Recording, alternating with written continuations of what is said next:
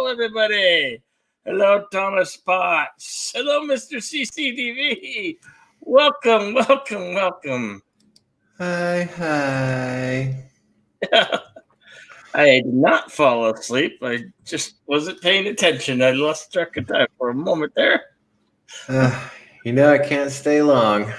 I gotta get some sleep, but figured I'd pop in and say hi. Thanks for your support yesterday and all that other stuff, Yeah. So. Yeah, that was a good service. Same shit, different day, huh? Yeah. Were you just gonna start reading a book or something?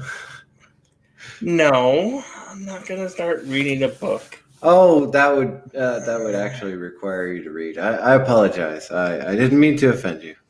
You didn't offend me. God. Oh, I offended you. Well, the intent was to offend you. So okay. I guess that didn't work out so well. You failed. You failed, buddy. What's been going on, Jedi Bill? Oh, this and that. I was going through the monthly finances since we are at the end of the month, and new bills are coming out, and gotta see what I gotta cut here and there.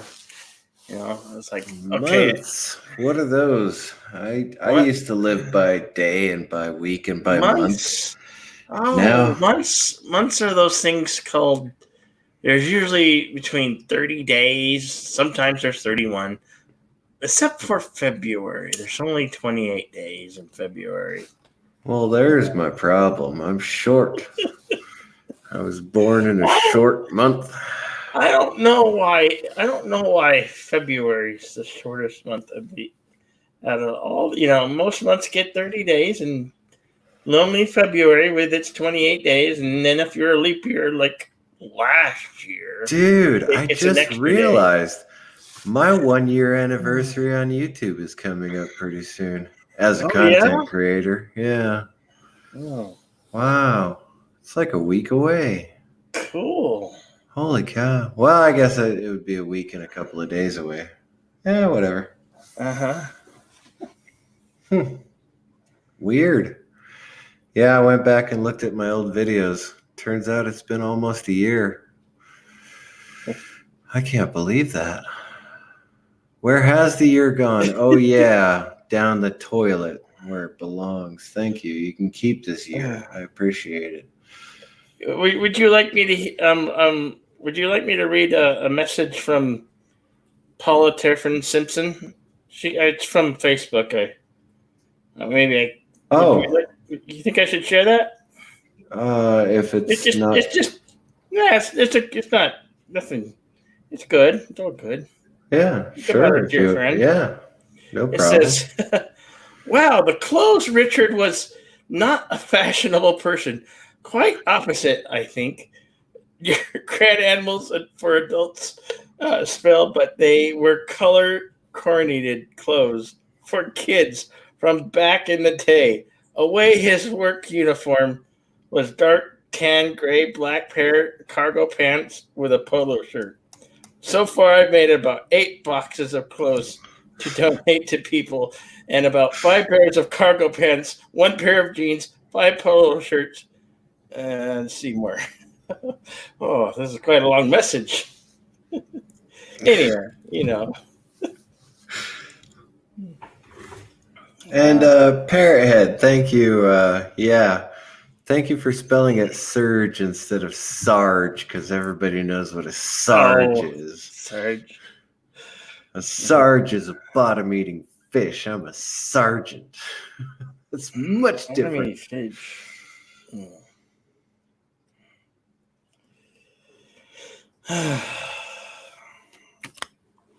So how was your day? Actually, a very exciting day. I'm very happy. Very frustrating day. I'm very frustrated. A very interesting day. I'm very, very frustrated. I went and picked up my brother from the nursing home today. Oh, yeah? So my brother is home. Yeah. Wow.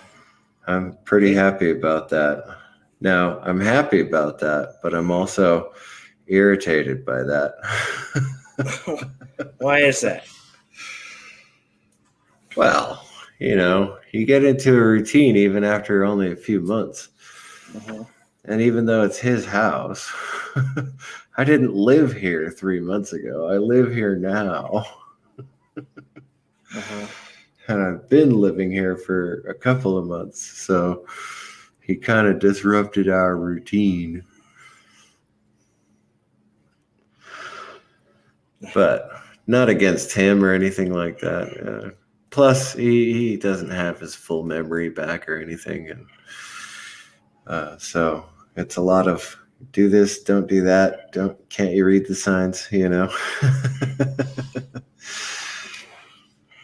But I'm happy to have him home. It's just frustrating. So I feel like Cinderella, taking care of. But you don't get to get on the ball. I don't get to go to the ball, no. But I am glad. I'm glad he's home. I'm glad I get to live with my mom and my brother for a little while. Yeah. Or forever, depending on, what day it is and how everybody feels. What's up, Slasher? What up? Speak of the devil, and the devil shall arrive. What? Who's that? Brother Agnostic has come in to smoke a cigarette. You want to say hi, Brother Agnostic? Hey. Jedi Bill said, hey. Hey, it looked like the Fonz, yes. Yeah, I don't have speakers hooked up to my computer anymore. They mess up the audio. Okay.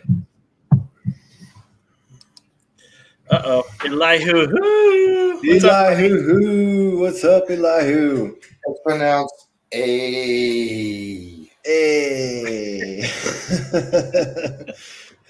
What is Fonzie's favorite letter? A.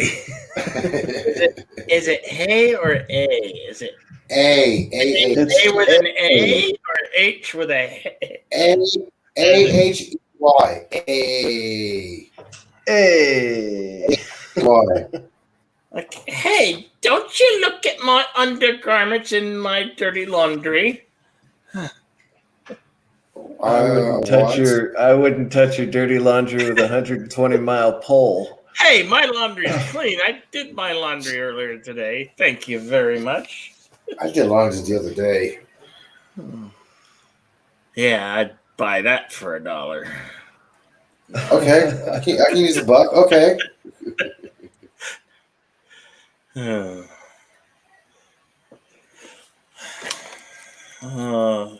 Another WandaVision comes out today. Yay, I can't wait. I don't know what to think about that show, honestly. I like it. I'm sorry I missed your moon broadcast. What was the moon this week? It was the many moons of Saturn. The many moons of Saturn. Oh. Yes. Even there's a moon called Prometheus. Well, there's your problem. Did you already say hi to Slasher McSplitter? Yeah. I didn't. Hi, Slasher McSplitter. Oh, yeah, I'll do the generic hi, Parrot Head. Hey, Thomas, what's up, dude? Yeah.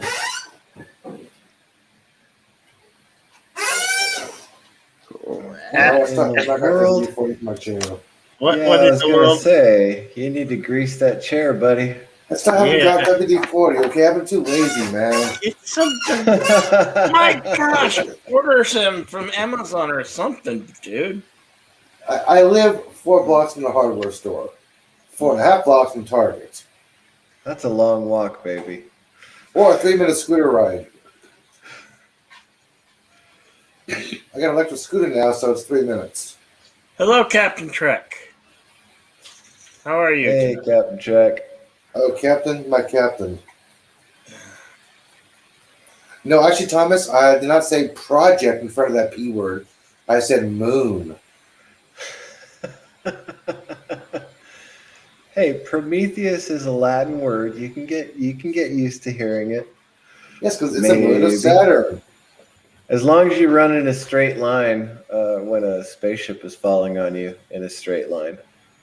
And don't bother veering off to the right or left. Am I thinking of the right movie? Yeah. Okay. I don't know what you're thinking about. What? Huh? What? There was a movie? What? Was Living on Prometheus? What?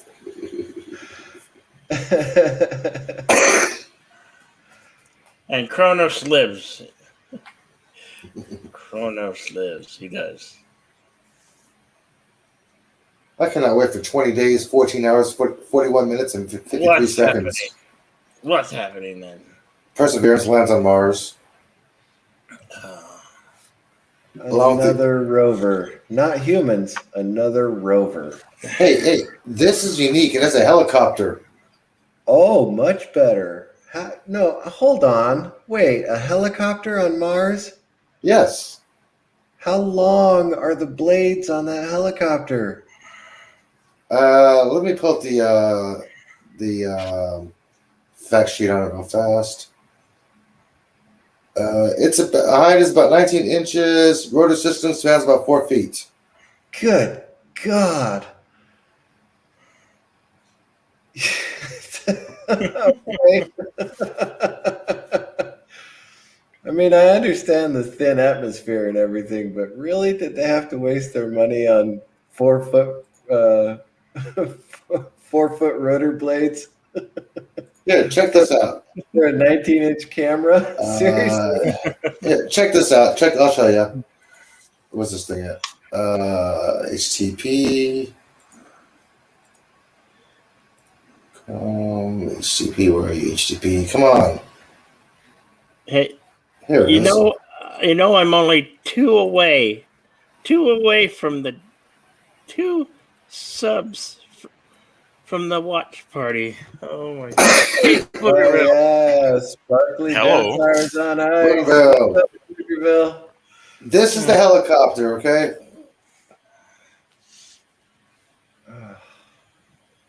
So do they think that's going to fly in the thin atmosphere of Mars? Yes, they've tested several times in a huge vacuum chamber.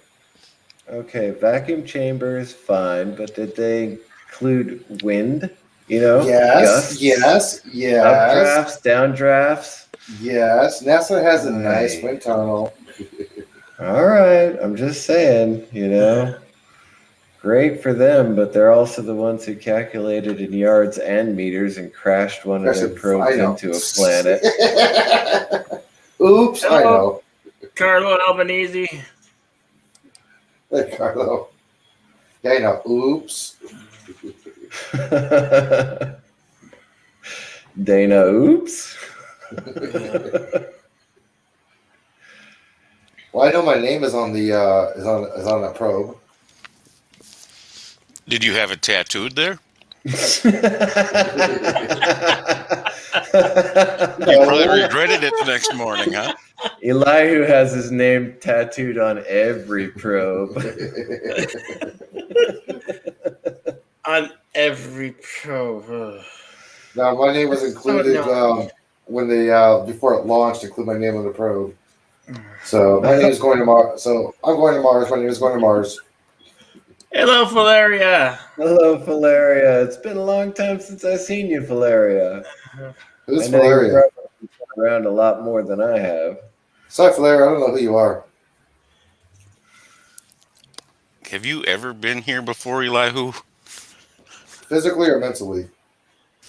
Good God. All of the above. The answer is always E. Oh, no.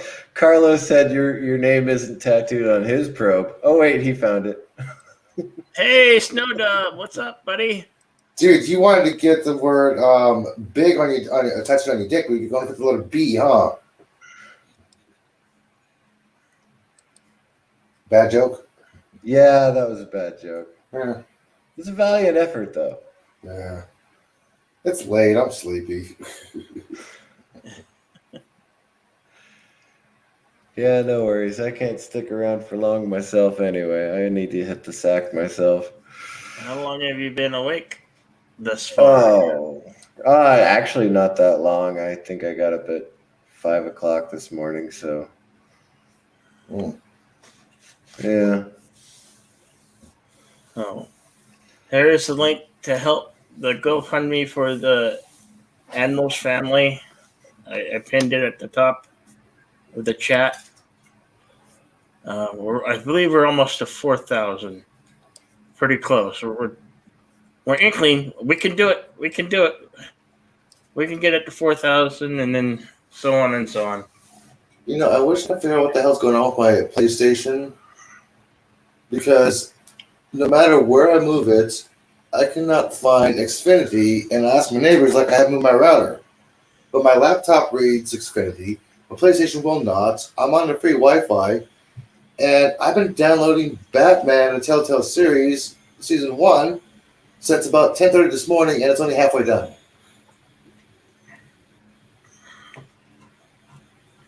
Man, I want to play some Batman. You want to play some Batman? Yeah, What's up, JP's? The Telltale series was on sale. The season pass was on sale for $5. So I'm like, hey, I can afford that, and I want to fucking play it.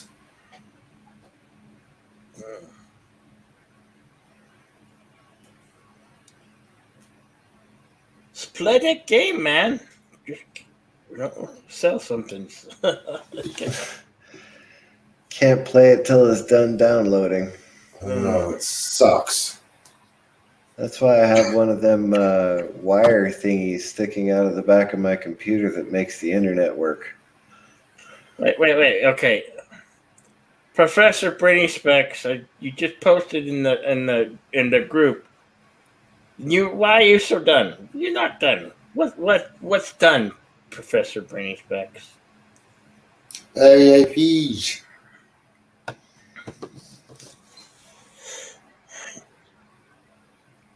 Come over here, Professor. Tell us what's wrong. It took me 3 hours to update the latest version of the Star Trek Online, okay? 15.0. That's shitty ass internet on the PlayStation right now. Consoles suck. So, JP's your Consoles suck. They really, really suck. Consoles suck. They really, really suck. That means he's an all PC gamer now. If he. Let's not a Mac. Special. I hope to join that rank someday.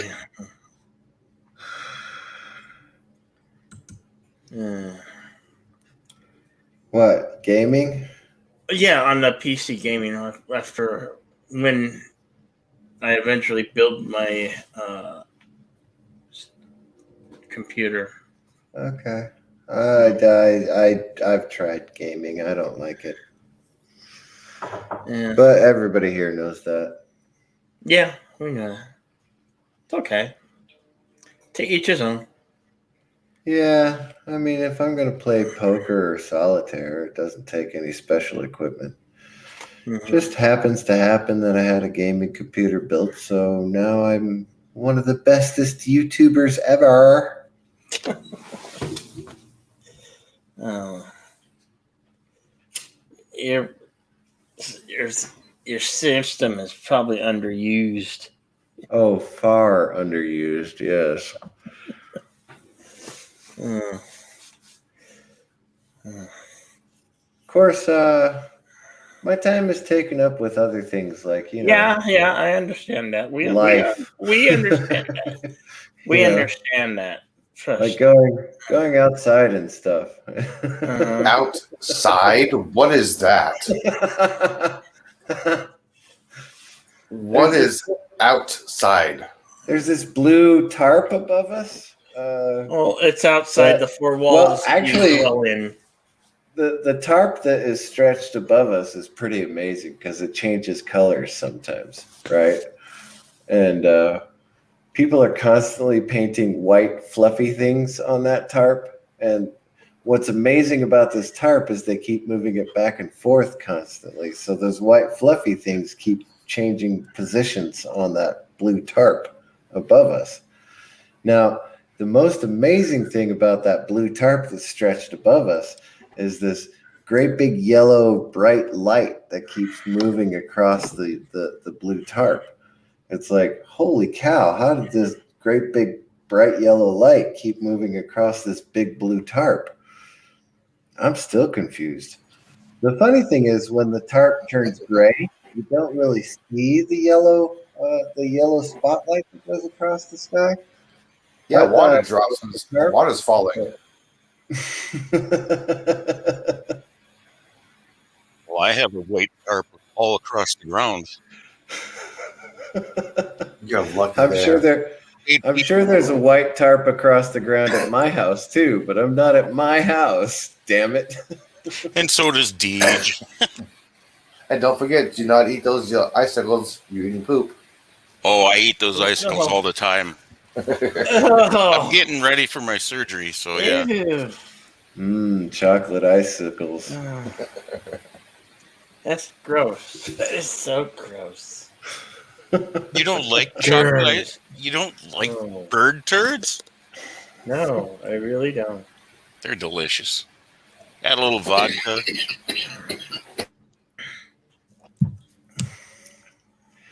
They're like homemade Jell-O shots. There's nothing wrong with homemade Jell-O shots. Well, but you got to go outside to get the bird shit to put in them. No. I have vodka. I have Jell-O. I can make Jell-O shots. That's a win-win all around.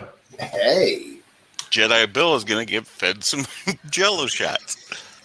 Now remember, everybody out there, Jedi Bill only needs 2 more subscribers so we can watch Sparkly Vampires on Ice. Yeah, and we're probably gonna have to do just watch your own copy or watch from whatever streaming platform. Like I believe you can probably get it off of Prime. Yeah. There'll be no time for my tutu though. Sorry, that one will have to be. That won't be after. LD, you can set up a watch party. He won't do that. He won't do that. You can't pay him enough for that. I wouldn't pay him enough for that. But it's Sparkly I have to endure Vampires. the pain of watching that damn movie. But it's Sparkly Vampires. If you promise to puke during the show, he'll do it for free. On camera. Yes, only 2 away. You know, the magic number's 300, and we're two subscribers away.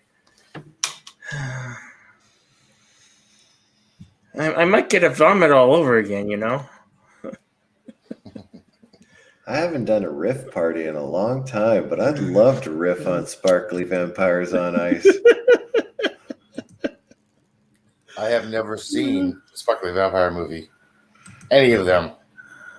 Well, then that makes you the lucky one.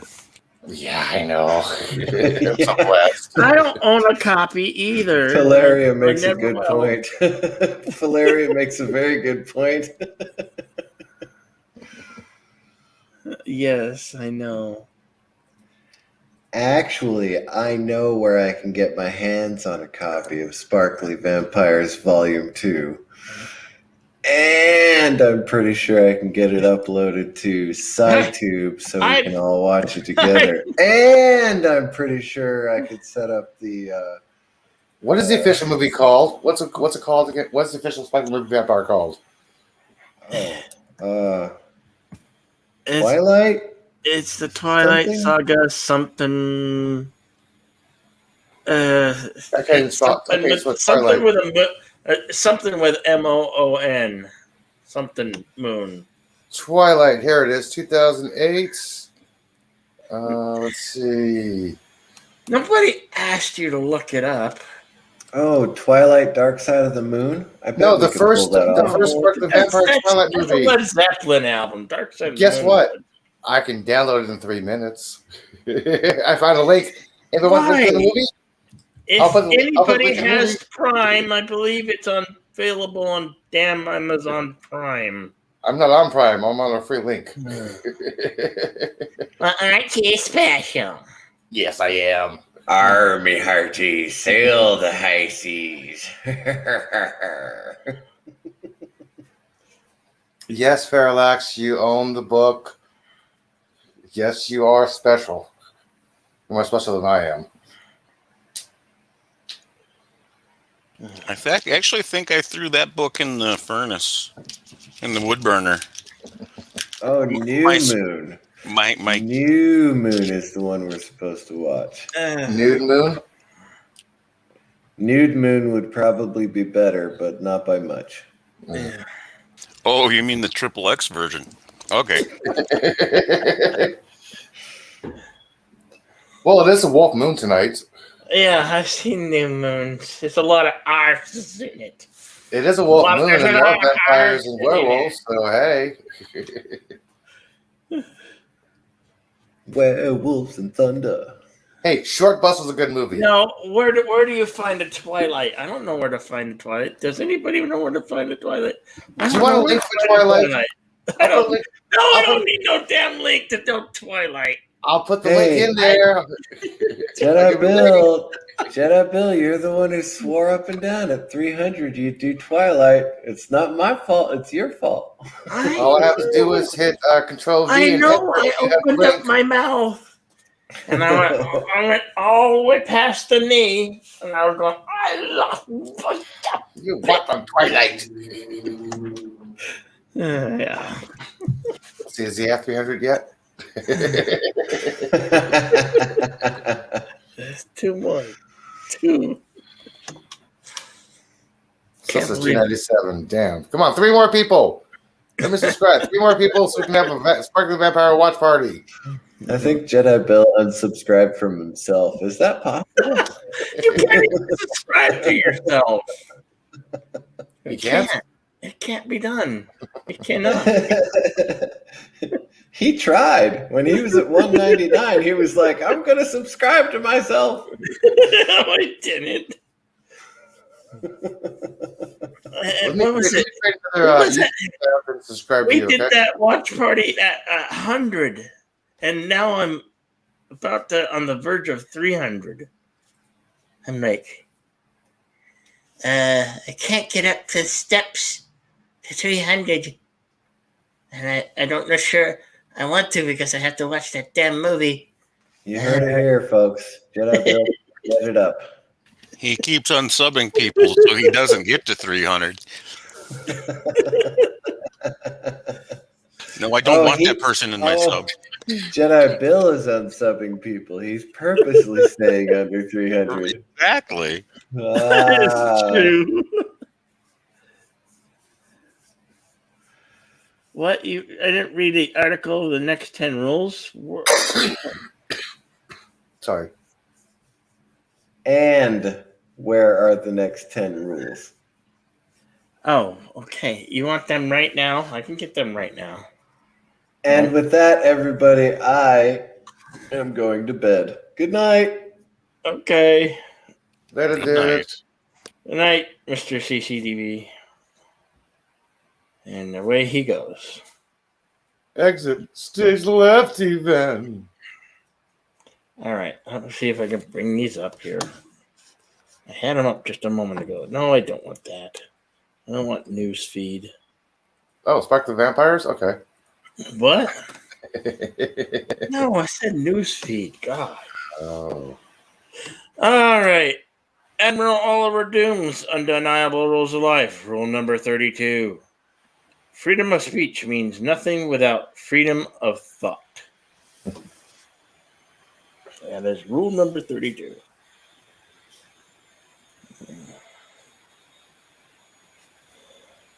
Damn. Oh, crap. Yeah, I was just trying to brush a damn notification away, and I lost my place. Uh-oh. Never good. Okay, there we go. Admiral Oliver Franklin Doom's Undeniable Rules of Life. Rule number 33. Remember that the light of the at the did I read this? I think I read these last night. This one last night. The light at the end of the tunnel is not always a train. Yes, I read that one. Damn it. Shoot.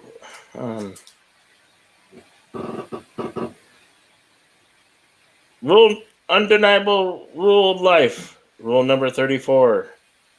Are you learning to be an idiot or just participating to keep your membership active? Hey, Rachel, that movie guy. Great to see you, buddy.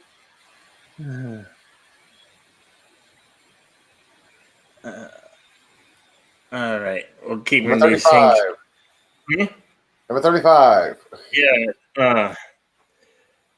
Admiral Aller Doom's Undeniable Rules of Life. Rule number 35. Joke them if they can't take them. Fuck. All right. Admiral Oliver Franklin Doom's Undeniable Rules of Life. Rule number 36. Life is an obstacle course you can never win, never ends. Life is an obstacle where you can never win and never ends. Hello, Darth Haster. How's it going? All right. Admiral Oliver Franklin Doom's Undeniable Rules of Life. Rule number 37. Winning isn't everything, but I would love to try it just once. I like that one.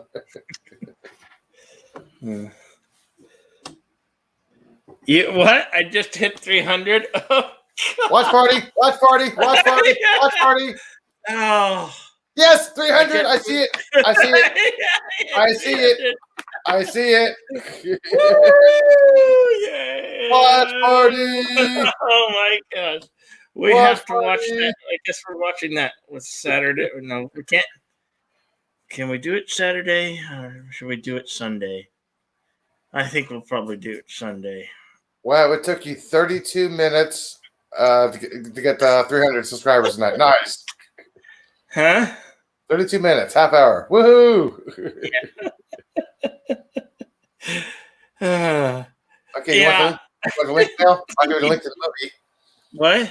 No, I don't need the link to the movie. I don't need the link to the movie. Hello, John Mayer. That's Sparta. Sparta.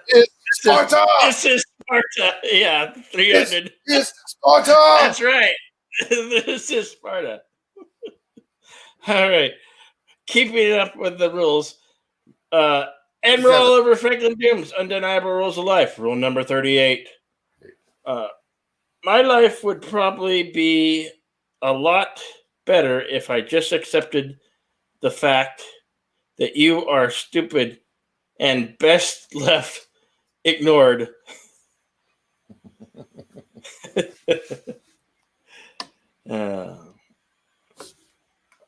Okay. Admiral Oliver Franklin Doom's Undeniable Rules of Life. Rule number 39. The legal systems merely exist to make sure that the law breakers can keep doing it freely.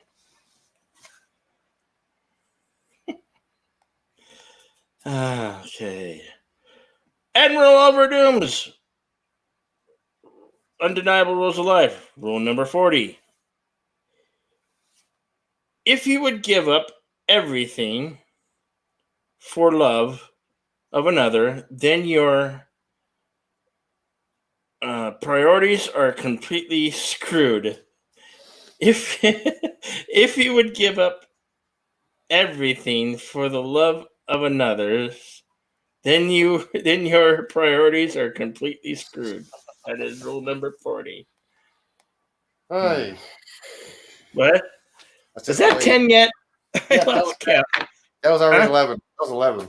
That was 11. Okay, well, I hit 11. If we want more, we can come back to them. I'll do one more. Admiral Oliver Franklin Doom's Undeniable Rules of Life. Rule number 41. Shoot, damn it. Oh, shoot, damn it. I didn't know that was a rule. Wow. No. I hit the button and it went away. And it's like, arg. Okay. All right. Rule number 41. Crazy people aren't crazy. They are smart. They think of other always around things. They always think about other ways around things. All right. I'm not crazy. Well, according to psychiatrist and mental institution I came from. Thank you, Thomas. Thank you, Thomas. And I'm still awake.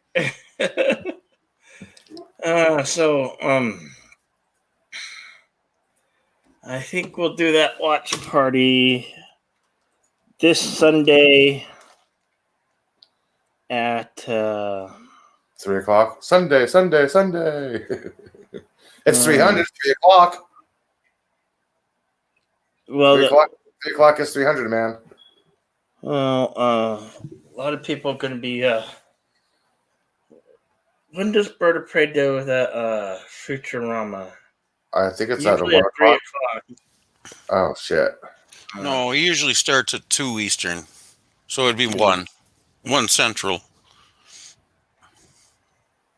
So it would be probably close to done at 3:30. Well, your time it would be. Oh, yeah, it would be on top of his. Yeah. But it's 300, 3 o'clock. What do you guys think? Maybe we'll put to a vote, or I don't know. We'll put it to a vote on Twitter. I'll make a vote. What time the best time for everybody is? Everybody's home doing nothing, so I know, but there's a lot of streams that everybody watch every weekend, so we gotta finagle our way to who want to see me suffer the pain, the agony of what is. Well, not really time, Parrothead. Come on. 3 o'clock, 3:00. Come on. Well, then, that is a good idea. Vampires do come out at night, so 3 o'clock in the morning would work. Oh. Nobody's going to be awake then, though. It's too early in the morning. People will be awake at 3 o'clock. It'd have to be.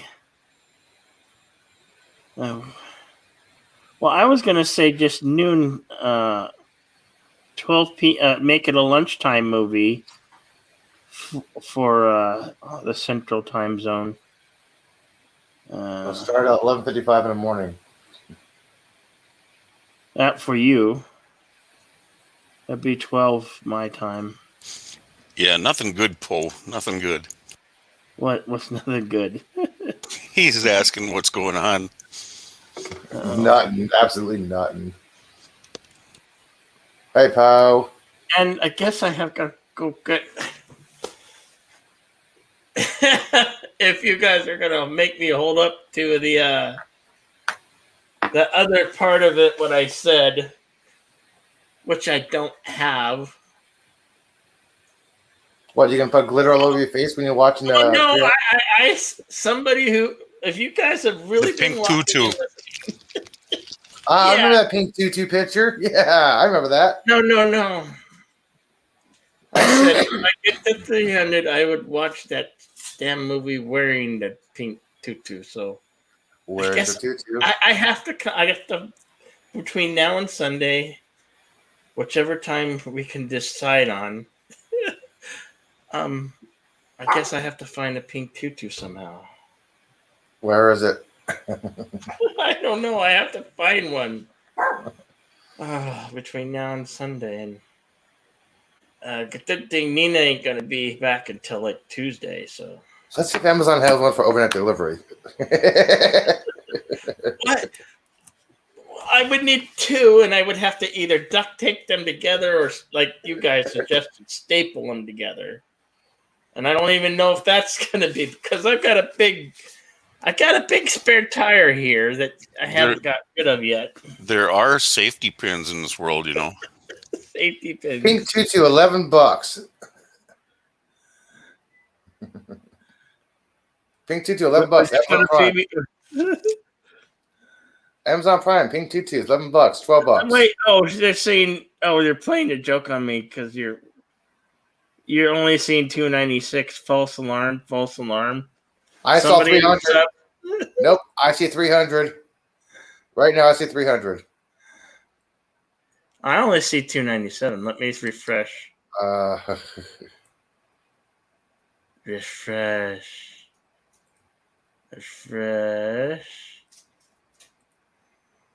Uh-oh. Look, Bill. Go away. What? Look at my screen. Oh.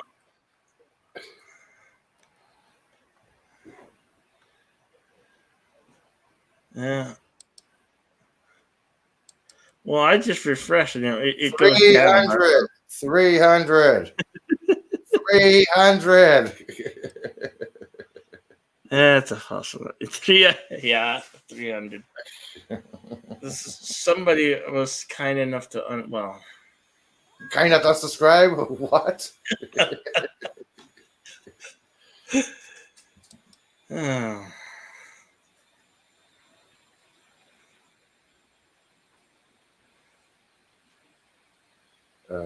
You're wrong. It's not 300. What? Make up your damn mind. Yeah, I photoshopped it while it was live streaming. Okay. Photoshopped. Yeah, while it was live streaming. Yeah, that's a good trick. He saw 300. He saw 300. Hey, it was on the screen. 300, man.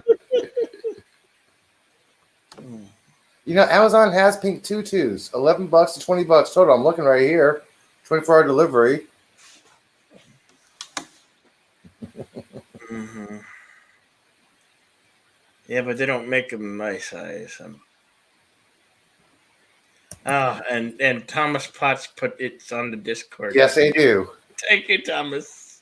They do. $16. Large. Extra large. $20. They got tutus. Well, you could always run to Walmart and just buy a big old ream of it. Or just go to Walmart, find a customer, and go, "Hey, can I borrow what you're wearing?" No, getting punched in the face and kneed in the nuts is not ideal. Nah, she'd probably want to take you home. And then when you got home with her, no, not really a her. Seen the people, Walmart.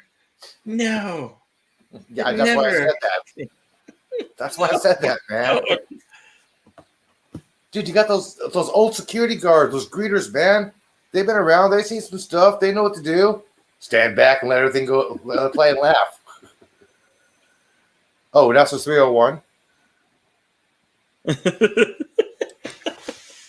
Okay, confirmed. Jedi Bell got 300 subscribers. Watch party. I just refreshed and it says 302. Somebody's padding the numbers now. Thank you, LDD. Yeah. You got multiple accounts. I know that. Yep, that's 302. Damn it. How do I lead the charge? Dun, dun, dun, dun, dun, dun. I need a Rosetta gag or something. You need a Rosetta gag with a ball on it, or what? Well, it'll keep me from saying those horrible things what I said to keep myself out of trouble. But then there wouldn't be much of a show if I gagged all the time. Oh man, where did that face mask picture go? I don't want to show you that. Damn, I can't find it anymore. Oh, I got rid of it. Shit. Here it is. What do you see? What are you looking at? Something for you to buy and walk around. Oh, I'm not buying it. Why not? It's a face mask. Oh yeah. I got my own. I've got my own face mask. He has one already. He doesn't have to buy one. Yeah. I've got look. Only I would wear my own merch with my own face. Right there. And I do. I'll go to the grocery mart wearing this. Since they require these things, I'm wearing this. Wear it. Yeah, why not? You gotta plug what you love. Plug what you love. Isn't that don't clip that. Don't clip that. That was a gay one-time tagline. Tag what you love. Come on. All right. I'm checking the Discord. All right. Okay. It takes a while, Thomas. Bear with me. Damn it. All these open tabs. Come on. I'm never going to download Batman. Shit. Oh, okay.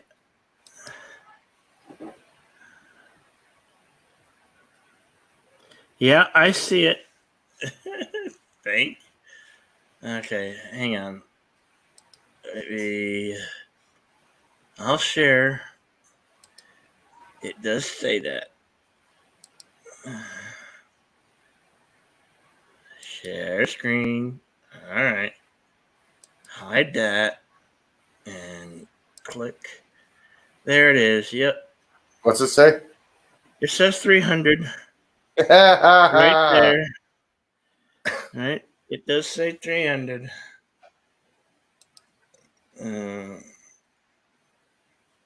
What is this one? It's a elephant. It's an elephant. Okay. And now Parrot Head's sending me stuff. Uh-oh, watch it. We share. It's Parrot Head. I know. I'll peruse it first. The elephant basically is a very unique, stylish pair of underwear. That's what underwear. That's what I know, man. They sent me a photo. Yeah, watch where you throw the Parrot Head, man. Some stuff is okay to share. Some you can't. 302. Yep, 302. I see the 302. Yes. Hey, Mr. CCTV said he's screwed. Thank you, Mr. CCTV.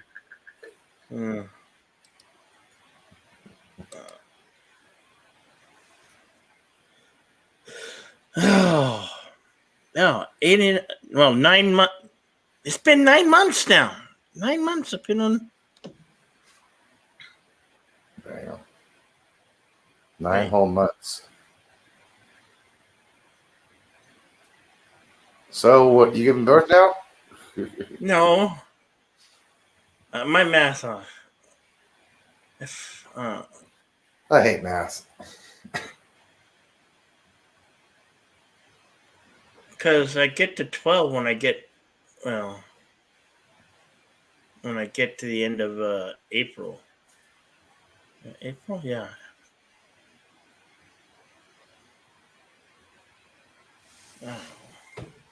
I don't want to figure it out right now. Get this beside me. Yay, just another red shirt. Yes. Greetings, Gate. Let's ask you late. Refresh YouTube again there, Bill. Refresh YouTube? What? Why? Because it says 303. 303?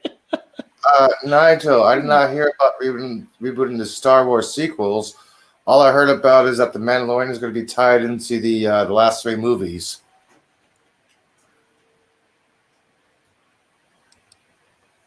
Well, mine still says, and I got 5 downvotes. Yay. What? Already? Oh. Mine's weird. I 5 downloads in 51 minutes. I hit it, and I hit the refresh, and it goes to 299. Well, you have 300, so it's official watch party. I know. We've established that. We've established. Plus, it's the algorithm messing. You know, I am aware. I'm done trying to lose the PlayStation, man. Sheesh. Every time Bill hit 300 goes down.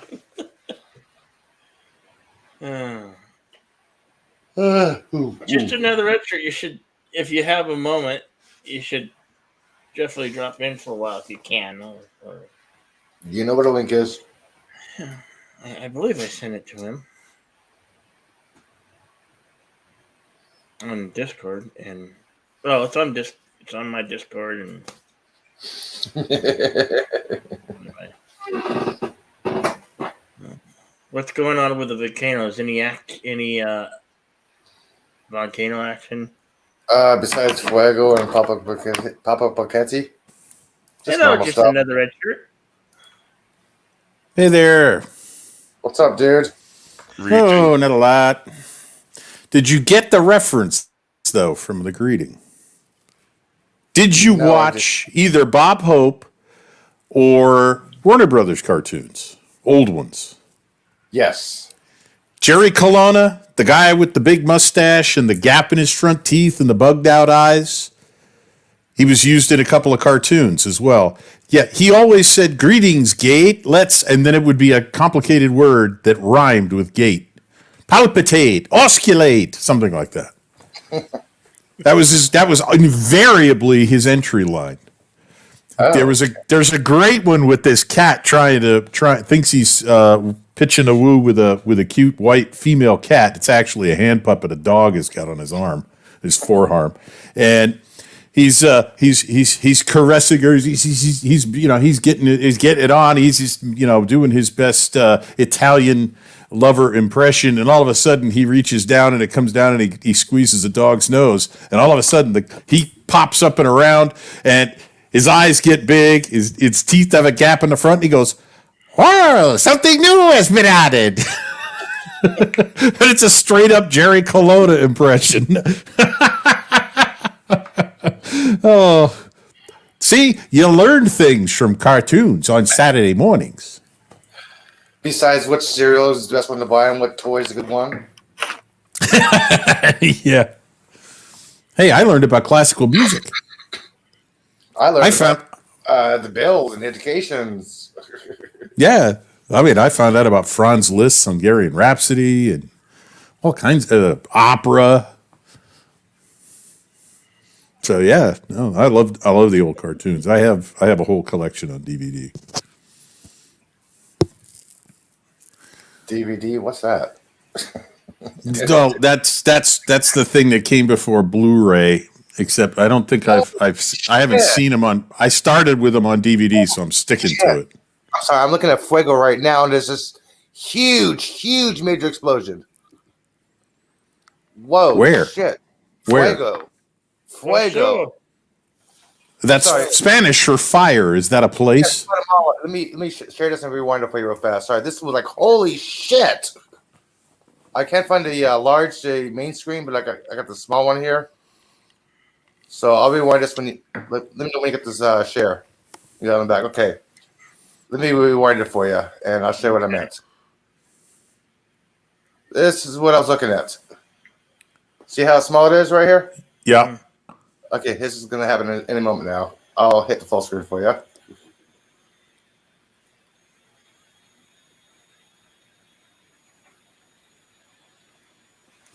Yeah, we're looking at the shaky cam one, right?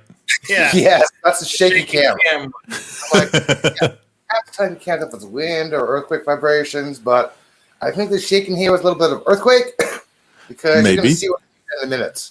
There it goes. That was the little burp. No. I'm saying it's going. It's starting. It's changing. Oh, yeah. What's it going to do? It's going to blow up. Here it is. Uh-oh. Oh. Oh. Wait for it. That's not it yet. Wait for it. Yeah. That's the intro. Yeah.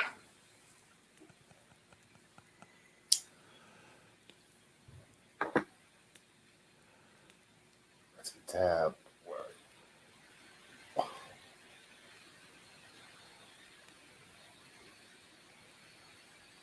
Oh, wait. Okay, it's coming up.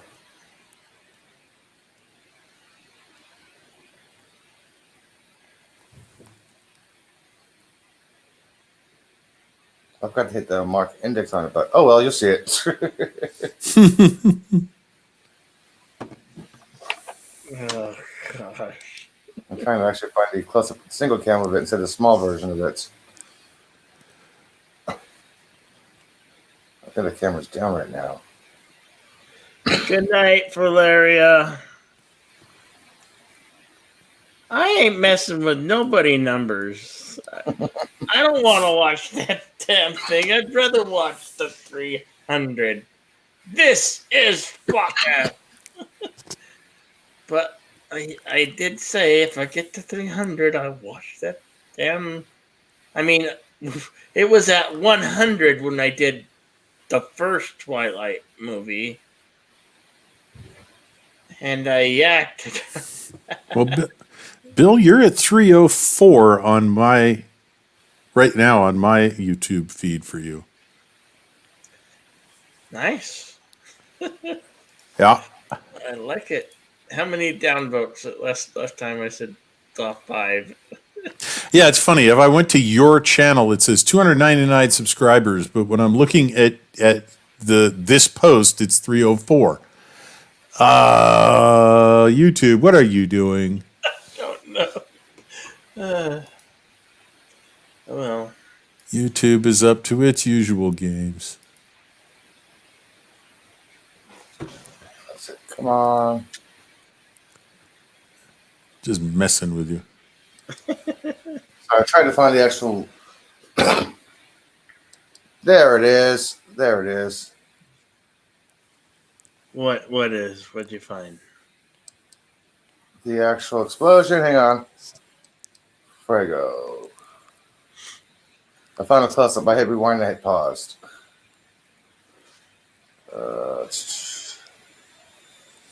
Here it is. Okay. Oh, you found it. Yep, There we go. That is some shaky cam. Yeah. I'm like, holy shit. It's like has some spasms or something. Hit the Stabilizer? No stabilizer on my end. no. I'm thinking, isn't there is there a full screen as opposed to Oh yeah, I'm sorry. theater? I think it's the rightmost There icon. you go. Yeah. There it is. Woo! Yeah, that's what I was freaking out about. Like, holy shit. I've seen pictures of the side of Mount St. Helens coming off, and and all I've ever thought was, how do we have these pictures? How did these? How did I'm these? going to live. Yeah. I'm at live right now. Let me fast forward. I hit rewind so a bit. Sorry. Oh, There we go. 10x speed up.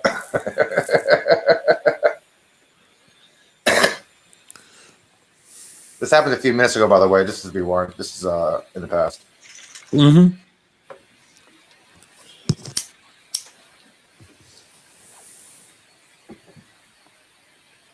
YouTube doesn't want me to see sparkly vampires either. Too late. He hit 300. I can't make up their mind, and we have photographic evidence, so I guess this damn watch party's moving forward. Evidence with several different platforms and sources. Yes, Captain Trek, if you're listening, I have to watch the damn Twilight. Is it Breaking Dawn or New Moon? Whatever. For the second time. Eclipse, New Moon. I'm going to make sure I have 2 buckets at my side because you know what happened during the last one. I vomited when I had to run to the bathroom to vomit.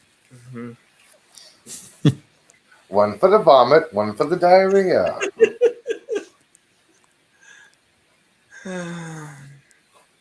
Oh yeah.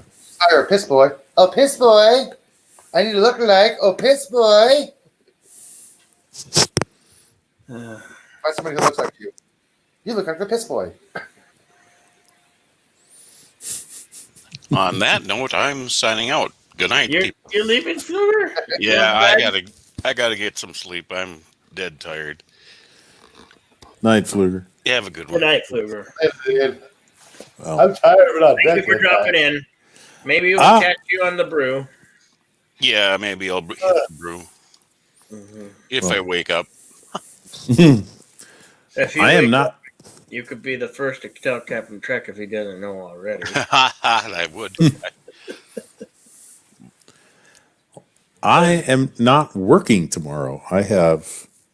Well, technically, it's today here now. I took the day off. Oh. Enjoy your day off, sir. Oh yeah, I plan to. Time to do nothing? Well, I'm going to be on Friday Night Tights. I'm going to be wrenching on that. But I love the show, so I don't mind doing it at all. Damn, WandaVision hasn't dropped yet. Come on, it usually drops by 11. I think it goes by Eastern, at 12 a.m. Eastern time. Then it should have dropped 2 hours ago, but yeah. No, actually, I think Bill, I think it drops 3 a.m. Eastern time. No, it goes off of 12 a.m. Pacific time, I believe. Right. Well, yeah. I mean, yeah, it's probably 4 minutes late if it's not there yet. Mm-hmm. Who knows? I've never seen a show that I couldn't make heads nor tails of like WandaVision that I'm actually now wanting to find out what the hell is going on. Because I've never seen an MCU movie, so I have no idea who anybody is in this show. And so it's just, to me, it's this weird exercise in what's happening here. What are they telling me is happening here? What can I figure out from it? It's difficult, but it's intriguing because it is really different, and I kind of like the conceit of the 50s sitcom, and I understand it suddenly jumps to a 60s sitcom, and then it's kind of in the 70s, and I'm like, okay, let's see how they do each of those, because the 50s sitcom was a parody. Because I remember them, and I've actually said this on at least one stream. I said, guys, just so you know, in the 1950s, people didn't consider these shows corny. Yeah, these were television. Right. And television in the 50s was trying to figure out how to make television, because if you watch, I mean, The Honeymooners is a good example. That was actually a stage play that they filmed with cameras, and it was broadcast absolutely live. There was no delay, no tape, no filming. They put the cameras on it like it was the 6 o'clock news, and they did their show. Why? So go ahead. Every screw up is there. Yeah, Jackie Gleason. When he does this, he's trying to remember his lines, not laughing out. He's like, "Yeah, that's Jackie Gleason. He's trying not to goof." Right. Yeah, it's like. Yeah, and so they're trying to rescue each other. I mean, I've been in musicals years ago, stage musicals, and I remember, the utter panic of everybody on stage when one person forgets his line. What do we do now? You see that in The Honeymooners occasionally. Yeah. Because it's live. And so 50s television was trying to figure out how to make television. They knew how to make radio. They knew how to do vaudeville. They knew how to do theater. And television was new. And they tried a whole bunch of things that didn't work. So, yeah, 50s television is weird. But at the time, it was all so new, nobody thought it was weird. And so I said, look, guys, this is somebody at some distant remove. This is their rose-colored glasses impression of the television of this era, which I understand now makes sense for Wanda, who grew up in Eastern Europe. And by the time she saw these, they were like bootleg copies. I'm like, okay, that makes sense. So the show is making sense. It's just it's very artificial because apparently it's a fantasy world. Yeah. Yes. Wanda can exhibit all the powers of all Infinity Stones. I'm tired. Infinity Stones. So she can do the time. That's why it's the 50s, 60s, 70s. She can do reality. That's why she got everything created. The Mind Stone. She can manipulate people. That's an explosion. Shit. Whoa, that's a good one. Yeah, so she can basically the whole thing is basically her fantasy dream world. Because that's what Disney said, dreaming. Mm-hmm. And if you haven't seen the show, have you? I mean, well, you've seen the last episode, right? No, I've seen the first episode. I've got to catch up 2 more. Okay. I was going to say something, but that would have been a spoiler. Never mind. Actually, it's not going to make much of a difference because I haven't got a clue going in anyway. So I've been actually talking with people about it and watching reviews of it, and I'm getting clues that let me go. I'm going to go back and rewatch the first one, and now I'm going to know more about it. I may actually be able to make more sense of it. It's a very weird viewing experience coming into this show. It's like starting Lord of the Rings in the middle of the Two Towers. Well, I can tell you this. Whenever you see the rewind or mess up or something, it's when something is being discovered or somebody is discovering something. Yep. Okay. I can tell you that much. It's like, rewind. Okay. Oh, wait. Rewind. Discover. Yeah, that's why. Okay. You'll understand that part. Without a spoiler, okay? Yep, okay. Now it helps. Because that's very imperative what I just said in episode 3. Okay.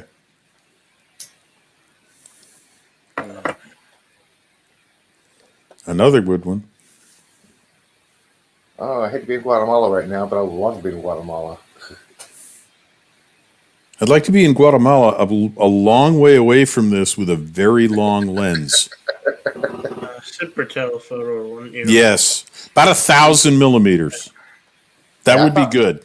I found a nice telescope for $130 on eBay. It's on my watch list. Mm-hmm. So that's a 70 millimeter refractive celestron. Yeah. With this carrying case and everything. Like, oh yeah, it's on my watch list.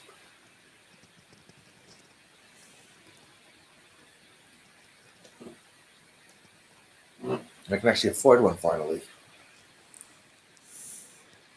I wonder, now LA has Griffith Observatory. Griffith. I wonder how many times they've updated that telescope. You mean the lenses? Never. Mechanical and screws periodically. Yeah. The lens has never been changed. Clean, yes. Changed, no. Yeah, there's. I mean, the only reason to change the lenses is because you're going to replace the whole thing and get a bigger diameter. Yeah. Screws and nuts and bolts and switches, they've been replaced. Yeah. Yeah, the mirrors and the lenses in telescopes, they're pretty much. That's the telescope. Everything else is just to hold them in the right place. Mm-hmm. You replace those, you basically you might as well just say tear that one out. We want to build it. We want to put a new one in. If there's ever maintenance being done on a telescope, it's either cleaning the lens and or redoing its container. Yeah, that's casing. That's it. Well, it's structure sound building. And I hate vape pens. Somebody quickly tweet out. I made the 300 subs. Jeez. Sorry, Elihu. No, that's personal.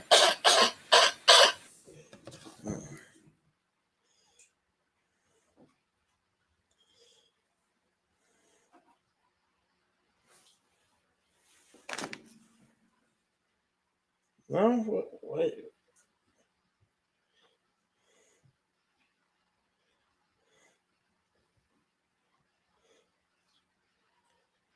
That's weird. On my end, on my phone, it still shows 298.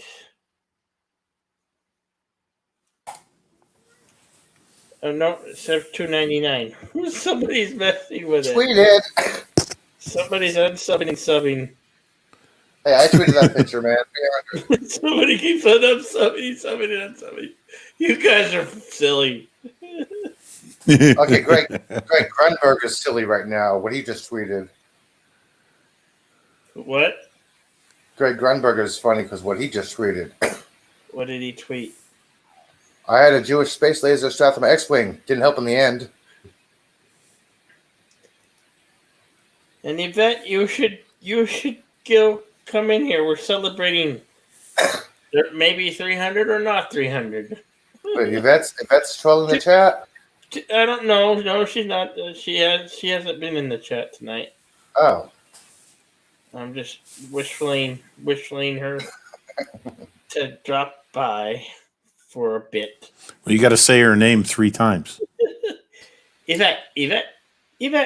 Oh, with the French accent. Yvette. It's part French, you know. Come on. Just sing a little. Just sing a little for a red shirt. Maybe that will work out. Sing the elements. I can't sing the elements. I'm still working on that one, Bill. I used to play that on the piano and know every word of that, but that was almost 40 years ago. I have to start from scratch with that song, but I will get it. I will get that song back.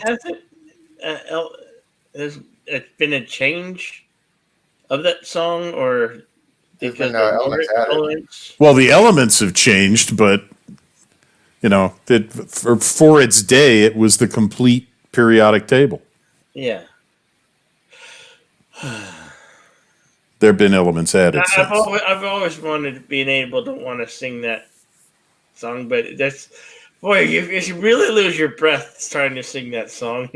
Well, you need good breath control. It helps being that I was a trained singer to be able to get through that thing. Because those verses are long. You know, I was thinking about singing "The Moons of Jupiter" in the song version. Mm-hmm. Because I basically listed all of them Saturn just monotone. I'm like, maybe I should have sang it like Animaniac style. Is it? It should be public domain, right? What? Even the words of the song. The elements? Yeah. Well, you can find the words. Yeah, the elements. I'm actually looking at there she is. Hey, Yvette. I see you got to say the French accent. Me. Yvette, I got the call. You summoned me. Right. See, it's the French accent of words. You get to speak with the French. Yvette. Hello, my darling. Hello, Yvette. Hello, Richard. She's not a traitor tonight. She's here. What do you mean, traitor? I was messing with you and I. What was that, Bill? I'm going to bigify myself. Yeah. I started to write the lyrics to the Element song right there. Ooh. Yeah, I started to write them down. Yeah. It starts with antimony, arsenic, aluminum, selenium. Well, This must be the new one. Oh, okay. It says the new one. Okay. So. Is this song in alphabetical order, not by the actual atomic numbers? Actually, I think Bill, what you've got there, well, hydrogen and helium and lithium. Yeah, I think that might be the second verse, but it starts out. There's antimony, arsenic, aluminum, selenium, and hydrogen and oxygen and nitrogen, uranium, and nickel, neptunium, germanium, and iron, americium, euthenium, uranium, europium, zirconium, lutetium, vanadium, and lanthanum, and osmium, and acetine, and radium, and golden, protactinium, and indium, gallium, and iodine, and thorium, and thulium, and thallium. Guys, I can't stay long. Okay. I'm working, but thanks for summoning me. I appreciate it. Elihu, where is that? That is in Fuego, Guatemala. Really? Wow. Yes. Nice. Is Fuego a city, town, or whatever in Guatemala? It's a volcano. Well, it's a volcano because obviously it is on fire. I don't know the city starting Fuego. Sorry, I don't know. Yeah, I'm laughing because Fuego just means fire in Spanish. I'm like, yeah, there's a fire. It's at the top of the mountain there. I can see it from here. It's not Fuego. So I don't know the surrounding cities. And that's a little explosion. Yeah. So, Bill, Yep. honey, you reached 300. Is that what it shows on your screen on the YouTube? 302. I'm not on YouTube. I'm on StreamYard. Oh, okay. You sent me a message saying you'd hit 300. Well, yeah. Does this peak to Well, we've got several screenshots of it being at like 304 and even 305. Well, so. Well, you know what you got to But do. when I look at it, I'm still looking at 299. So I don't know if somebody's. No, I've no idea, sweet. But I think Pink Tutu, Twilight. I think everyone would agree with that. Oh yes. That was the agreement, regardless of if it went up, if it's gone over or dropped under again. It actually hit 300, did it not? You said you got a screenshot of it. So you've got to do it. I gotta do it. I have to do it. You have to do it. The 300 subscriber Twilight watch along celebration. God help me, I'm watching Sparkly Vampire stream. And you have to put Well, Richard, I think you should sing along to it. Come up with a real sexy Pink Tutu and so we have a complete montage of it all. Calling Piano Dean to stage left. Piano Dean. He needs the pink tutu. Yes, I need to figure out some pink. I don't know. I think Tom Lehrer already covered that for us, Yvette. I think all that requires is the Wiener Schnitzel waltz.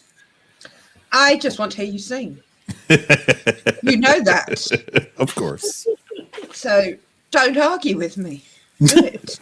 I'm not arguing with you. Guys, Bill, I'm so sorry. I'm in the middle of something, so I've got to go. But okay. Well done. Thank you so much. Hi, Yvette. Stay in contact. I will. Keep disappearing. I'm here. This is next week, but I'm here. All right. Take care, sweethearts. And everyone in the chat. Bye. Thank you so much, Yvette. Later. Have a good day, Yvette. That was delightful. It's a celebration, folks. It's time to celebrate. Celebration time. Come on. Dun dun dun dun You're dun putting the dun Jedi dun in dun. a pink tutu and making him watch a movie that I will probably vomit yet to again. I mean, we did the last one at 100. We're not gone 200 more than that. So, yeah. All right. Yeah. I don't know what I'm going to do if I ever get to 500, so we'll have to figure out that one. To 500 and then 1,000. 500 could be another 48-hour stream. 50. No, 500 gets 50. 50-hour stream? 50-hour stream. It gets another 50-hour stream. So what would 1,000 be? Oh, we'll just call it another 50 hours. No. We'll figure something out for 1,000. Let's cool our jets here. I mean, let's not get ahead of ourselves here. You know, let's just see how Let's see what. Let's just. We'll figure out when that time comes. Announcements will be made.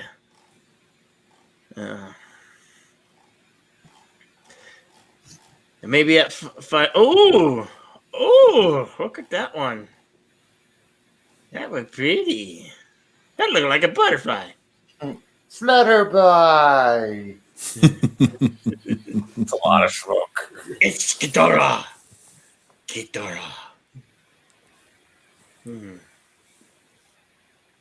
What's up, Poe? Prince of Egypt in the house. What's up, Poe? Ready for your drive-by anytime, brother.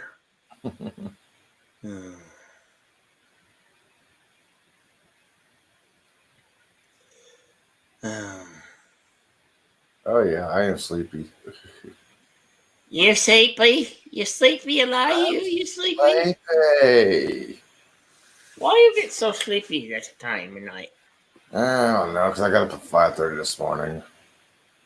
What do you do? Oh, you join the brew every morning at 5:30? No. I wake up, yell at the neighbors, make some coffee, try to watch some news. No point in going back to sleep. Sup. It's a celebration, Poe. We've surpassed 300. I've surpassed 300. Yay! I'm gonna wear a pink tutu and watch the movie that makes me vomit. Or as Thomas would say, love you, love it, and Captain Truck. Come on, where are you guys at? Come on.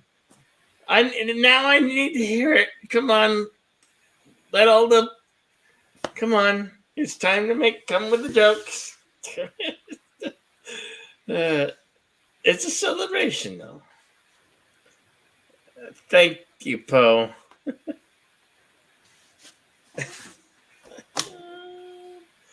All right, what should we talk about?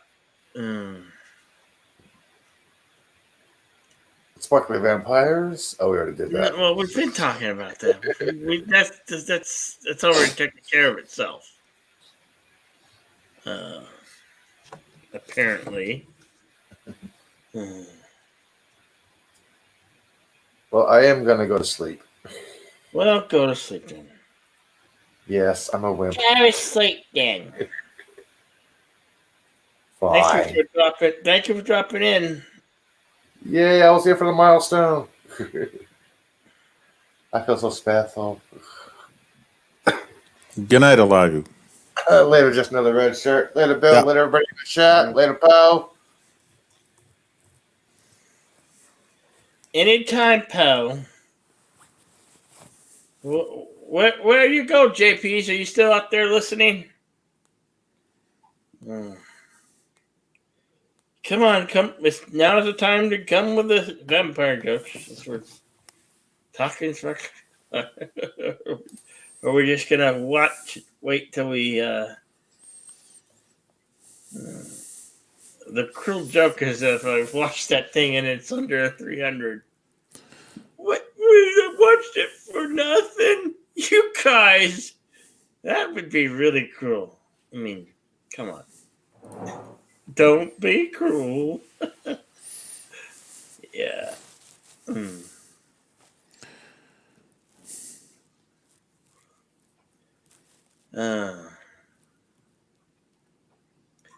What's new in the world? What's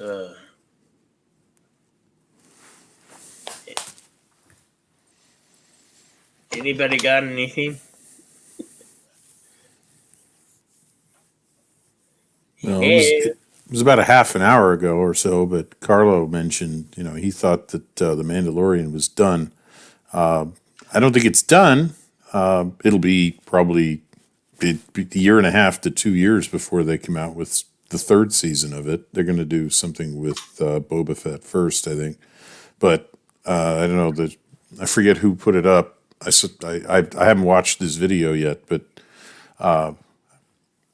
looks like Jon Favreau basically has hinted at least, if not outright said, that all of these stories, Mandalorian, Boba Fett, all of this stuff is going to just lead into the Disney trilogy, or as Geek Tropology has it, the Disney tragedy. Hat tip to Geek Tropology for that one. That's perfect. And if they don't reboot the Disney the sequel trilogy and do a new one and just retcon the old one and decide no, that's not going to happen, and I don't think that's going to happen because I don't see Kathleen Kennedy going anywhere. Whatever control she has over creative decisions, she managed to screw the pooch with the trilogy and all of her nonsense.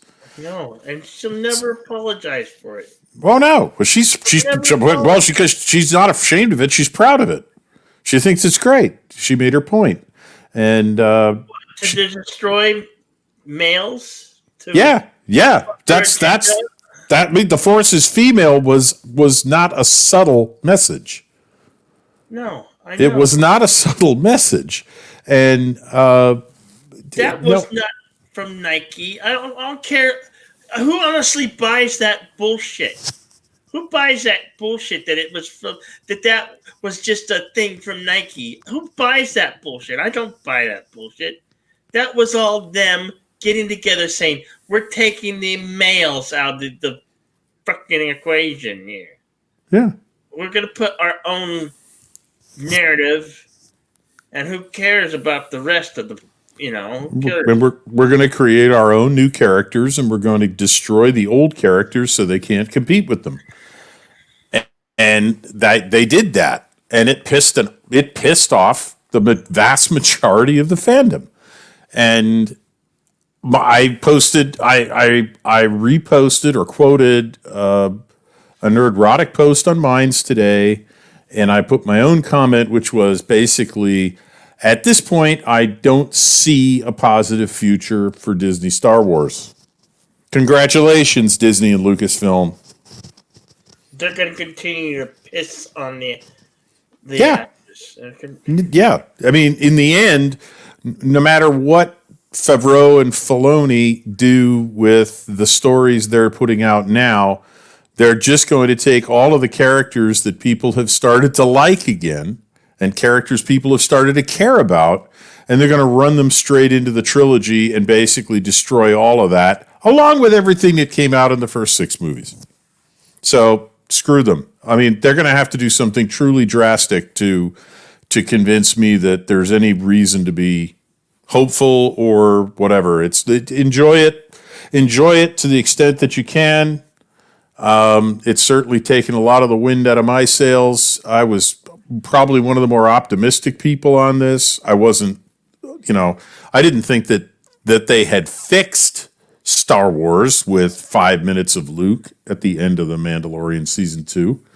But I thought that might be a sign of things to come, a change in direction.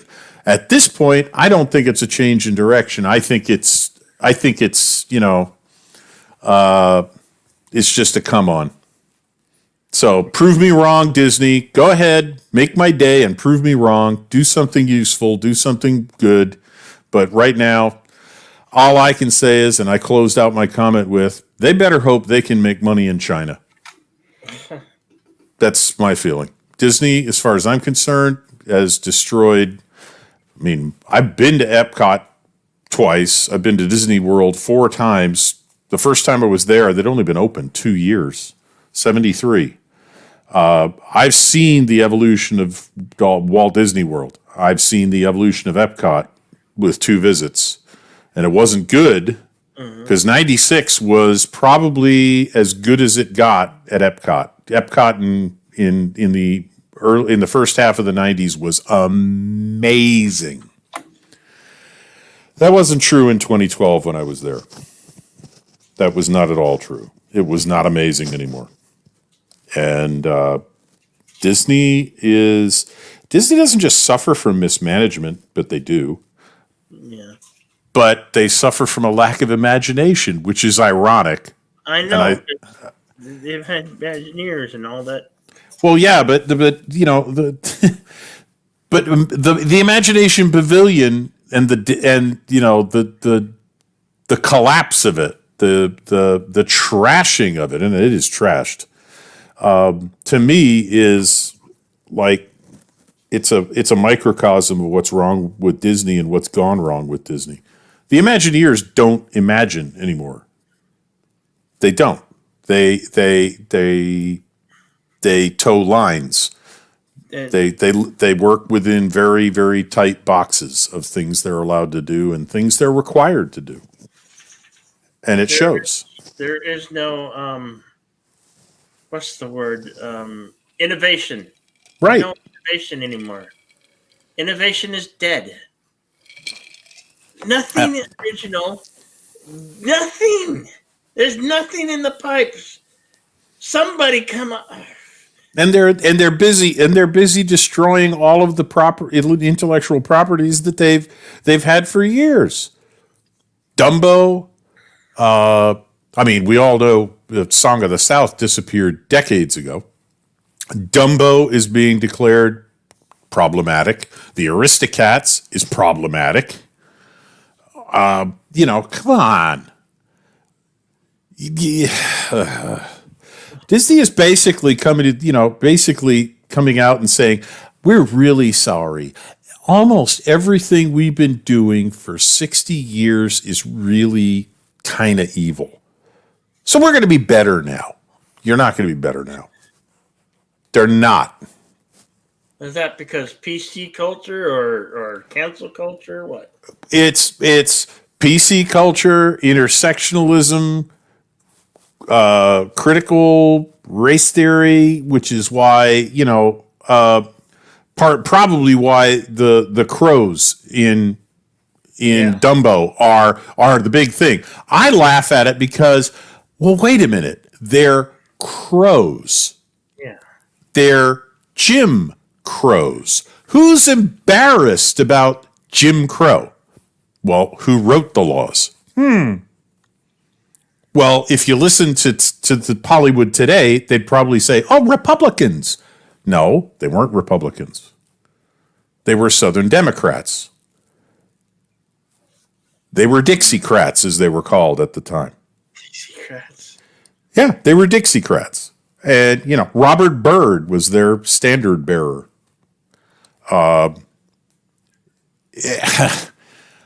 It's ridiculous because you're judging past culture by the rules of today's culture, and the rules of today's culture are suicidal. So you're nothing good is going to come of it.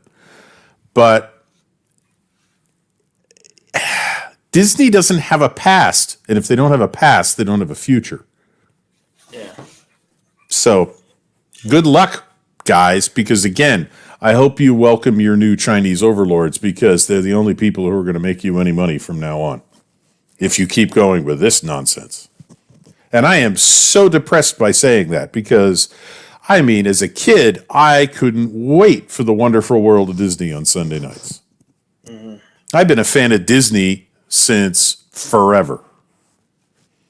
I first became a fan of Kurt Russell watching Disney movies. So,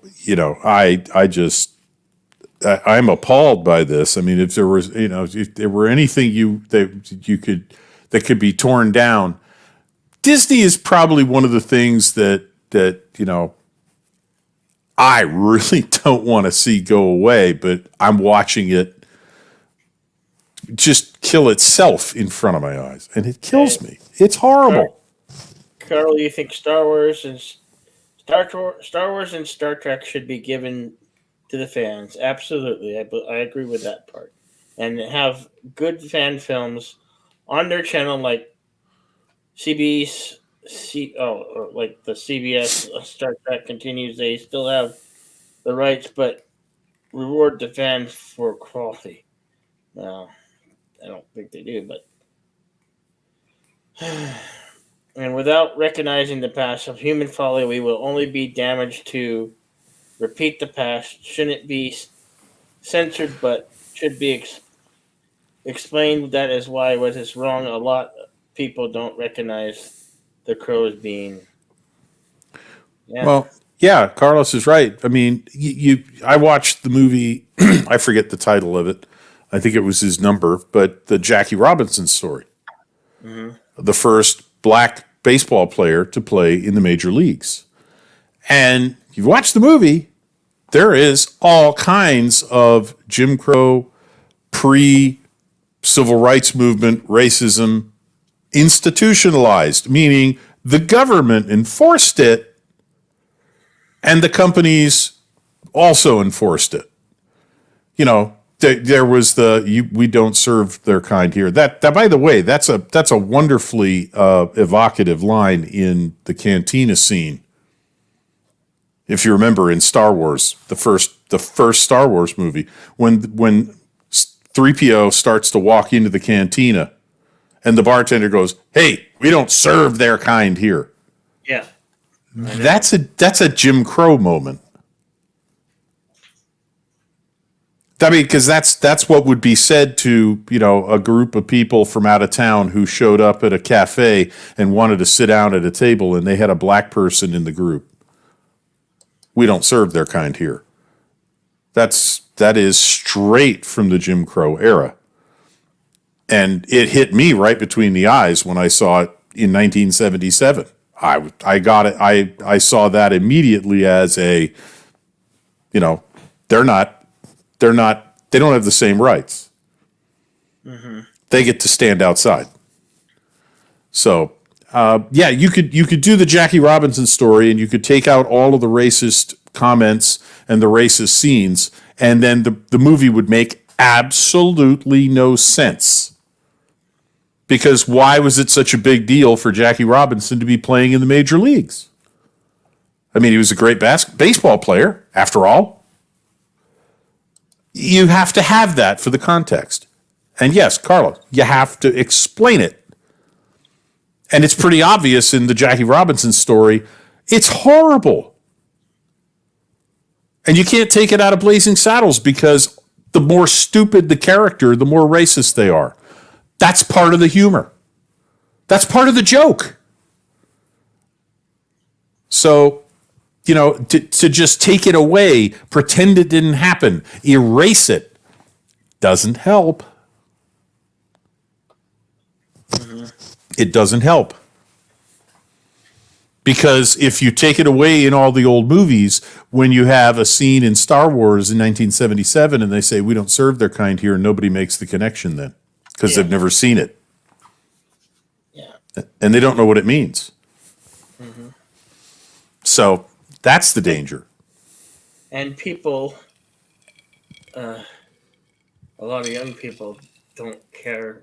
I mean, what happened last year? I mean, they don't know history, and they do things that they shouldn't be doing because of what? Well, it's been done before, and it came out, and it turned out really badly, but they don't know that. Mm-hmm. So they're repeating it. Yeah. Yep.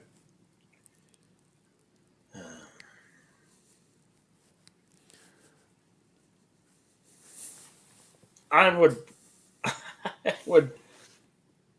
Yeah, exactly, Carlo. And part of it is the stupid racism or sexism, the humor. Mm-hmm. Sometimes it helps people to see the silliness of it instead of wanting to copy it. Yes. Make fun of it.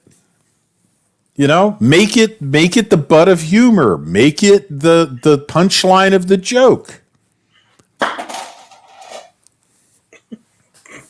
What are you animals doing? They're knocking things off of something. The cats are wreaking havoc. They are. Oh. Well, they're cats. That's what they do. Yeah, it is what they do. And there's 5 of them and a dog that roams around these 4 walls. Uh-huh. You know. Hey. Brady.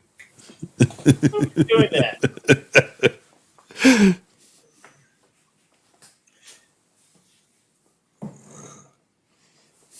What? Hey, Pat.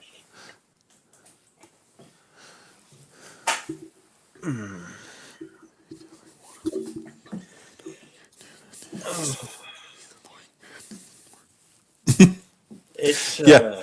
I have 2 male cats, and half the time I seem to be yelling at one of them, "You can't do that to him! He's a boy cat! It won't work!" Oh, they try. My cats are all neutered.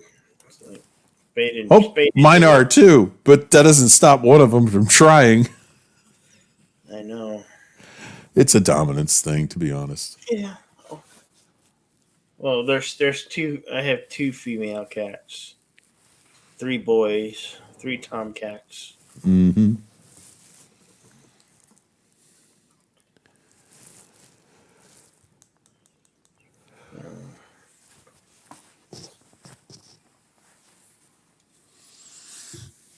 I would like to build a time machine, go back in time, make sure, and I don't know how I would do it, but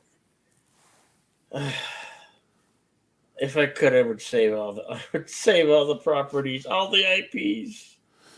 Yeah. I'd become a trillionaire just so I could save the IPs. Make sure it goes right. I don't know if that could be done. Well, that's. Yeah, I'd like to try. Yeah, there's a lot of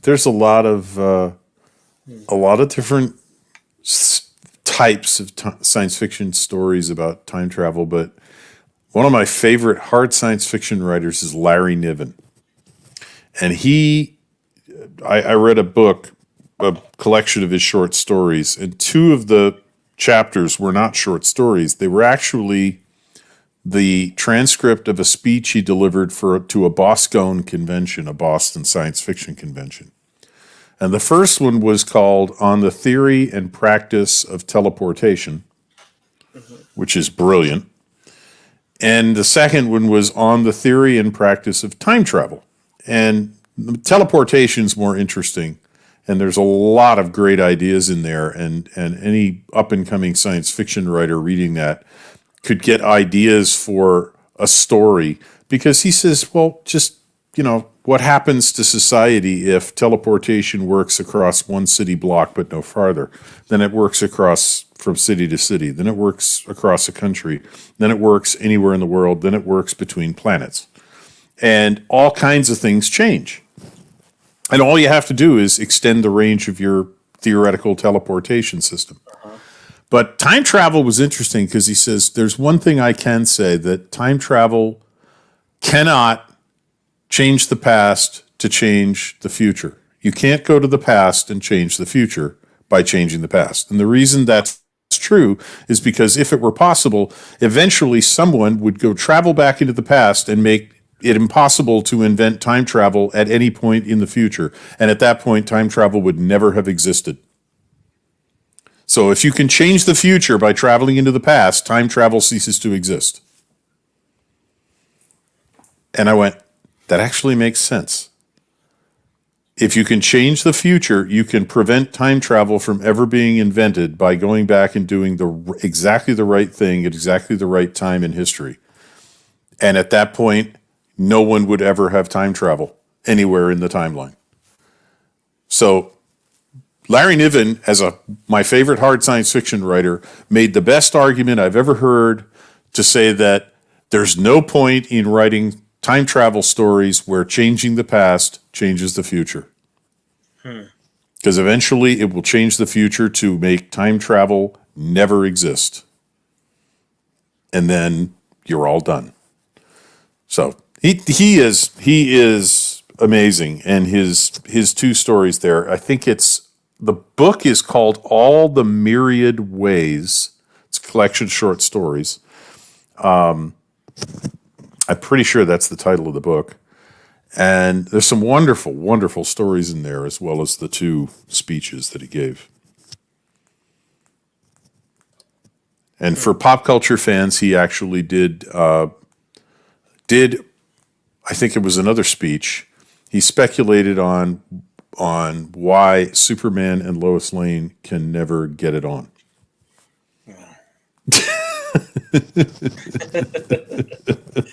Me, Superman, you woman of tissue. Yeah, actually, it was. It was Man of Steel, Woman of Kleenex, I believe, was the title of the essay. Yeah. And yeah, yeah. No. He really goes off in weird directions, trying to figure out, is there a way to do this and make it work. It was so funny. Yeah. Oh yeah. But yeah, Larry Niven, I mean, I got to go back and reread the Ringworld books one of these days, because those are really dense, really complex, and with a ton of science built into them, a ton of physics built into them. Some of the best hard science fiction going.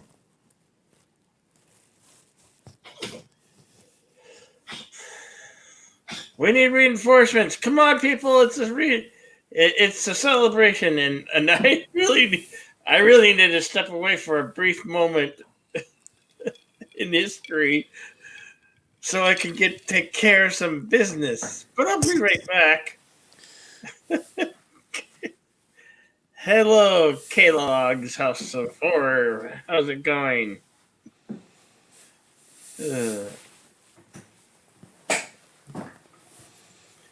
Can you man the station for just a moment while I go do what I need to do? I'll be right back. Sorry to do that. Ponder this for a moment. I drink what?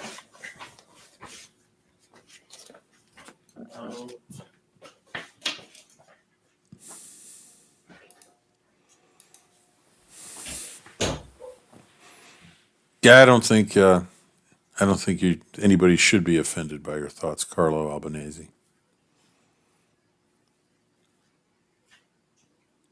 That's an opinion.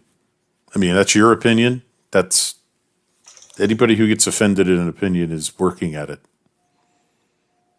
They want to be.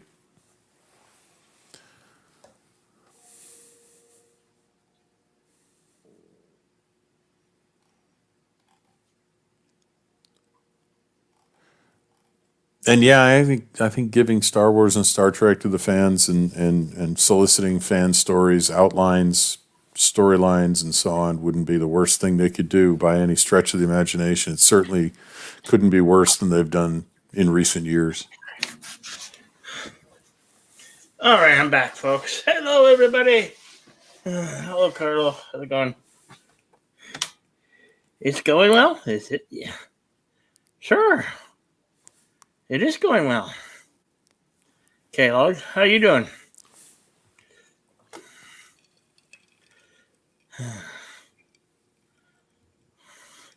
Everybody's watching. I bet you then everybody's doing their watch party of One Division right now. Hey,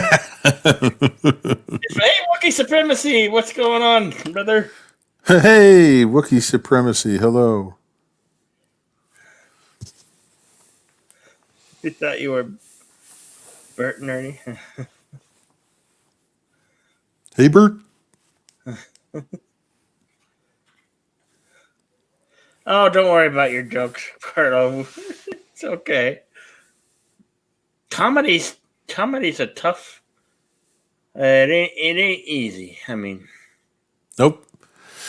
If it was easy, anybody could do it. And comedy usually pokes somebody somewhere. Oh yeah. Bound to offend people. Yeah. Somewhere. I mean, so sensitive. And with this cancel culture and the Me Too movements out there, I mean, God, it's just so sensitive. It's killing everything. Yep. It really is. I mean, it's certainly killing comedy. Yeah. I mean, look at the number of comics that have said in just the last couple of years, Jerry Seinfeld among them, I won't take a gig at a college these days. I just won't. Because I can't write jokes that will not get me in trouble there. Yeah. It's big subjective. And I'm probably one of the last people who went to college where, for the most part, college was about making you a better thinker and qualified to do something intellectually, whether it be history or English, or you were pre-med, pre-law, or in my case, physics, economics. You could take economics or business. They were trying to actually teach you something useful and get you to learn to teach yourself, learn to learn, so that you didn't have to go to college forever. You could keep learning after you left. And I did, and I certainly learned that as much in college or more in college than I did in high school. But they were trying to make educated thinkers out of people. I'm not sure that's been true in over 30 years in a lot of colleges and universities. Certainly, it hasn't been in the last 10 or 20. Mm-hmm.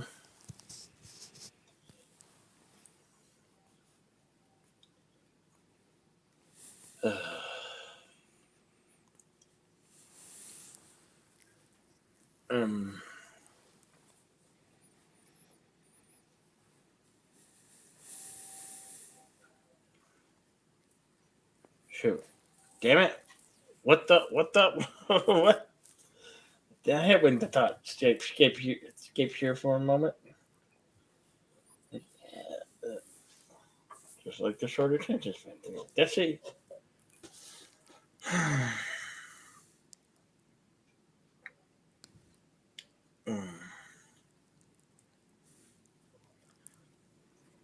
And you believe we've already come to this February. I mean, the last day of the month is on Sunday.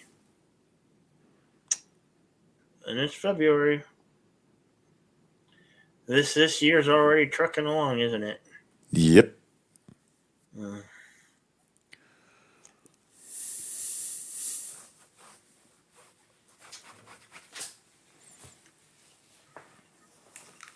Did that no, I don't want to do politics. No more politics. No more that.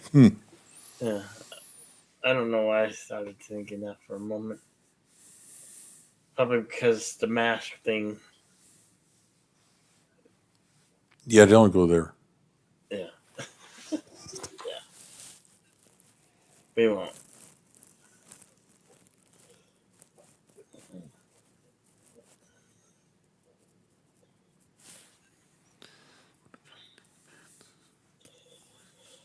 Oh, jeez. So, I don't know. I'm probably going to start binging Cobra Kai one of these days soon. I've heard so many things about it. I'm like, I'm just going to wind up having to watch this. You can't wait for February to be over, K-Log?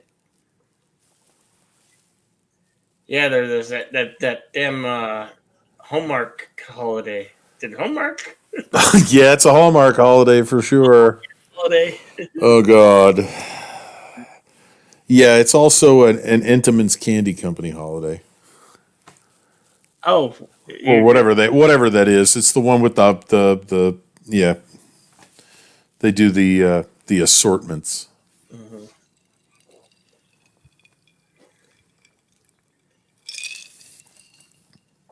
Candy, flowers, and cards.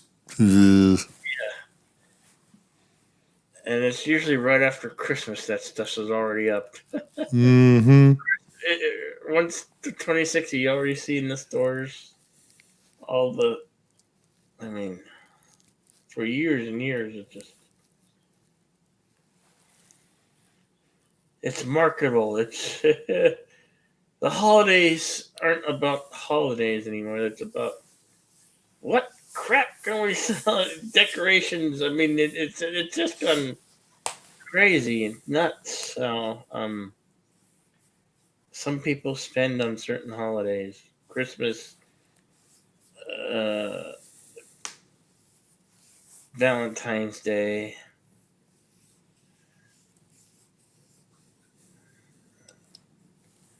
Um, I'm amazed at how much people can spend or don't spend, on the holidays. Uh-huh. I remember, it was, I don't know, 80s something. We got our first VCR around for Valentine's Day. It was around Valentine's Day. It must have been 81, 82, or maybe it was 84, I think. Um, you know, if you remember have the old rivalry between beta and VHS type. Oh, yes. VHS won out. Yep. The beta tapes are so tiny.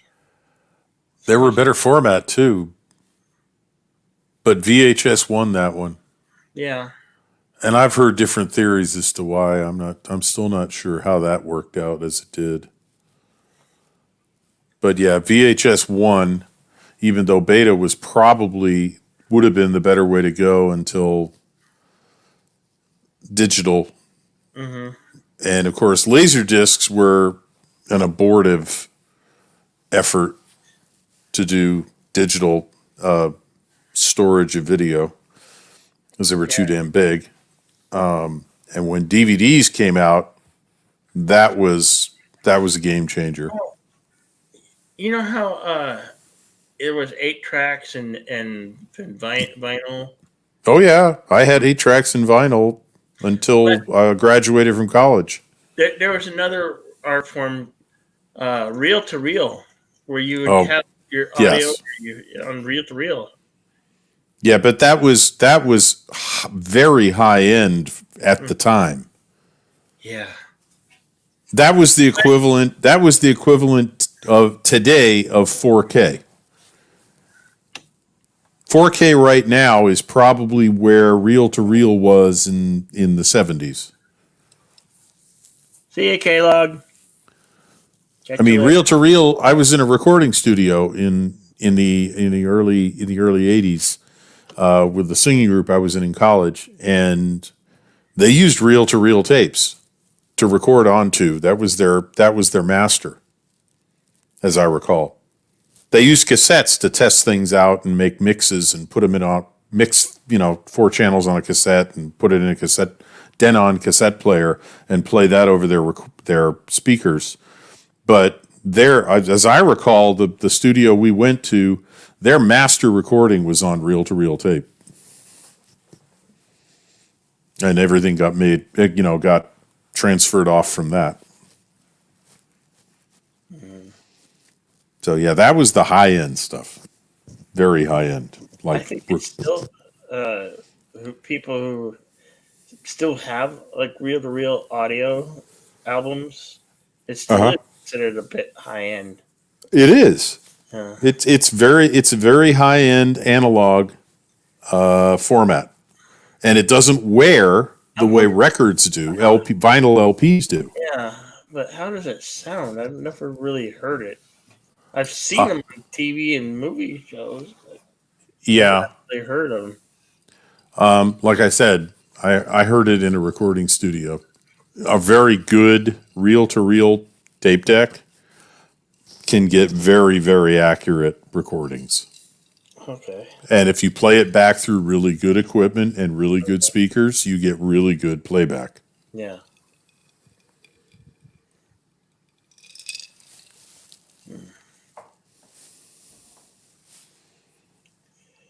Yeah, I'm kind of a they call it audiophile nerd. Mm-hmm. I've always wanted high end stuff, but I've never been able to afford the stuff. I've always looked at the magazines, because they sell periodicals with the stuff there, Oh yeah. And I could dream of these super big speakers that I want. Or you can make them too. You can make them, but Well, you can make them. But I have the same speakers I bought in 1988. I still have them. They're really high end 3-way stereo speakers, floor standing speakers. My stereo that's 12 years old died. I don't know how. About 6 months ago, we had a thunderstorms come through. I shut everything off, and when the thunderstorms passed, I turned the stereo back on, and nothing worked. The front works. I mean, all the lights light up, all the buttons work. I can change sources. I can change volume. I can play everything. And on the main amplifier, the needles never move and nothing comes out of the speakers. And I am horrified by the idea that my main amp may have somehow died, because that was a third the price of the entire stereo. And if that's the case, I may never get this stereo back up and running, because I don't know if I'll ever have the money to replace that damn thing. Yeah. I imagine. So yeah, but yeah, I've had a very good stereo for a long time. I mean, my problem is I was never a great singer, but from my singing, from my musical training, I developed a very good ear, which means I can hear flaws in music, flaws in playback, flaws in speakers. I hear a lot more flaws than I wish I did, because I have to get into very, very expensive equipment where I don't hear them anymore. And I always said, I'll never pay for an upgrade in equipment that I can't hear a difference in. Oh, it still cost me a fortune. Hey, Collie, how's it going? Hey, Collie. Yeah. So yeah, I mean, I'm in serious music withdrawal here, because I've had a really good stereo since 1988, and I haven't had a stereo at all in 6 months. It's killing me.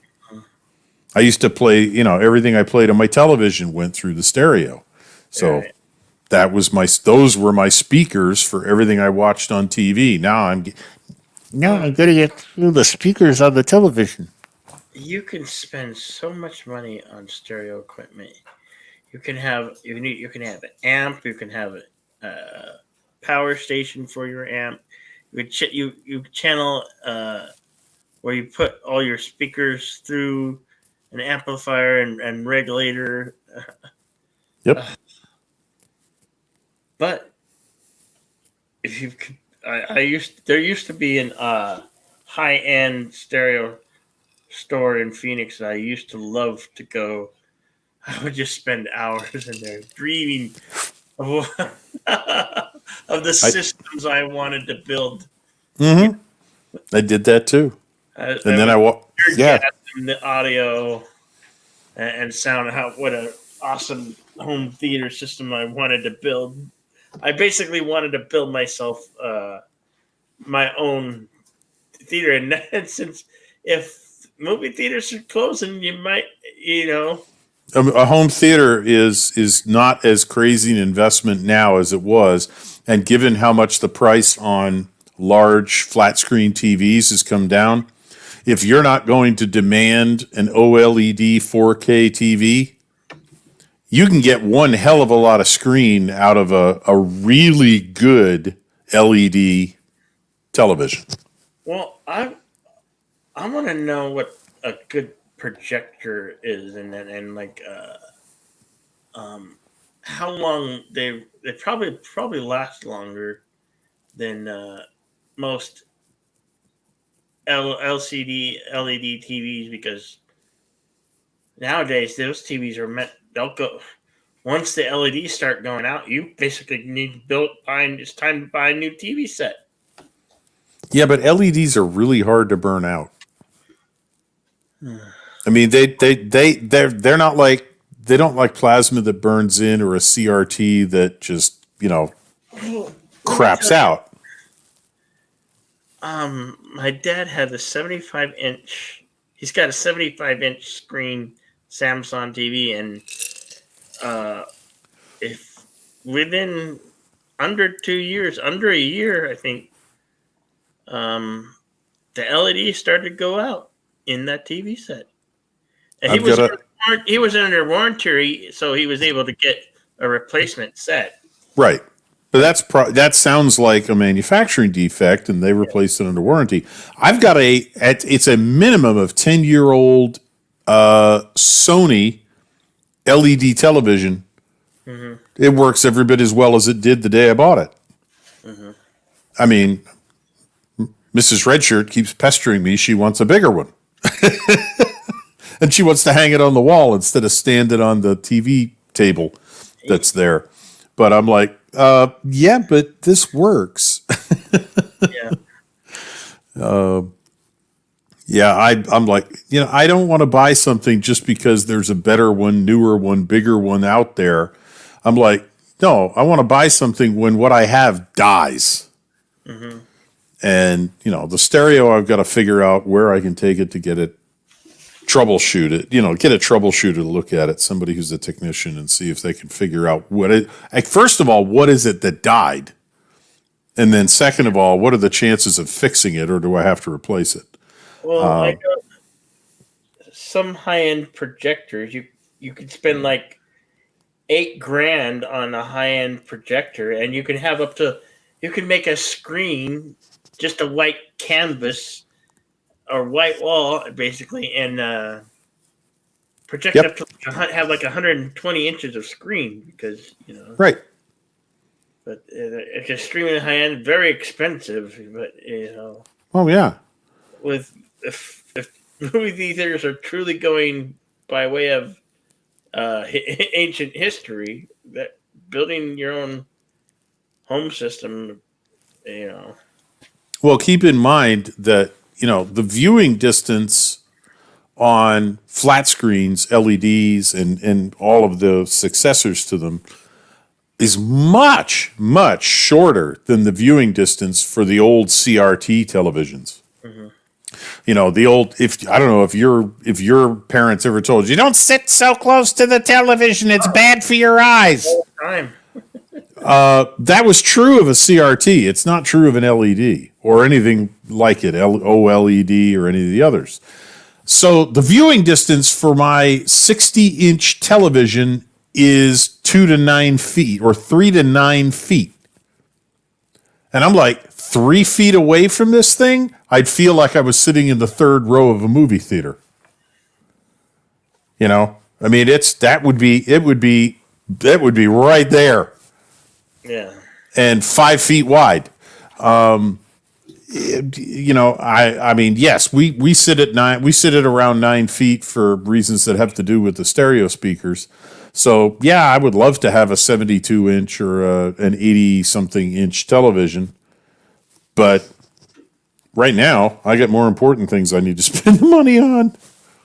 Yeah. I'm like, look, this TV works, the stereo doesn't. What's your priority? So, hey, Joseph, the future man has arrived. Joseph.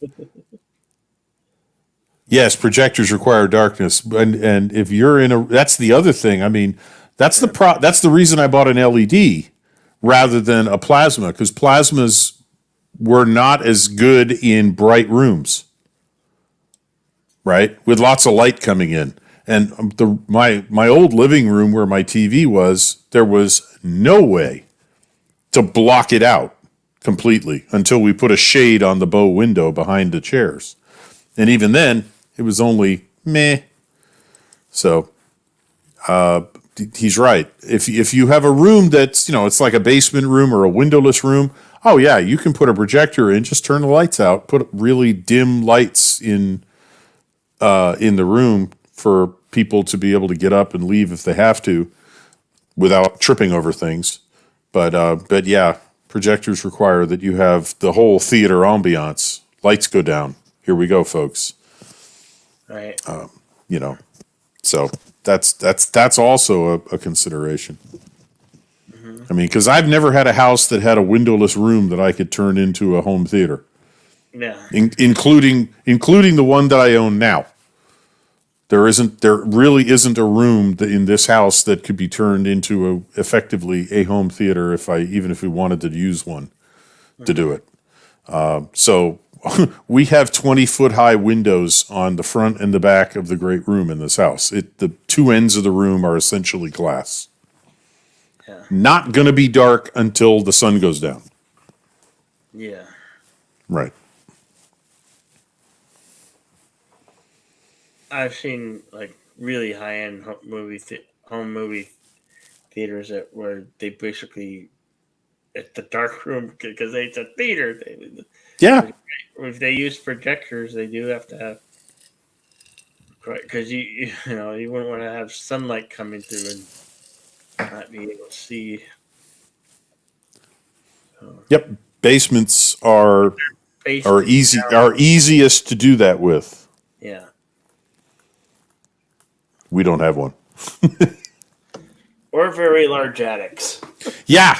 But yeah, you could do it with a very large. Actually, we have an attic that would probably be big enough for a 6 or 8 seat home theater. Mm-hmm. The only problem is it's not air conditioned, and this is central. I've seen people do that. Yep. Yeah, but this is Central Texas, and it ain't air conditioned, so that would be difficult. You guys really bad with humidity over the summer? Oh yeah. And from mid-June, somewhere between mid-June and July 4th, and early September, even sometimes to early October, 90 degrees is a nice day in Central Texas, and it's humid. So we're talking 60 to 70% humidity on a bad day, 50 to 60 on a good day. Temperatures between 90 and 105. And that's not, it's not as bad. It's not as intense as Arizona or New Mexico in the desert. But technically, I don't live in a desert. Yeah. But yeah, summer here can be brutal. And every summer, this was true in New England, for crying out loud. Every summer I wanted to find the guy who invented air conditioning and buy him a beer. I couldn't live without air conditioning in the summertime. I don't give a damn where I am. Maybe Nome, Alaska, I could get through the summer without air conditioning. That'd be about the only place I can think of. Or Fairbanks. Fairbanks I could probably do. Yep. I'd freeze my Johnson bar off in the wintertime. Carlo, is it mostly like that, like year-round, Carlo?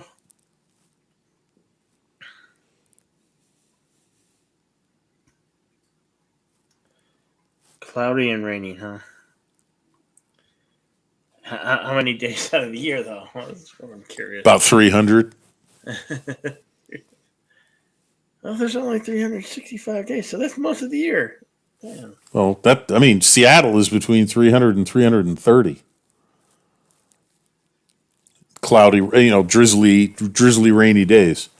I spent 3 months in Seattle. Whew. What, Joseph? 45 minutes from having another COVID test. What's going on, buddy? Not feeling well? Damn. Okay, Bill, cover for me. I'll be back in a minute. Yeah. Joseph, I hope you feel better, man. Is this today? You have to do this today, or what?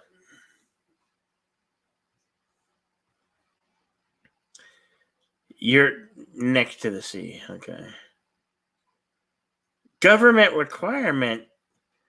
Oh, that is so asinine. I don't. If my government tells me I need to do that, I'm like, What are you going to do if I don't? Arrest me? Are you going to arrest me?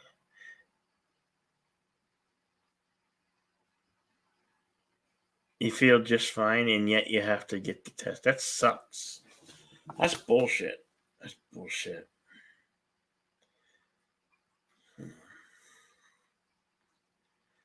That's a real bummer.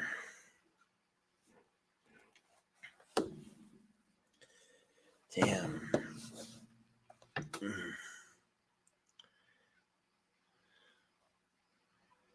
I don't know what they would do if they started doing that. No, Thomas, I hope that's not true. Thomas, man.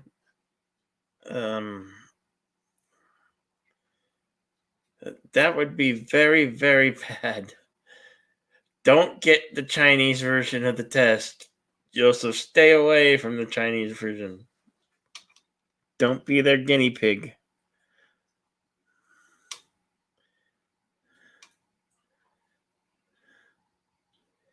If a police, they fine you 1650 euro, damn. Korean test. Well, yeah, as long as it's South Korea, not North Korea. What is this world coming to? Is it still? I happen to believe it's all New World Order. The New World Order is. They've gone through their first phases. Maybe there's phases that they're going through, and they're executing one by a time. Damn it, we started talking about politics. It's hard not to talk about politics, right? And it's on everybody's mind most of the time, but then again, it puts people off talking about it. Like, I know it puts me off. I'd rather not talk about it than, son of a bitch.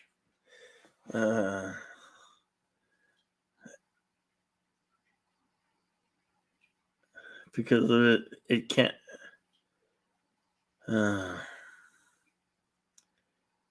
I would, and Kali, I would not want to be in their country if that.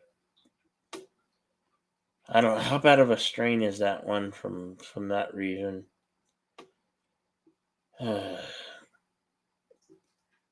It's got to be manufactured. It's all a form of control. We all should burn masks. I don't know. Long time to the spring. What? Spring starts in mid-March or April? Shit, when does the spring start here? And below the equator, it's summertime.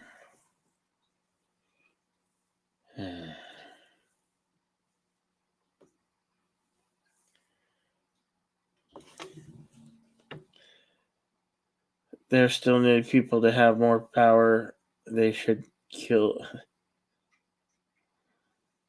Yeah.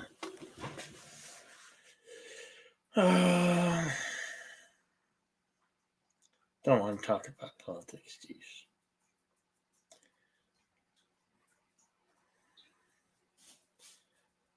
Boy.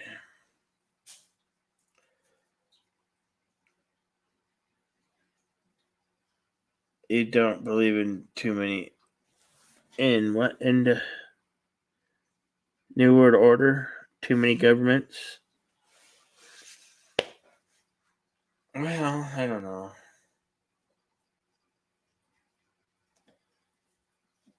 I thought New World Order is one centralized. They want to be. I don't know how that would work. I'll just not talk about it now.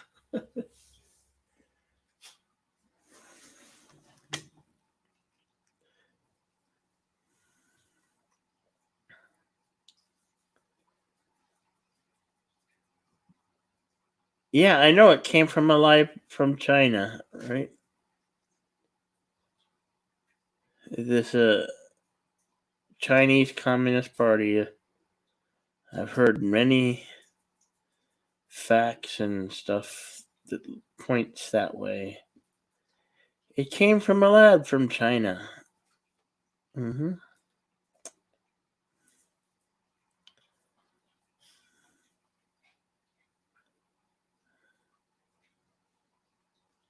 That's why they wanted to have that. Who to blame?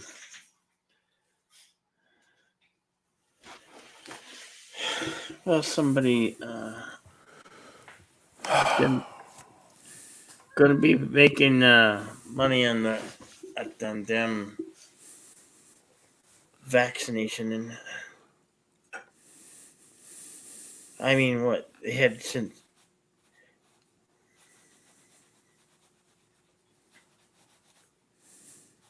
the whole thing started. What, last December?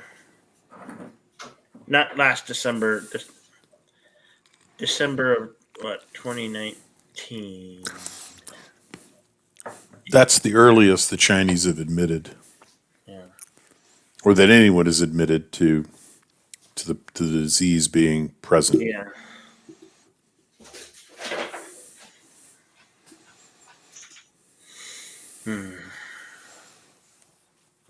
Yeah, Carlo, that's true. It only takes one. It just takes one mistake. But yeah, there are research labs have some really, really scary stuff stored.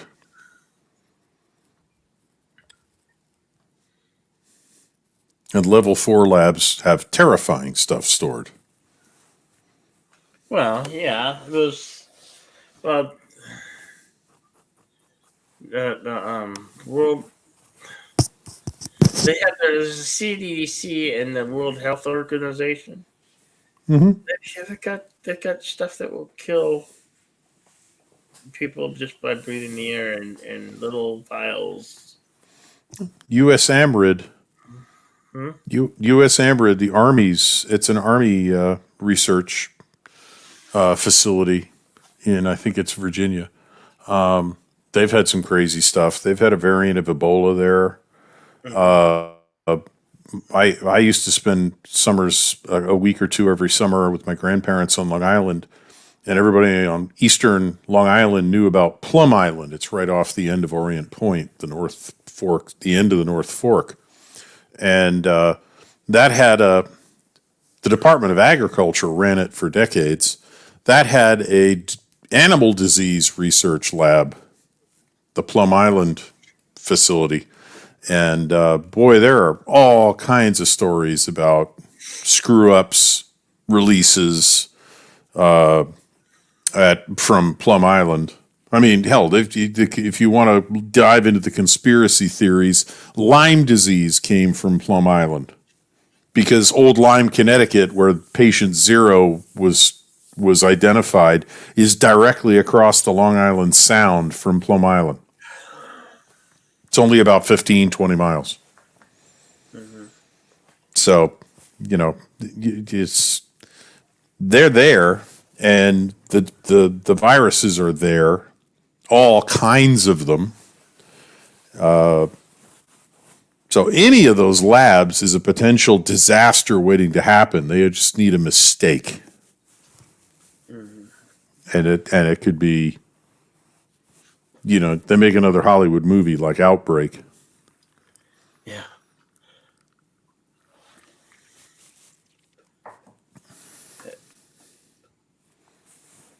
That scene when the dude coughs and you just saw this spray going everywhere.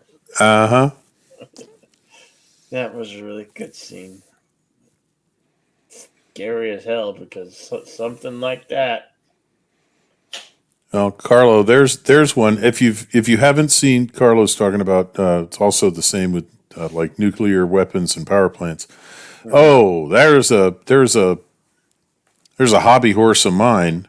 I've actually seen HBO's Chernobyl like 12 times, mm-hmm. and done a whole lot of digging into the background of, did HBO get it right? And the answer is, unless you have a degree in nuclear physics or a degree in nuclear chemistry or engineering, they got it about as right as you're liable to understand. So I'd say yes, you get a very good understanding of what happened.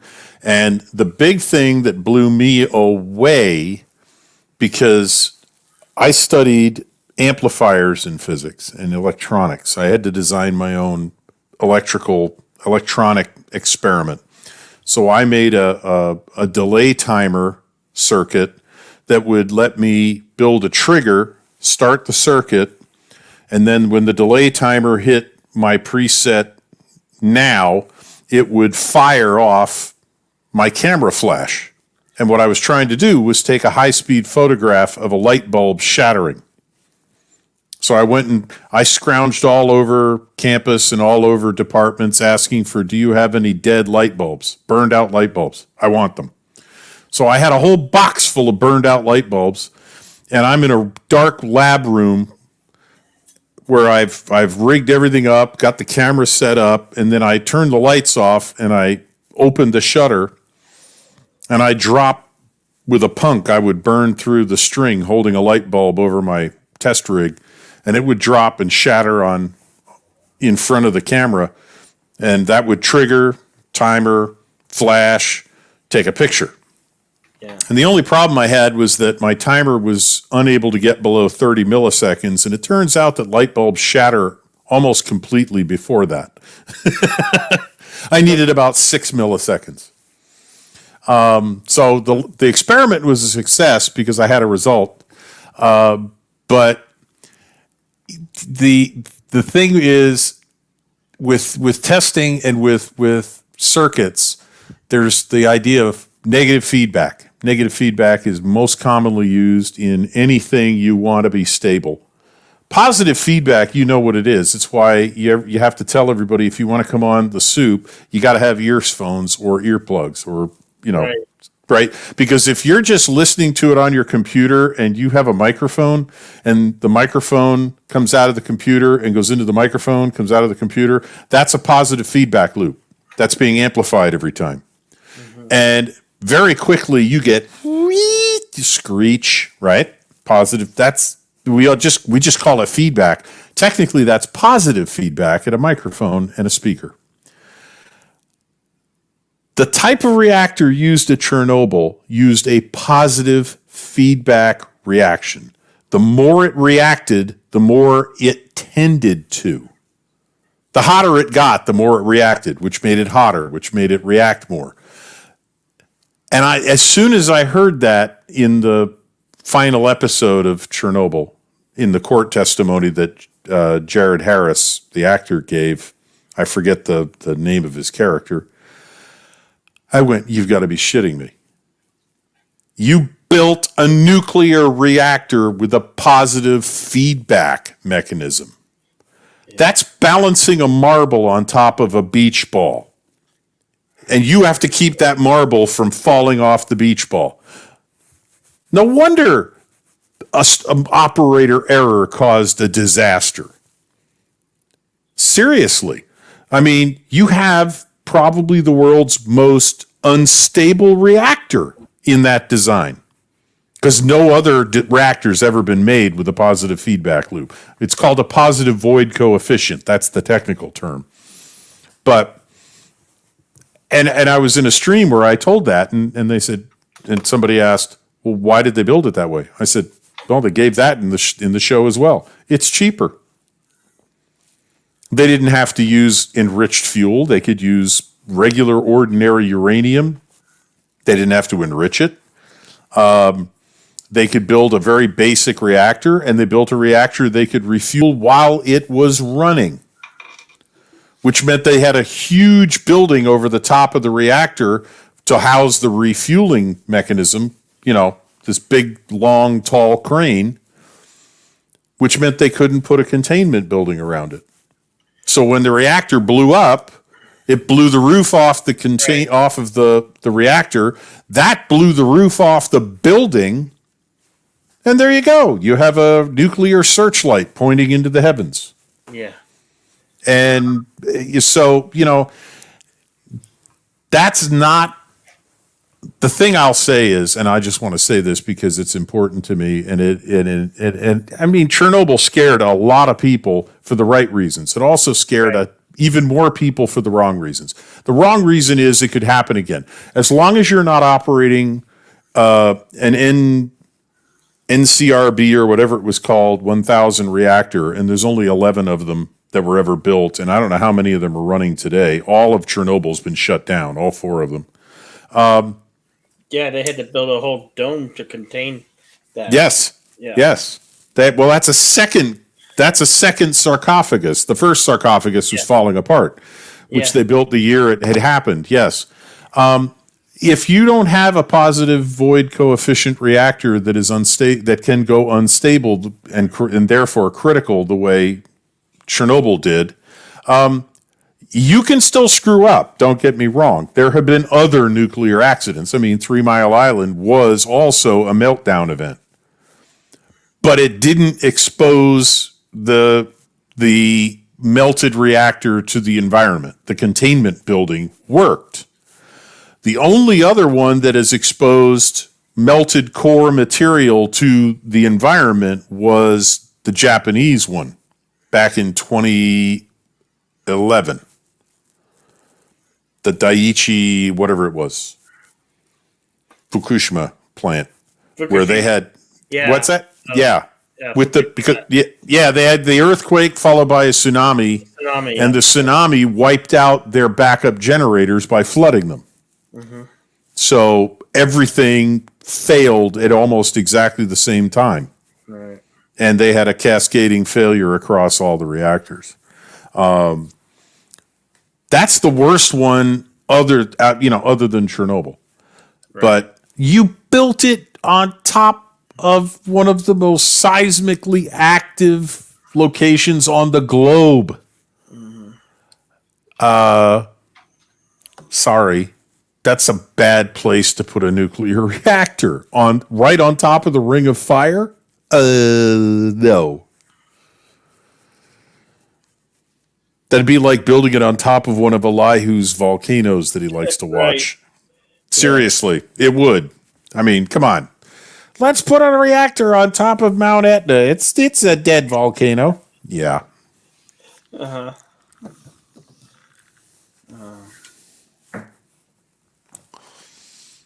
But you know that scene in the Chernobyl where they're on that bridge, and all those people. I'm just like, that scene alone. Did you know all those people are just they're dead? They're dead. Close. They're just too close. They all ended up dying. They're standing in nuclear. The nuclear fallout is coming down. Yes. Around them like snow. Yeah. Yeah. And they were so blissfully unaware what was happening around them. Well, that's part of why. And it was so terrifying. Well, that's part of why Chernobyl has been selling like hotcakes in Eastern Europe. Because one of the things it shows, aside from what actually happened at the nuclear power plant, is what the communist system was like, what Soviet communism was like, where they never told the people anything if they didn't absolutely have to. Right. So that ignorance was part of the system. And they only admitted it because a nuclear plant in Sweden detected, raised levels of radiation and figured out that it was likely to be Russian nuclear fuel that caused it. And that forced the Soviets' hand so that they had to go public with it. That was the only reason they told anybody what had happened, including the people in Pripyat, in Kiev, never mind in the rest of the world. So there's a lot of what it was like in the Soviet Union in the miniseries Chernobyl. Totally aside from all of the drama of what was going on at Chernobyl itself. So that's, if nothing else, it's worth it as a historical document for what was it like 34 years ago, 35, almost 35 years ago now. It's worth it. If only for that, it's worth it. It was 1986 when the meltdown happened, right? Yes, April 1986. Yeah. That's just the perfect miniseries. I mean, I really enjoyed watching that. I'm probably gonna go watch it again now. Yeah, no, I recommend. It's worth watching twice because you'll get more out of it. You'll see more. It's worth doing. I mean, one of my absolute favorite scenes, because I had a friend in college that went to the Soviet Union and told stories about being there. And one of my favorite scenes was the miners before they're told they have to go to Chernobyl to dig a tunnel underneath the melting down reactor. They're all sitting in a building and they're just shooting the shit. Uh-huh. And it turns out, you don't know who he is until later, but the foreman, they're all telling stories, jokes, and the foreman decides to tell a joke. And he says, "What's as big as a house? Pumps out tons of smoke all day, uses 500 liters of fuel a day, and cuts an apple into 3 pieces." And they say, "Nobody knows." He says, "A Soviet machine designed to cut an apple into 4 pieces." Joseph, all right. Can you drop in? Can you drop in, Joseph? Yes, Joseph, please. I want to hear your take on it. Definitely. I'd love to hear your take on it. Let's see. I'm giving Ushanka Show channel. Is Ushanka the name he put on his YouTube? Because if that's the case, I want to watch his channel.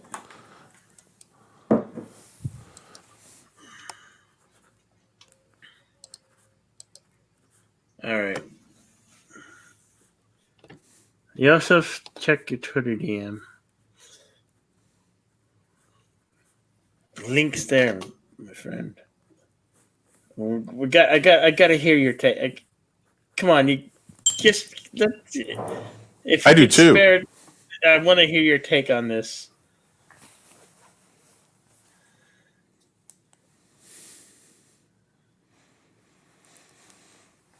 A lot of knowledge today. You greatly have. He's going for his COVID test. He'll come over in under an hour. Okay. Fair enough. We got to keep the troops going for an hour. we got to. Gotta keep going. Yeah. We may have to circle back. We'll circle back. Yeah. That's easy enough. Yeah. But I'd love to hear what he has to say, because I mean, Ukraine was ground zero, and they were the boonies as far as Moscow was concerned, and I'm sure Joseph can elaborate on that. Yeah, and Slovakia, they're pretty close. Slovakia is to the west.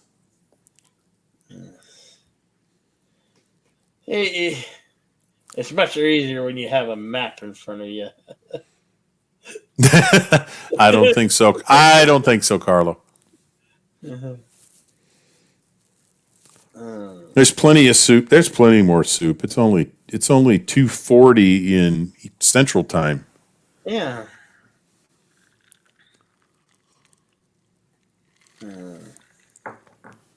Bill's still building momentum. Exactly. Exactly. And I'm good for another hour. Should be. No problem. Awesome. Oh, it's a direct neighbor. Okay. To the west, right, Joseph? I think so. Yeah. And Belarus is to the north. Actually, Belarus had probably had more fallout in a larger area of severe fallout than northern Ukraine did. I think the exclusion zone probably takes up more area out of Belarus than it does out of northern Ukraine. And man, have I seen some stupid, crazy videos on YouTube of people going into the exclusion zone. Oh, yeah. Well, they had that one amusement park that was open for a short time, and technically, it never opened. it never opened. I think they opened up like one ride after the disaster occurred, just as a distraction, but they never opened the whole park. It was supposed to have been open on May Day, a week later, at the beginning of May, and of course they never got there because they evacuated Pripyat before the opening day was supposed to occur. And then May Day occurred as scheduled in Kiev with all the fallout and contamination that was coming down on Kiev. Everybody was outside celebrating May Day. I forgot to tell Thomas Fox good night. It was a while ago, like 12 minutes ago, but damn it, I forgot. I meant to say good night to him. Welcome back, Poe. Yes, welcome back. It was one division good. I'll be watching it later. Oh yeah, I've got to start catching up tomorrow. There's been 3 episodes thus far. This is the 4th episode. Yeah. Oh, I've got 3 to binge. Yeah. Well, and then I got a book to read. I got to get some reading done tomorrow. Oh, I have an assignment. Yeah, an assignment. Yeah, I got a YouTuber who's waiting for me to finish this damn book so we can talk about it, and then I'm going to have to start buying the rest of them and reading them as fast as I can. What's the book? I'm curious the about book. the book. It's a book series. It's called Expeditionary Force. It's science fiction, space opera, big, large scale story. An alien invasion of Earth occurs. Our main character is on leave from the army in his hometown in northern Maine, and an alien ship crash lands in his town. It's not its actual target. It's just where it came down, and he leads the locals in trying to fight back. And suddenly another alien race suddenly arrives in the sky overhead, and all of the aliens that attacked leave. Shit, I'm sold. You have to direct message me on Discord so I can tell me the book title and I'll go. Oh hell yeah! It's called. Well, the book title's Columbus. The first book is Columbus Day, and the series is called Expeditionary Force. I will DM you, Bill, with the Amazon link to it. Awesome. And yeah, so and I'm going to be talking about it on a channel. Oh, excellent. Jake D's channel.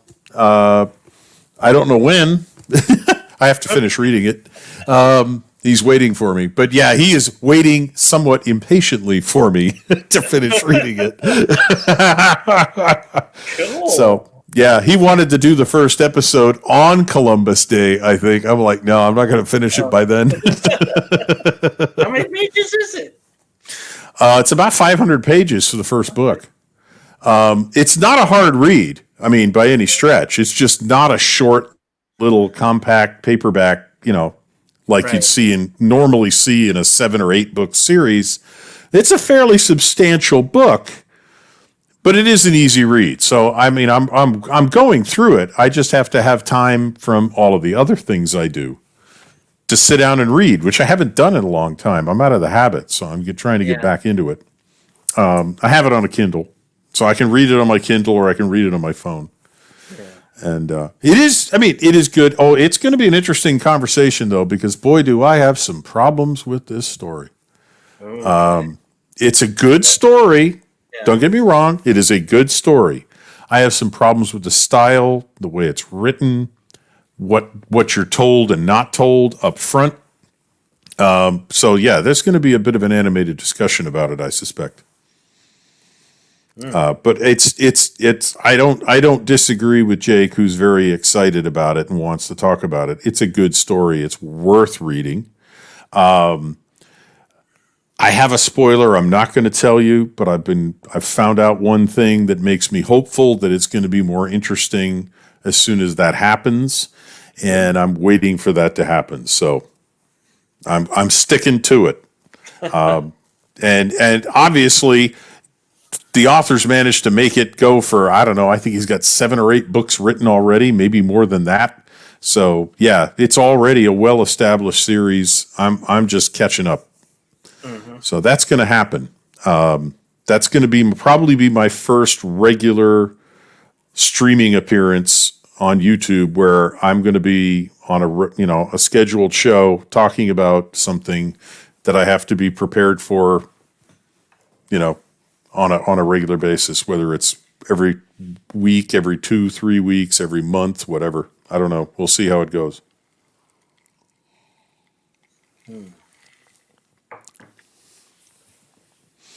But I volunteered, so I have to do it now. Oh, wonderful. Well, sounds interesting, and I'm intrigued, and I think I'm probably going to see if I can get a copy. Let me pull that up now. Give me a second, and I'll get this for you.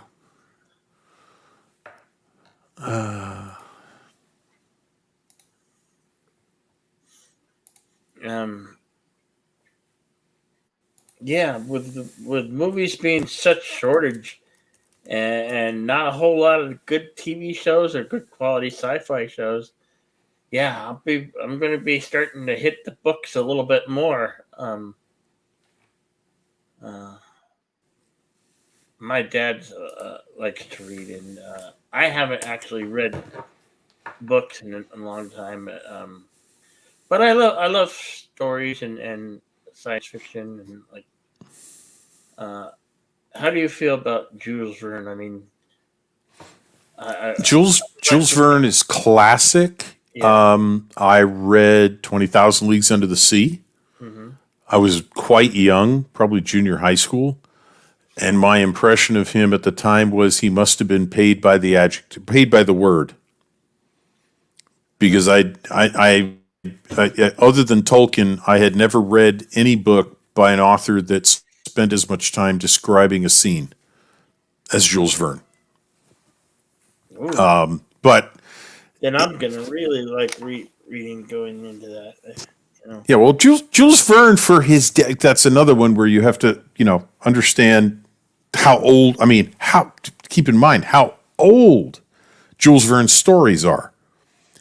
Mm-hmm. They're 19th century. They're steampunk before anybody invented the concept of steampunk. 20,000 Leagues Under the Sea, and others. Journey to the Center of the Earth, I think, is Verne. Uh-huh. Is that Verne or Wells? I think it's Verne. That's Jules Verne. Okay. Jules Verne, those are the two that I remember the best from him that I read. 20,000 Leagues Under the Sea, Journey to the Center of the Earth. The science today is almost laughable. Yeah. Although 20,000 Leagues, if you assume that a nuclear submarine meets the requirements of the Nautilus, and it's not a coincidence that the United States Navy's first nuclear submarine was called Nautilus. You can believe it, and it's a fantastic story, even if some of the science in it is still is a little bit fantastical, as in fantasy. They're great. They're amazing stories to come out of the age they did. H.G. Wells' The Time Machine considering how old it is amazing when it compares favorably with anything written in the 50s. But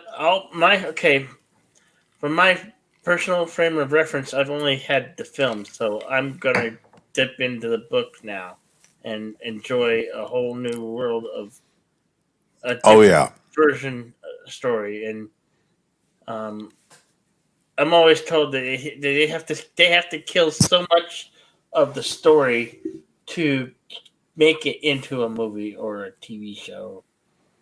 Yes. And with Vern, that's absolutely true because, well, if they do it right, they show you, it's the show rather than tell in movies.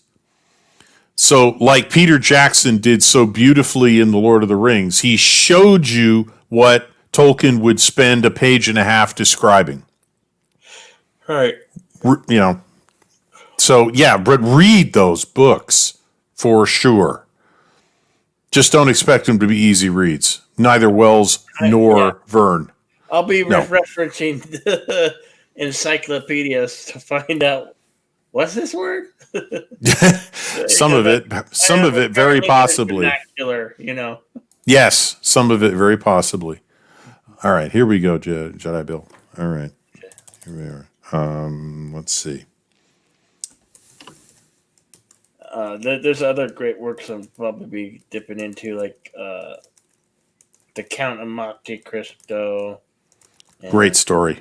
And I love the Three Musketeers and the story about D'Artagnan and whatnot and all that. I've read those too. The movies with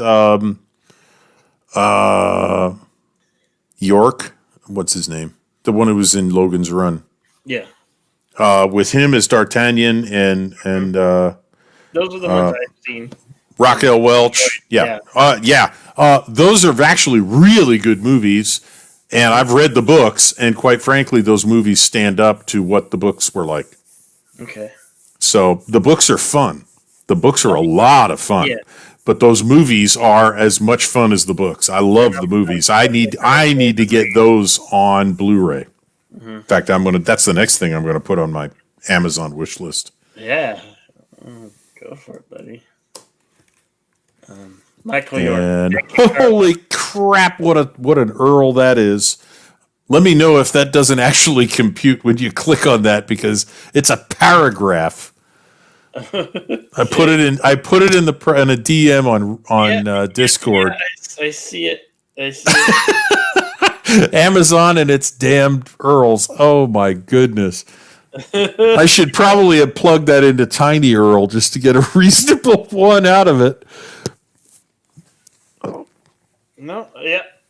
Thank you very much. I see it right now. Cool. Yeah.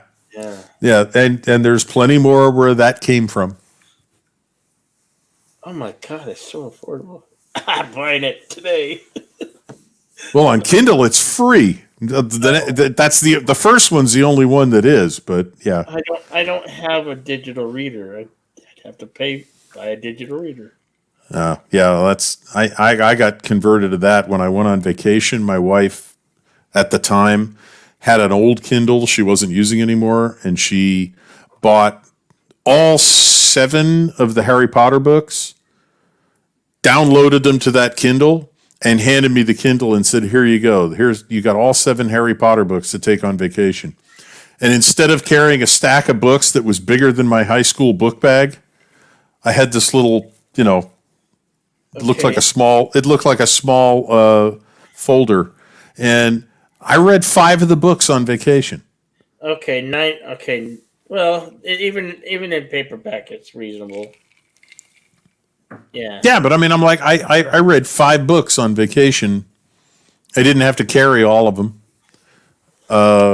So I became a fan of the Kindle right then and there.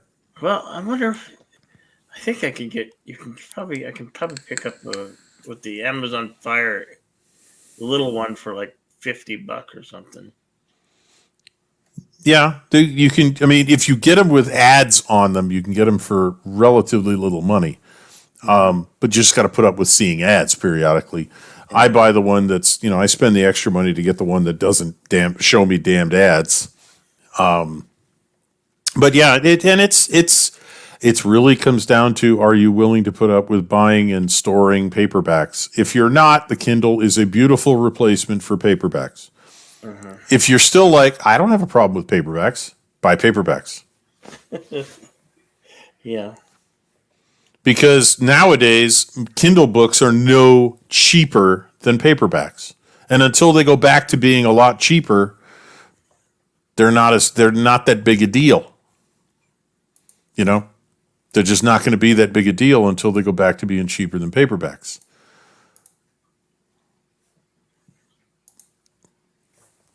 Well, But, yeah. it's showing right here. You can get all three of them on paperback if you wanted for like $27.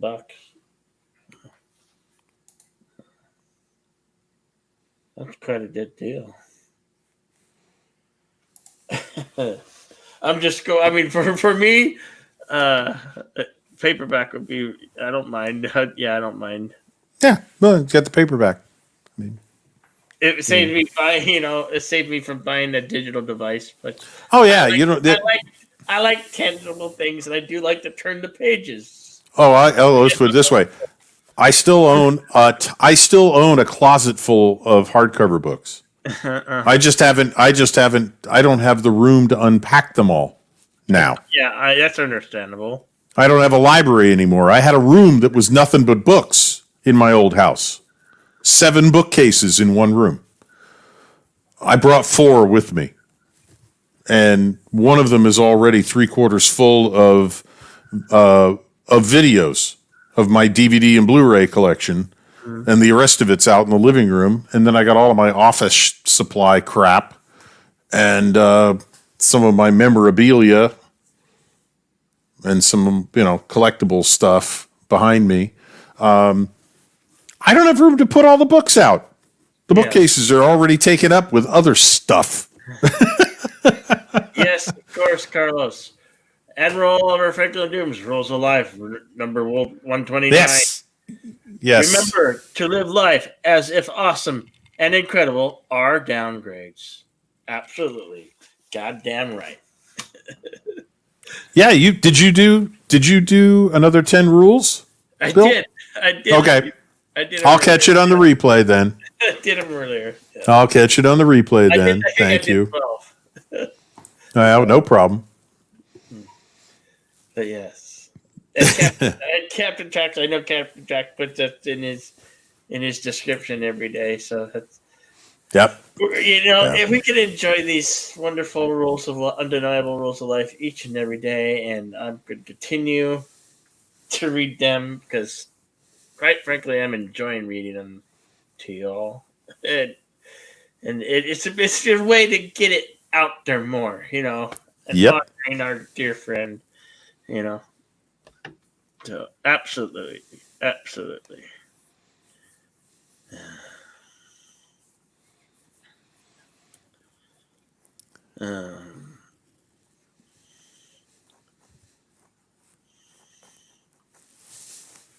Yeah, I can't remember the last actual book I read, so getting back into reading, I'm ready. Also, spend. I could take 30 minutes out of my day, my waking moments to spend 30 to 45 minutes reading. Yep. I used to read walking home from school. Really? Yeah, like people today are like wandering into lampposts and stuff while texting on their phones. I would do that with a book in my hand. I'd be walking home from school, bumping into things. That is quite the multitasking. Yep. That is a multitasking feat there, sir. Oh.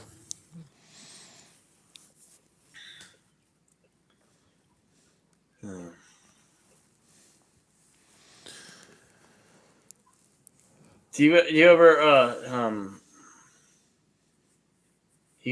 my dad likes to read like Tom Clancy books and Clive Cussler. Cussler, yes. Yeah, he reads those, and he's given me quite a few of them to read, and I haven't yet. For Clancy, I would say read The Hunt for Red October. Oh yeah. Red Storm Rising is an interesting alternate history. Mm-hmm. I think it's his first book, and it's what if the Soviet army actually attacked through the Fulda Pass exactly as NATO expected. Mm-hmm. And all of the weapons that were in the arsenals at the time got used, and not all of the work, because obviously they never all work, especially the brand new ones. Mm-hmm. So it's an interesting story from the standpoint of, okay, let's test the war. Let's test the war game. Let's test the Soviets roll through the Fulda Gap with a whole lot of tanks. What happens? That's Red Storm Rising.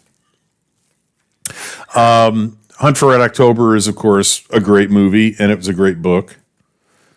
And after that, that's up to you. I dropped out of his books shortly after that.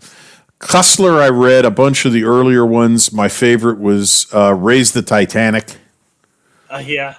And that was written before Ballard found. They made one of those into a movie.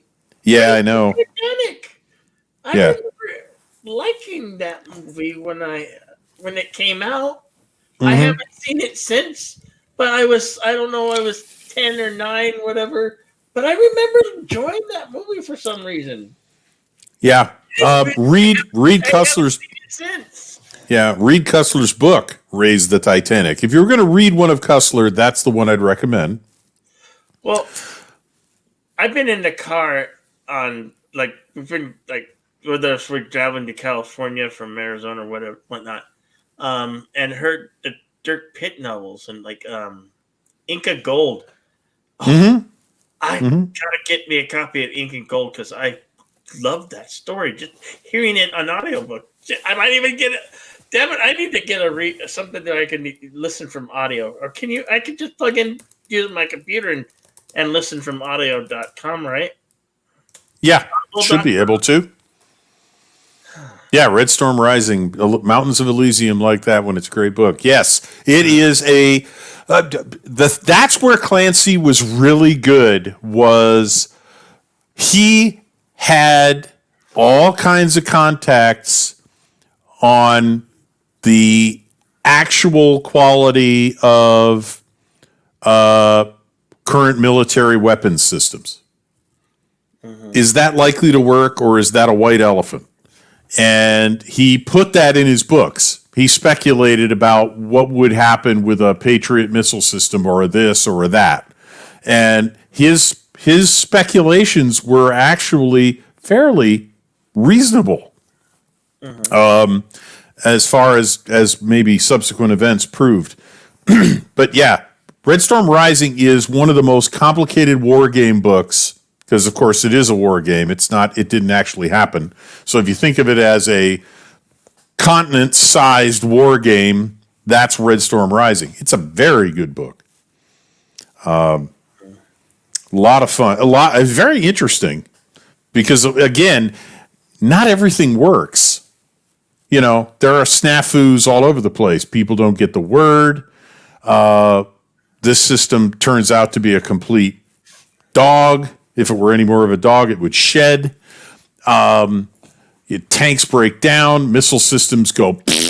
And this is just what happens when the fertilizer hits the ventilator. Mm-hmm.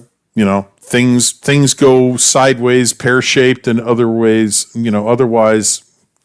non-optimal all over the place. And the book is full of it. It's a really cool read in terms of it reads like the Battle of the Bulge if it had happened 40 years later. Mm-hmm.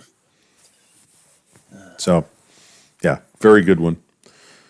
What else?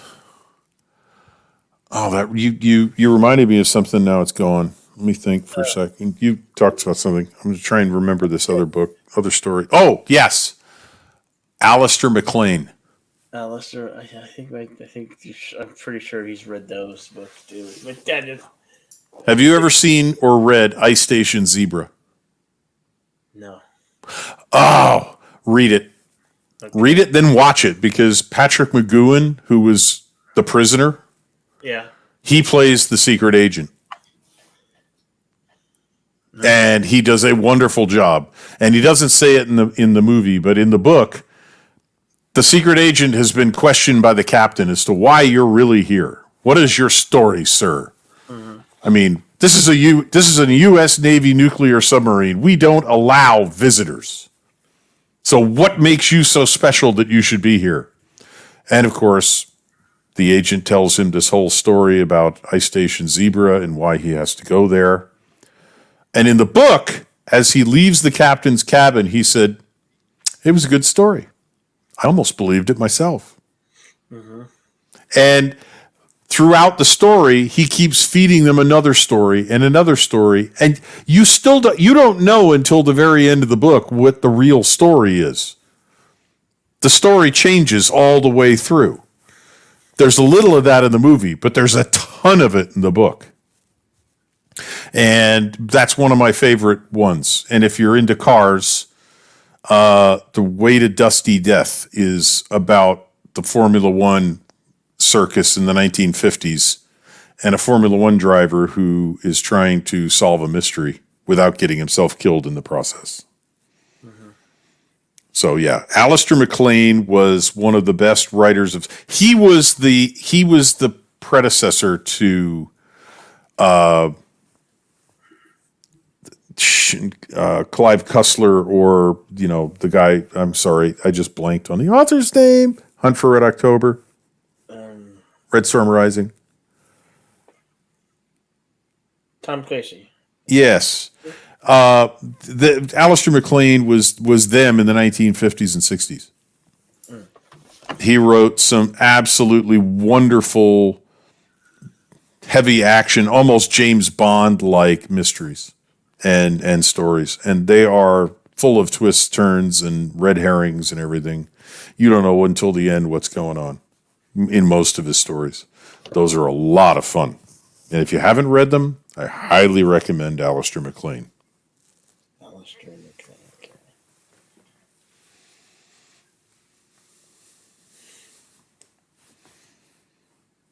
Yeah, Alistair MacLean dates from back when Ian Fleming was writing James Bond. I think they were pretty close to being around the same time. And they were both writing wonderful action adventure. In the case of Fleming, spy stories. For Alistair MacLean, it could be anything. Arthur Haley, what did he do, Joseph? Arthur Haley, yes, Haley. Yes. He wrote a bunch of series. Was he the one who wrote Shogun, or was that Hawaii? Oh, Guns of the Navarone. Guns of Navarone is Alistair MacLean. Yes. Yep. He wrote Guns of Navarone, became a movie. And then it was a sequel, Force 10 from Navarone, which I believe he also wrote as a separate story. So yeah, there's a whole bunch of movies that were made from Alistair MacLean stories. See, every great novelization becomes a movie, but the movie sometimes does the novelization justice, or sometimes it doesn't. It doesn't. Right. They have to edit it. They have to shorten it, and I enjoy the story, and I enjoy cinema when the story is front door and is the main preface. If you can't tell a good story in cinema, then you're gonna have a crappy movie. I'm so sorry, If you can't tell a good story in cinema, you need boobs. Exactly. And you have Porkies, and then you get Porkies.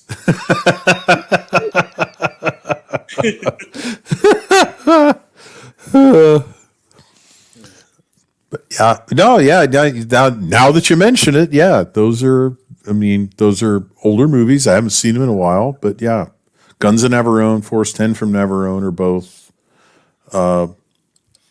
both his stories turned into movies. Where Eagles Dare should have been, I don't know. I don't think he wrote that, but that's exactly the sort of movie that would be made from a book by Alistair MacLean. So if it's not from an Alistair MacLean story, it should have been. The Towering Inferno. Oh, you wrote that there. Hello, Joseph. Welcome back. Or Joseph. I'm sorry. You got to come up here and tell me how to pronounce your name.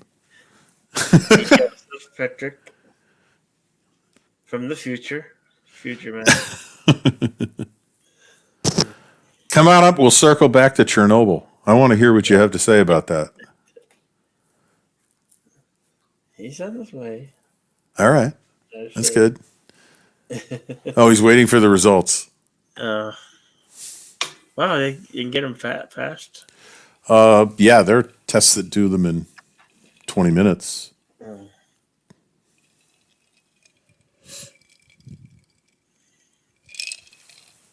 Hello, midnight. 25 or so. Okay. So he must be in the car. Yeah. Yeah, I'll be here. I said, I'll be here. Okay. Where Eagles Dare was Alistair MacLean follows. Yes, it was. I was right. It should have been in Alistair MacLean. It was. I just never read it. That was one of the books I never found. I wish they'd made a movie out of The Way to Dusty Death. That would have been fun. Do you read any Dean Koontz stuff? Actually, no. I've heard of him, and I've had people tell me, "Oh, you like all of these guys?" Yeah. Oh, you should read Dean Koontz. And I've read the blurbs on them and gone and put the paperback back. It's like, nah, not today. Maybe one day I'll grab one, just if I can get it on for a couple of bucks on the Kindle. I'll throw it on my Kindle and see what I think of him. Yeah.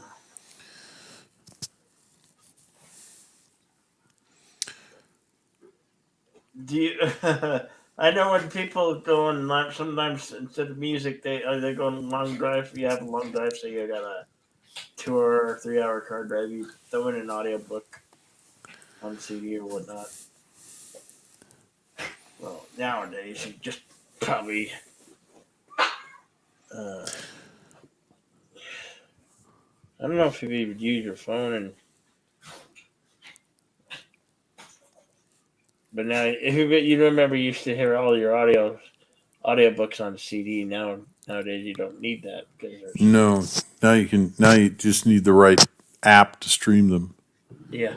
Or at least have him on the road. Yeah, what was his name? Give me a second. I'm going to go find an actor. Okay. Search for when he was on drugs. Yeah. Okay. Let's see. No, not the God. No, not the 1977 Hobbit. Damn it. Who was the mayor of Lake? Who was the actor?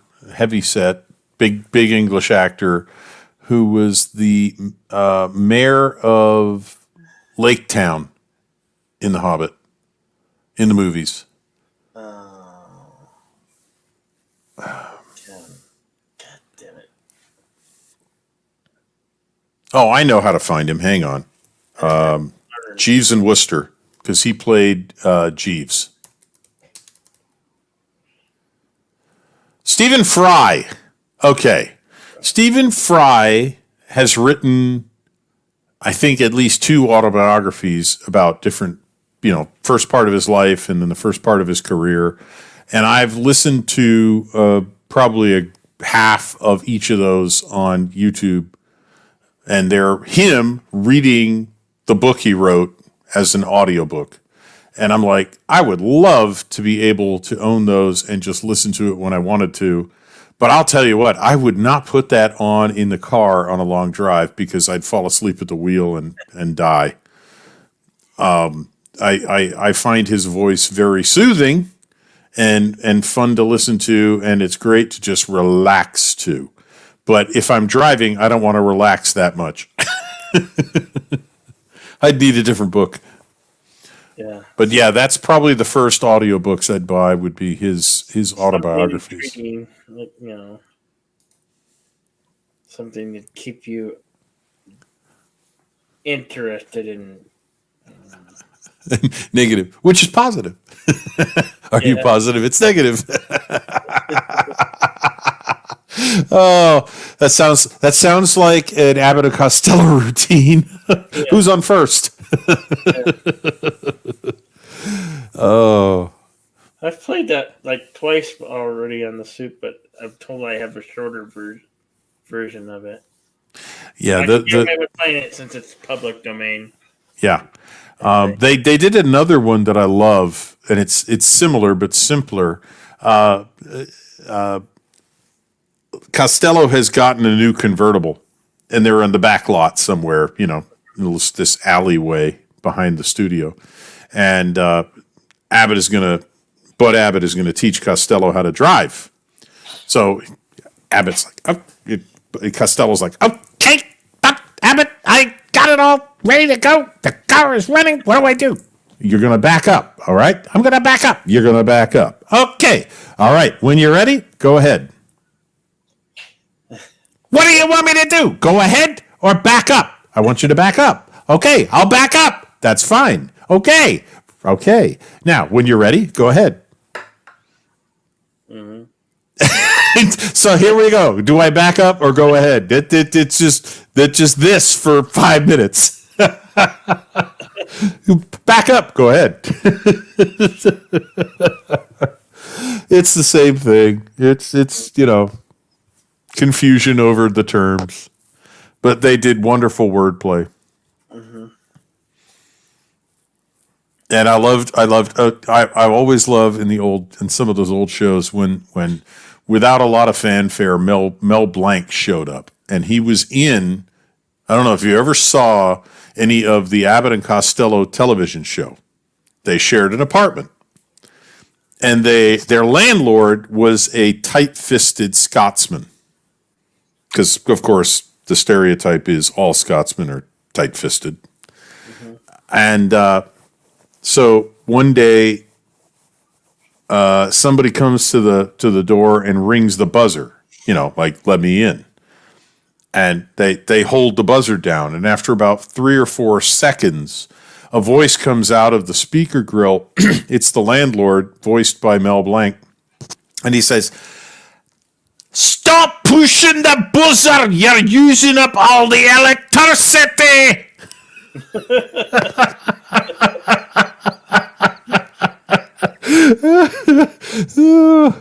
So yeah, he did that in radio, and he continued in various television shows. He just did wonderful little goofy voice vignettes and sound effects and stuff. But yeah, I found out by reading his autobiography, actually. That's not all, folks. Wonderful book, by the way. But Mel Blanc was actually a radio star in addition to having been a voice characterization actor for Warner Brothers. And he was the most famous for a very simple reason. When in the early days, when Leon Schlesinger ran the studio, Mel came to him and said, "Leon, I'd like a raise." And Leon, of course, didn't want to spend money on anything, which is why they operated out of Termite Terrace, which was named that because everybody claimed the only reason the building stayed up was because the termites were holding hands. Leon balked at giving him a raise. So Mel said, "Okay, so how about a credit?" And Leon's like, "What do you mean a credit?" He says, well, voice characterizations, a credit. Oh, yeah, that wouldn't cost me anything. I can do that. So from then on, Mel Blanc got a voice characterizations credit every time he did a voice on a Warner Brothers cartoon. Now, nobody else did. So the guy who did the voice of Bryant, the man who did Elmer Fudd, he never got a credit.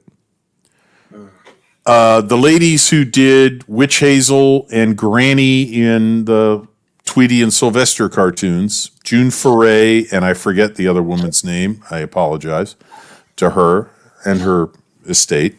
They never got a credit. Stan Freberg, who did the first voice I ever learned to do from a Warner Brothers cartoon, never got a credit. And he started his career at Warner Brothers, like 20 years old. And nobody got a credit. So everybody thinks that Mel Blanc did all the voices on the Warner Brothers cartoons. He didn't. But he was the only one that anybody ever heard of.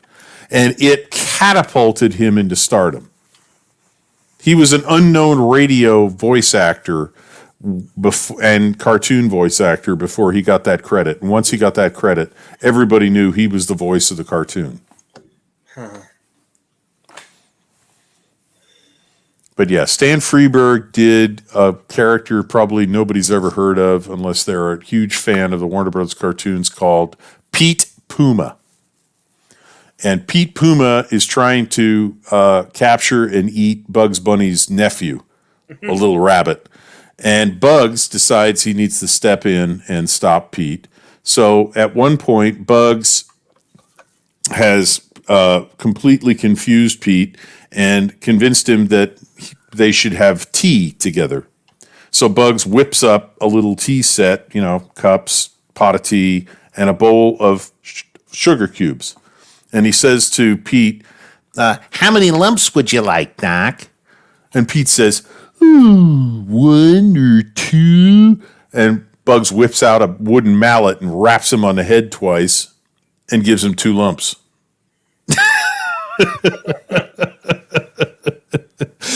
And I learned Pete Puma's voice before I could do any of the others, including Bugs. And I found out years later I hadn't learned a Mel Blanc voice because Pete Puma was voiced by Stan Freberg. But yeah, I've been a huge fan of the Warner. I could probably just populate my YouTube channel with Warner Brothers cartoon videos of talking about them. Mm-hmm. And then YouTube would ban me for, violent content.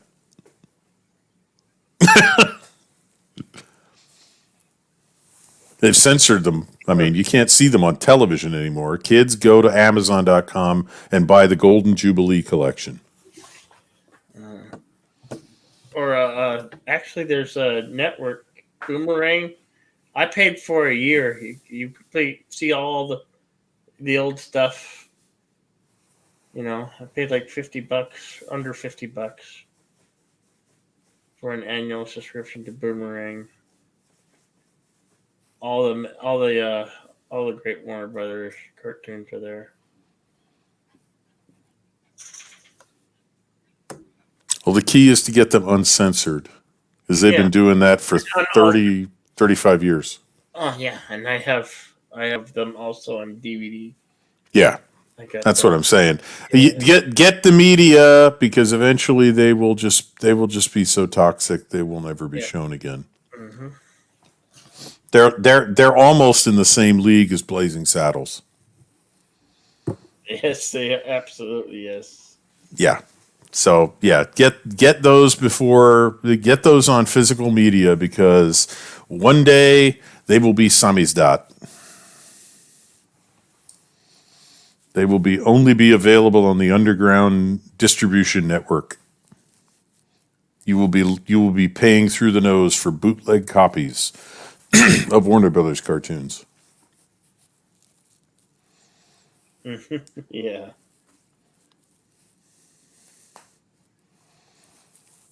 Yeah.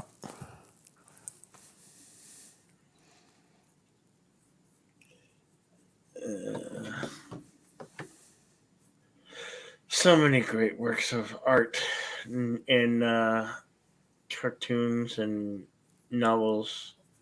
Yeah. Especially when today's entertainment is lacking, and find some, dive into a book, dive into older stuff. Mm-hmm. Some people don't know what they're missing. And I don't see what the haters who hate and say, oh, I don't like this because they did this. I don't understand it. I don't get it. To me, it's just pure comedy gold and good entertainment. Yep.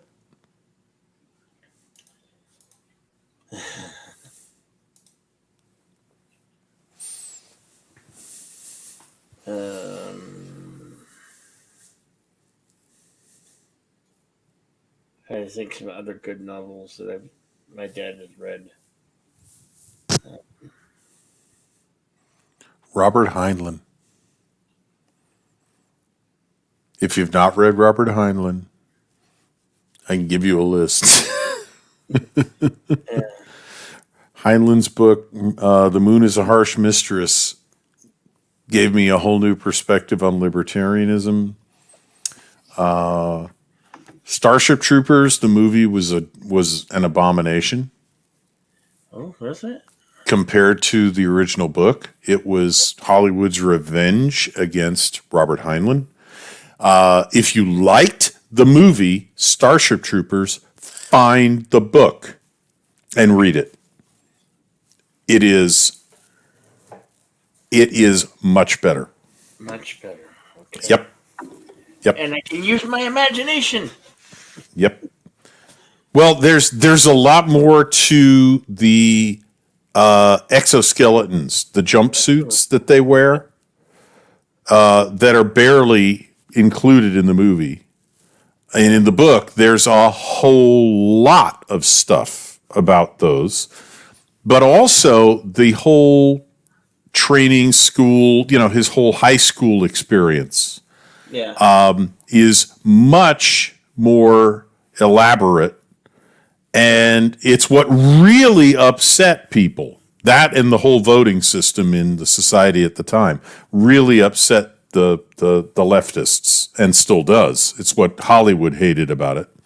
Yeah. And they call him that's the book that gave Robert Heinlein the where he was called a fascist. That was the major reason he was called a fascist, was Starship Troopers.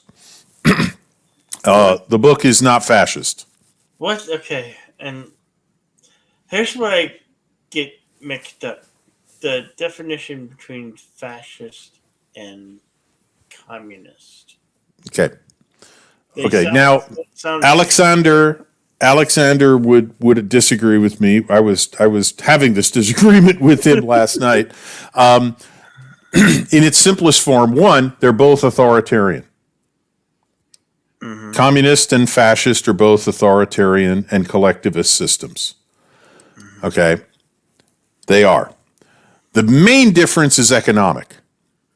In a socialist system or communist system, especially communist, all of the economy, all of business is owned and run by the state. Okay? Mm-hmm. So the workers own the means of production, but the vanguard of the proletariat has to make all the decisions for the workers. So that's the government. In the fascist system, the government doesn't own the businesses, but it controls them. So the owners of the big businesses still own them and can profit from them, but they don't decide what to make or how much to make or how much to sell it for. The government tells them that. That's the very simplified version of, to me, the main similarity and the main difference. They're both authoritarian and they have a different attitude towards economics. That would be my description as a functioning operational description of the difference. The details, the devil's in the details. The German fascism, as in not Yazism, is different from Italian. The different flavors of socialism are different. And, it only really went full bore in Soviet Russia, to a certain extent Cuba, North Korea, and originally in China with Mao. And Vietnam, originally. They backed away from it. Even more than China has. Still authoritarian as hell, but at least you can have your own business in Vietnam. So everybody has their own business in Vietnam. I mean, literally, not Michael Yon. Michael somebody else. Damn it, I haven't read him in a while. Blogger decided to go to visit all of the remaining communist countries, and he went to Vietnam, and he was in the capital city. And why am I thinking Saigon, which isn't? That's south. That's now Ho Chi Minh City.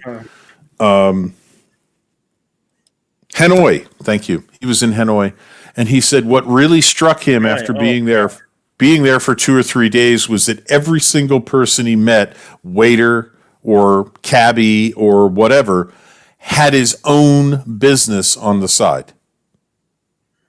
It might not have been big. It might have been very small. It might have been run out of his apartment. But he said everybody I met was collecting a paycheck but had their own business on the side. Everyone here is an entrepreneur. And I'm like, that tells you right there that communist economics, Marxist economics are not operating in Vietnam anymore. Now, doesn't mean it's a pleasant system to live under, because it isn't. But it's better to live under than Cuba is. Cuba, he went to, and he said, I felt like I was in a prison every moment I was in the country.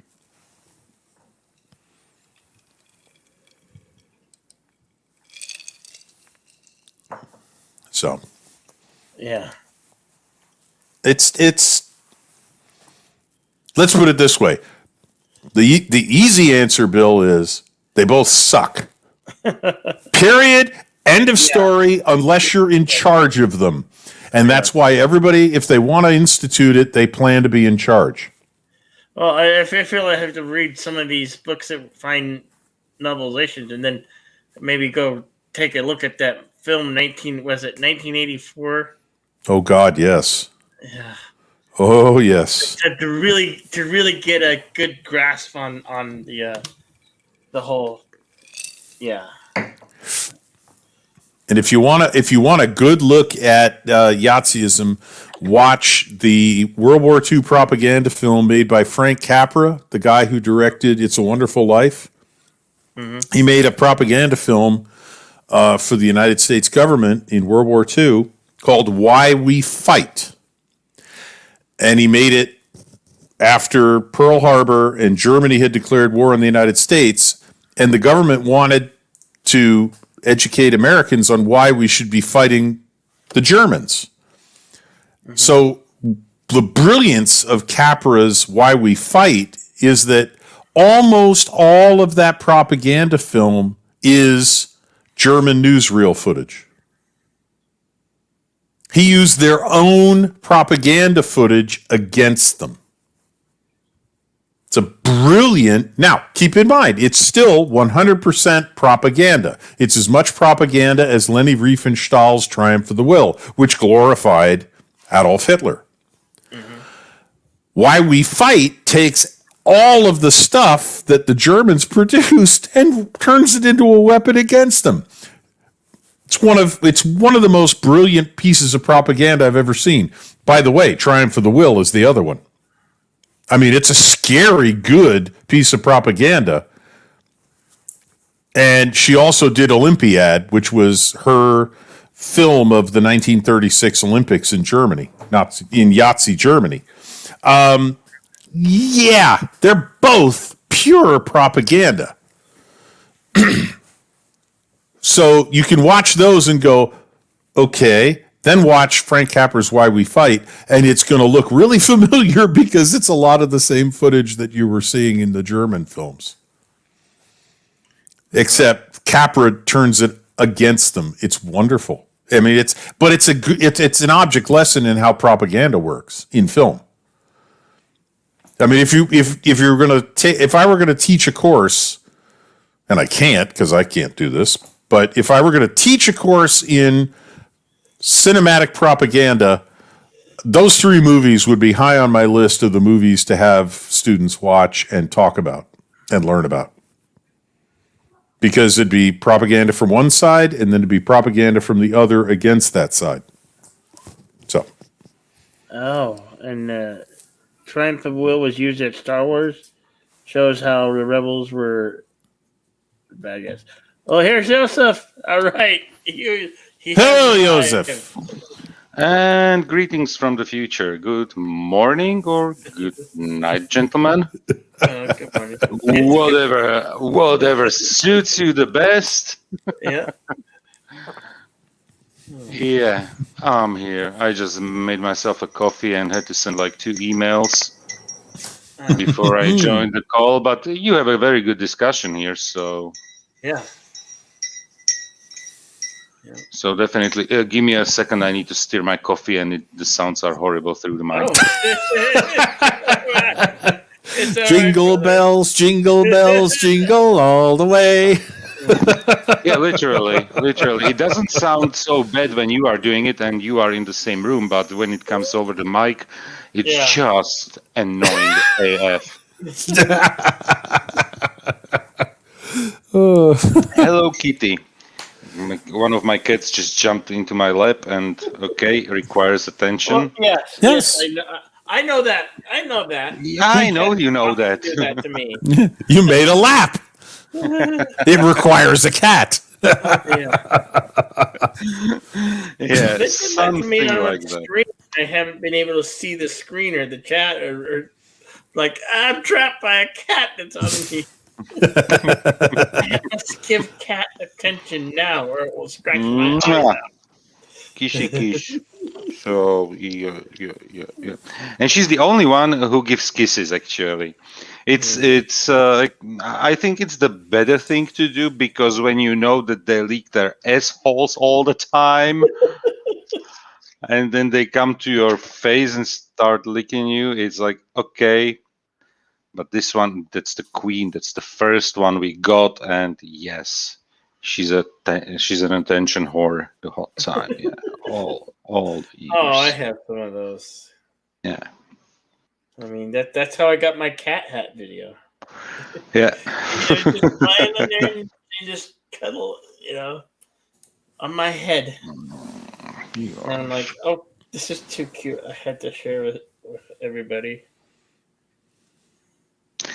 The only thing is that they have their claws and they are sharp.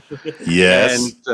And something like I know that in the United States some people do declaw their cats, but this is something that I would never do because I find it horrible. Yeah, no. That's not declawing. That's amputation. That's literally an amputation, which is something that I would never do to a cat. And the thing is, I'm not. They have like scratch posts around the house, so that's okay. And they are scratching stuff outside, like like bushes, trees, and everything. So that's completely fine. But since I'm letting them out all the time, so they can roam around the neighborhood in the gardens and everything. I don't clip their nails because they need to be, if there was something like a dog or something, they need to be able to run away. And, when they jump up, they basically use the claws as hooks. So they are so sharp, literally skin piercing if they, and when a cat gets her scratches and everything, yep, they like to put out the claws, and it just hurts. Oh yeah, I've pulled claw sheaths out of Mrs. Red Shirt when she got clawed, and I'm like, no, dear, I'm sorry, but I'm gonna have to get the tweezers out. I can't just bandage this. I need to remove part of a claw from you. She's like, what? Like, yeah, that, no. Hang on. I know it hurts, but give me a minute. Yeah, we trim our one of our cats, we trim his nails. The other one, you will need a transfusion. If you try and trim his nails, he needs to go to a vet and be anesthetized or be intimidated by the strange surroundings to have his nails clipped, because they told us, well, you can hold him down on a slippery surface like your kitchen counter. I'm like, oh yeah, I can see blood, bandages, antiseptic spray in my future, because I am not James Harriet. I cannot wrap a cat. And the only way I'm going to get Gimli to submit to having his claws clipped is if I can wrap him in a big beach towel and pull one leg out at a time, and I don't see that happening. I'll just drive him to the damn vet. You know what? Even the grip behind the neck doesn't work. No, it doesn't. He just turns the motor on. I'll have him by the scruff of the neck, halfway in the air, and he'll be clawing everything in sight. Mm-hmm. Yeah, no. So we've tried. I've tried everything I can think of. I'm like, no, we'll just stuff him in a carrier, put him in the car, and drive him to the vet. It's only 40 minutes away, no problem. 40 minutes away. Oh man. Well, I live 30 minutes from everywhere. I'm centrally located. I'm next to nothing. Next to nothing. Okay. Yeah, I'm right in the middle of everything, a half an hour or more away. Yeah, I'm literally like 10 minutes of a slow-paced walk from the center of the village. So basically, and the testing, what they did to me, they have a testing area in the town hall here. Mm-hmm. Is it called town hall? Yeah, probably. Yeah. Yes. And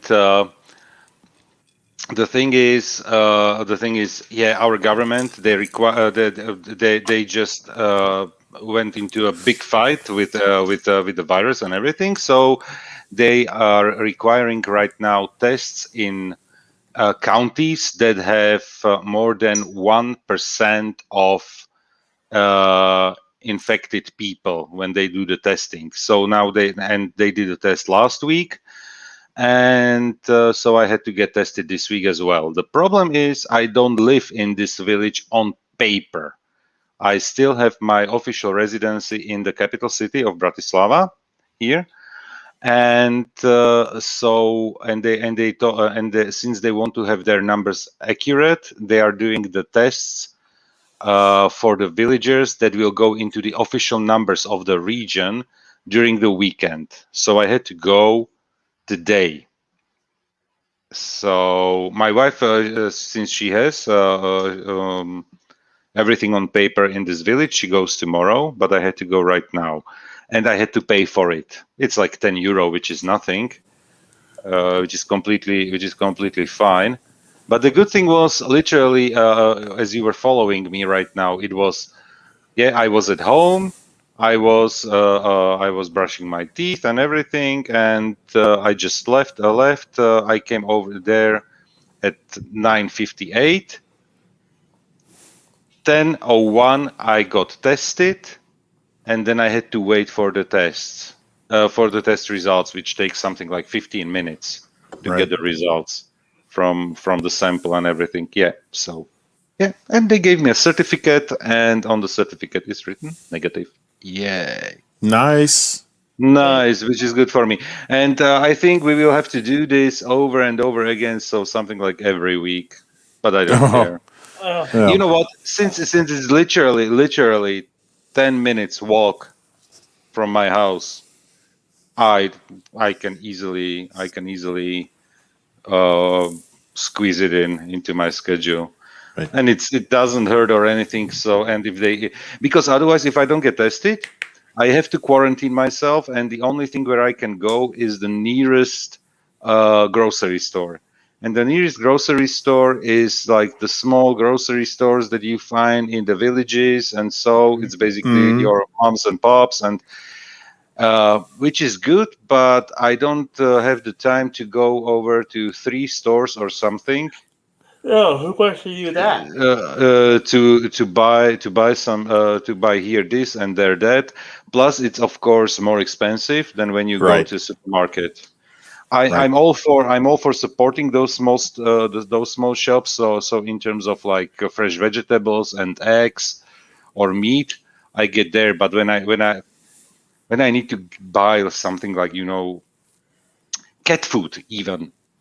Right. They don't sell here in the village the cat food that I want for my animals. So yeah.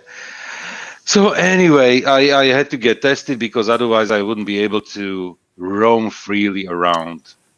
And I couldn't even go for a walk. Just imagine, I couldn't even go for a walk if I didn't get tested because I would have to be quarantined at home, despite I'm completely okay. Because the only social contact that I have is either on YouTube or when I go literally for grocery shopping. Yeah, that's like my social life. Yeah, me. But anyway, the topics, guys, you were talking about, like the books and everything, Gilles Verne and everything. As you said, he was paid by the word, how he describes everything. You know what? That's actually so exact, and this is one of the reasons why Jules Verne is not so popular more today, because the kids are not able to read all those lengthy descriptions. But Stephen King does the same thing. He describes everything in excess, but then what I like with those descriptions, despite they go like over 2-3 pages about I don't know, a small field, yeah, and you learn about every single weed growing there, or it pays off somewhere later in the book, and you have it in your mind, in your imagination, exactly what you, Bill, said, that you can imagine everything. Yeah. So, and Jules Verne was the basically my entry into sci-fi, and yeah, basically sci-fi. I'm not the biggest fan of fantasy. I read Lord of the Rings and Hobbit. I read some Pratchett, Terry Pratchett's books. His works. That is all good and fun. But Jules Verne, oh man, I think I have the whole collection. That's you know what? That's not even his best book. That's not even his best book. Center of the Earth. That's a good one. And the problem is, I need to Google. I need to find the English title of my favorite book of his,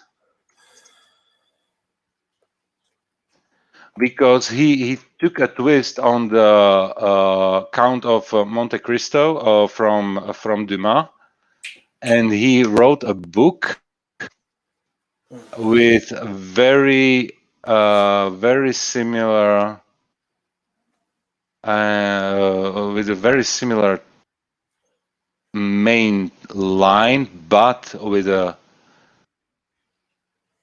twist. And okay, it's called Matthias Sandorf, or the Monte Cristo of Voyages Extraordinaire, the Extraordinary Voyages series. So, and that's my favorite book of his.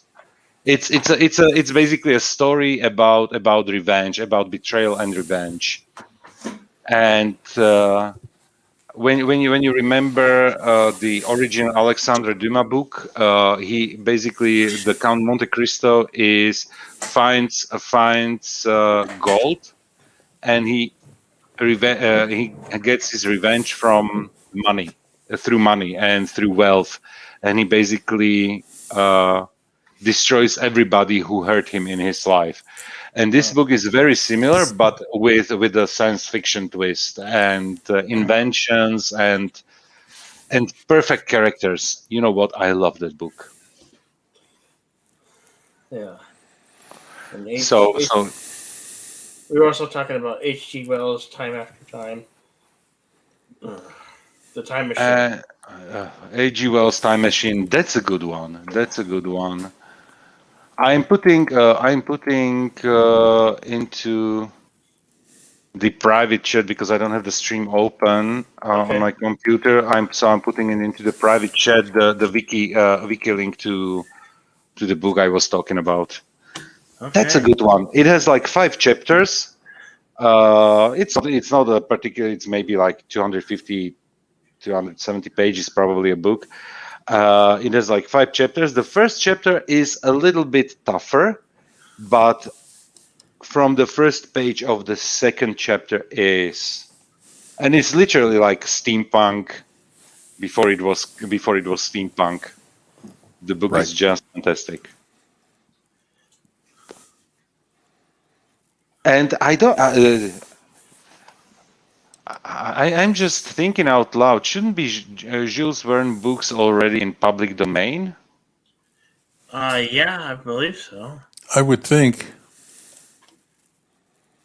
If there is not something like an estate or something, because it was published for the first time in 1885, and it's so good,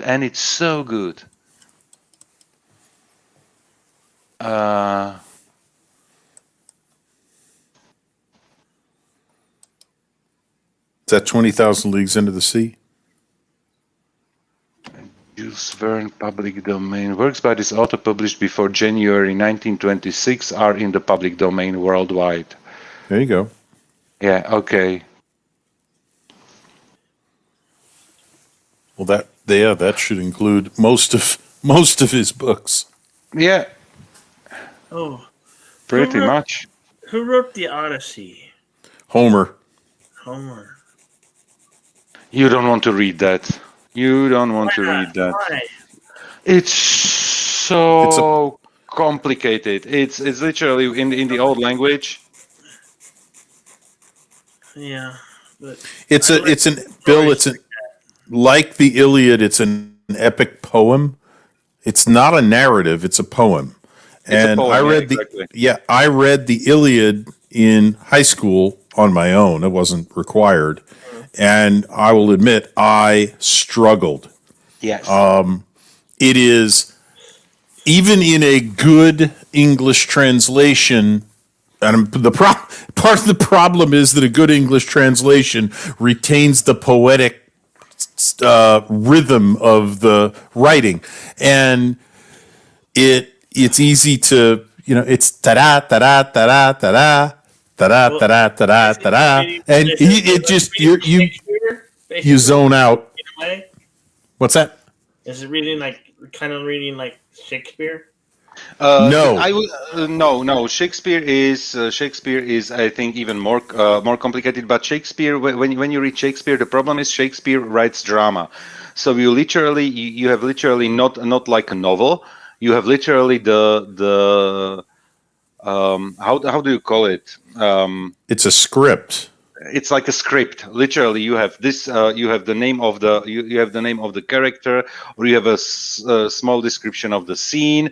You have the name of the character, and then basically the dialogue or monologue and stage directions. And stage directions, yeah, exactly. Yeah, like exit, stage right. Okay, he left. And my problem with Shakespeare is I don't speak the language he wrote in. I don't recognize it as English. I think if Shakespeare is one of those guys who really invented so much of the English vocabulary. He did. And because he created his own words and everything. So yeah. And the number of expressions from Shakespeare that are in common use today is staggering. I saw an impromptu list one time and went, "Those are all from Shakespeare." Wow. Good morning. There's like 50 common phrases. Yes. That you would use, and they're like right off the bat. 50. It's like I've used most of those. I still can't read Shakespeare.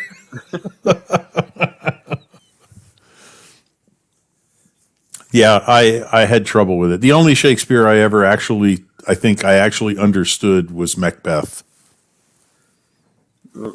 And Ron Deletion wants to say Lord of the World by Robert Hugh Benson?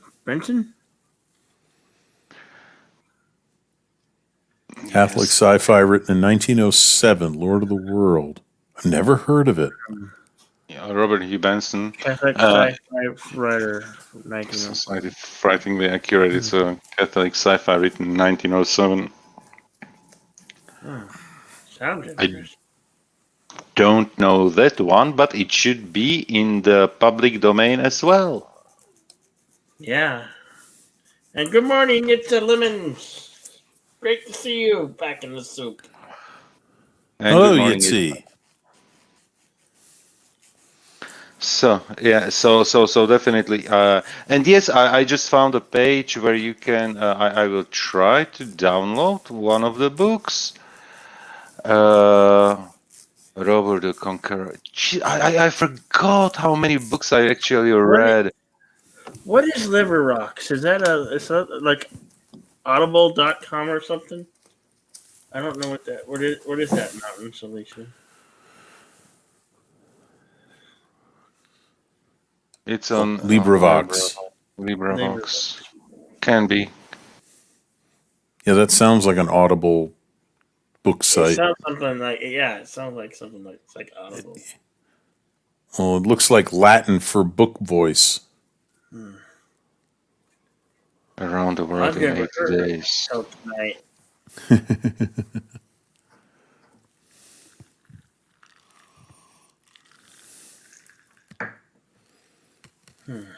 I love Michael Palin's travelogue mini series Around the World in 80 Days. He actually set out to do it. He decided he would travel around the world. He would attempt to do it in 80 days, and he would never use an aerial form of transport. So he booked passage on cargo ships, got a cabin, or he took a train, or had a car drive him. And he went with a team, went with a crew that he named Passepartout.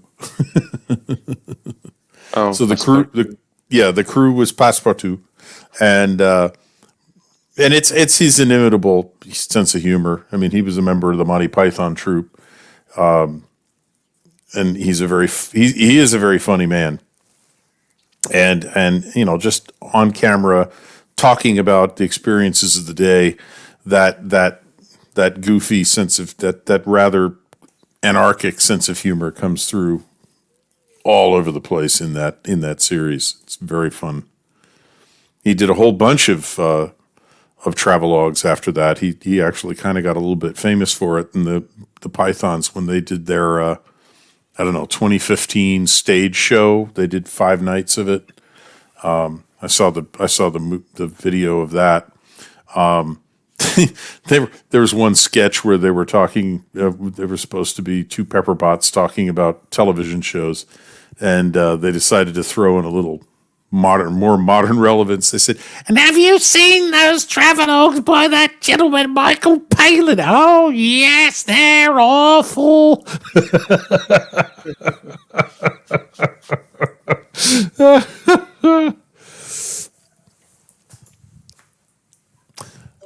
I'm sorry. I'm dying to circle back, Joseph, to Chernobyl. Oh, okay. I completely forgot about it. We're going to remind you because we've been on the tip of our. Yeah. Yeah. You know what? It was so funny at the time because I can tell you we didn't hear about it like immediately. We heard about it like 2 days later. Yeah. Of course, people knew about it because there was people were listening to radio stations that were basically forbidden here. They were streaming from either the Voice of America was one of them, and the second station was called Free Europe. I'm just loosely translating the names of the radio stations. They were broadcasted on AM radio because FM was obviously shortwaves, so the signal wouldn't go through the borders. And I remember how, let's say, my father's parents were listening to the radio. Just imagine, we were small kids, and we were listening to the radio on probably volume set to 2 or 3, really quiet, in a dark room, so that nobody could. And it was it was a house. It wasn't even a flat or something. It was just a house in a small town, and everybody was so paranoid about it, just because we were listening to the news from the West, from outside.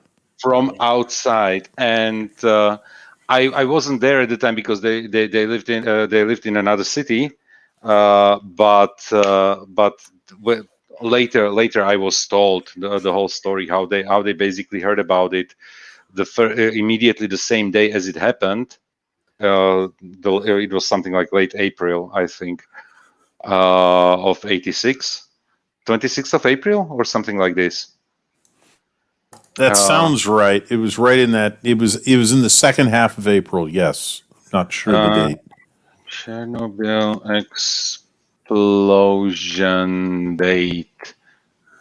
April 26, 1986. You see? Yep. Okay, I remembered it well. So no, simply because we were at the time we were celebrating the 1st of May as a big holiday. May Day, yes. Yeah, the May Day, and there were basically people were walking in the streets with banners celebrating the whole communist regime and the workers' class and all that bullshit, and everybody had to go. It was literally mandatory. Yep. If you were not there, your employer could easily cut your salary just because you didn't attend those marches. So right. it was crazy. It was crazy. What you see on TV from like right now from North Korea or when the Russians still do it, like the military parade and people walking, people marching the streets, celebrating everything. That was pretty much every single year the same shit. And we had to do it even on May of on the 1st of May in 86. So, but when you look at the map, Slovakia or Czechoslovakia at the time wasn't hit with the radioactivity that hard, because it literally due to weather conditions, it went from Ukraine up north, and it basically went through the whole Nordic countries in Europe, and then it came back down over to Germany, and Austria was partially hit, but it somehow magically missed us. There was still like heightened radiation and everything. Yep. but it wasn't like disastrous in terms of radioactivity. But I can tell you that I was stung by a bee in May of 1986, either a bee or a wasp, I don't remember right now, because we were working in a garden, because we had outside of the city there's like a huge zone where you have basically like small gardens, literally. People could buy it and go there for the weekend, and you had basically your own garden where you could grow your vegetables and everything. My mother still owns it, and she actually even bought the neighbor's property, and they have now. You could even build a small house in there, but it's not still considered a housing area. Is it called housing area or? Yeah. So basically, it's still considered residential area. Yes, it's still not considered residential area, despite people already like it's officially not allowed, but few people even build like houses there. They call it like weekend house or like a cabin, but some of the cabins I would have to put in quotes, because some of the houses are as big as mine. So, yeah, the United States has had a few places where they had cabins or beach houses. You can go to Newport, Rhode Island, and visit and tour the beach houses of the rich people from New York City, and the Vanderbilt's beach house. Yeah, the Queen of England would feel right at home. Yes, understand. Yeah. Okay, it's not like that, because it's the dacha. It's the Russian for the Russians. It's dachas. Dachas, yeah, exactly. It's the vacation place, and you have a garden, and you grow some vegetables, and you if you're lucky, you're on a lake, and you have a sauna. You have the sauna in the wintertime. You cut a hole in the ice in the lake, and you go in the sauna. You jump in the lake. You go back in the sauna before you freeze to death. Yes, you know what? That's so cool. Actually, I like to do that. I have actually been in a sauna in the wintertime in Vermont, and went outside when the temperature was 0 degrees Fahrenheit. Mm-hmm. And 0 degrees Fahrenheit. You come out of 120 degrees sauna, and you're not wearing any clothes. You just walk outside, and go, and you're steaming. Everybody around me has just got steam coming off of them. And my wife decided she wanted to make a snow angel. I said, "It's 0 degrees, sweetheart. You may not want to." And before I could do it, she did a Fallsbury flop, like a high dive, like a Olympic high diver. She went over the snow berm of the walkway to the sauna, 3 feet high, does a backflop over that, and lands in the snow beyond it. Now, of course, this is powdery snow. I would ski in this. Mm-hmm. It was almost 2 feet deep. She disappeared. With a little, it was a cartoon. A little flurry of snow popped up above her and settled slowly. And I just waited for the explosion because I knew it was coming. Because she went over the top of this and went straight to the ground. Whomp! The snow didn't cushion her. It was light and fluffy, dry snow. She comes and erupts out of the snow, jumps back onto the trail. She's covered in snow. Yes. I said, "Get in the sauna." She runs into the sauna, and she stands there, and it's melting. You know what? It is actually pretty much the thing that you should do. You go to a sauna where it is boiling hot. Yeah. And you stay there like for between 7 to, I usually do like 15 minutes, but I'm used to do it 15 to, usually my first go into to the sauna is 20 plus minutes, 20 to 25 minutes. this is how I love the heat. Just to put into perspective, yeah. And then you go out, and the sauna that I'm going to, or I used to go to before the lockdown and everything, because those were the first things that were closed, and they are going to be the last things to open. I basically jumped into a pool with cold water. I rinsed myself first from all the sweat and everything, and then I jumped into a pool for like. You don't need to be there for long. Some people go there and they stay there like for 1 or 2 minutes. It's not necessary. Literally, you go there for a few seconds, literally like 10, 15 seconds, just because what happens, all your, what is it called? Not veins, but pores and arteries and the small, what are called the small arteries and veins? Oh, capillaries. Capillaries. Your capillaries basically shrink and everything. Yep. And it helps your immunity system, and it helps your circulation. Obviously, if you are a person with circulatory problems, you don't do that. No, you don't do that. By the way, Bill, this is what you do when you walk out of your house or apartment in Arizona in July. Yeah. You're walking into a sauna, except it's drier. I mean, it's the sauna when they don't pour water on the rocks. When it's pure dry heat, that's Arizona in the summertime. So it's like walk out, take a 5-minute walk to a swimming pool, and jump in the swimming pool. Thanks for your Mountains of Elysium. Thank you so much for being here. Oh, take care, Mountains of Elysium. Have a good evening. Cool. He linked the cool. Thank you. Yeah, the LibreVox. Yeah. You're I'll welcome check it out. Mountains of Elysium. Absolutely. Yeah, sauna's interesting. I have a little bit of experience with it. It's actually very cool, Bill. In the wintertime.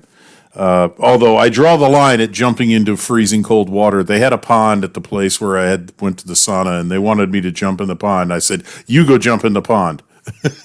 I'll stay here. I'll stay here and watch. In fact, I'll go back and I'll get my camera, my phone, and I'll take pictures."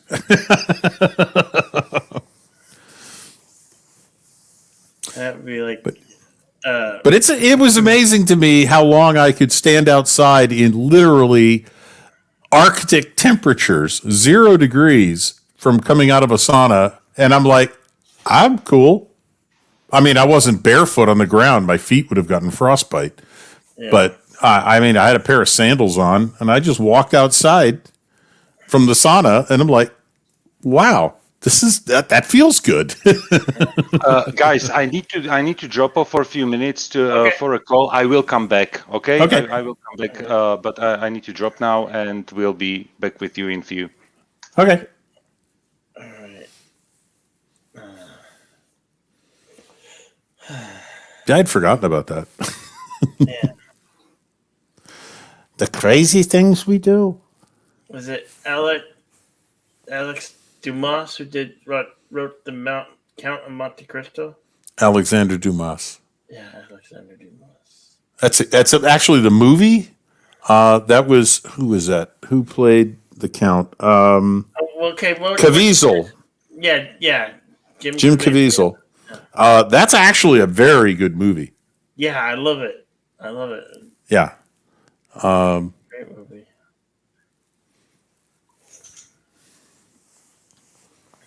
Link coming up, JP's. Oh, yeah.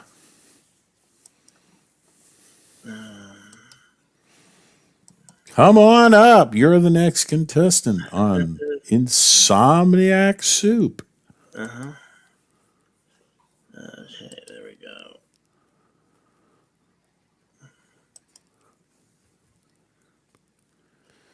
I'm just waiting for my...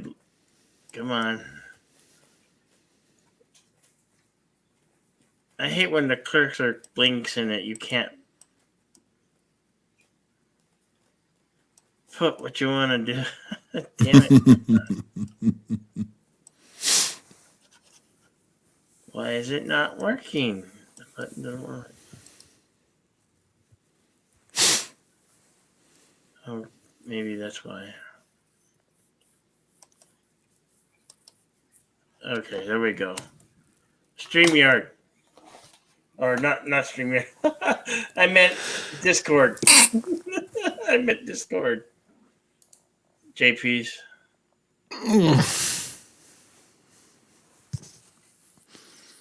I didn't get to the mute button fast enough.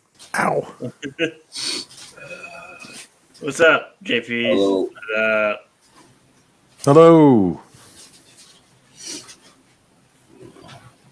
How are things this evening, this morning? Okay. Okay. Wonderful. I just got up. Just got up? Yeah, I ate supper about 3 hours ago, and it put me into a food coma, and I went to sleep. Oh.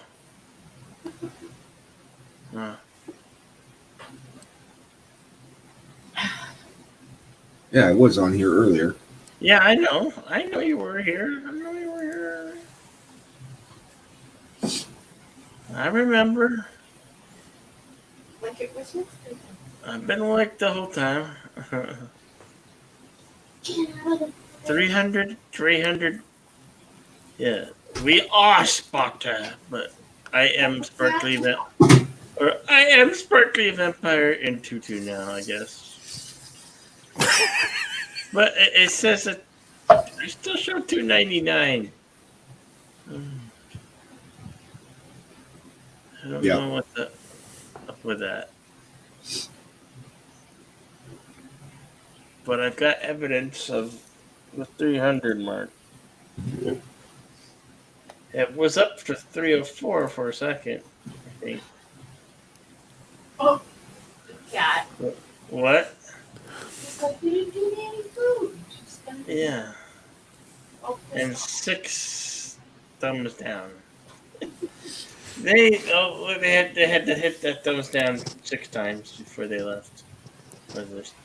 Those silently lurking. Oh well.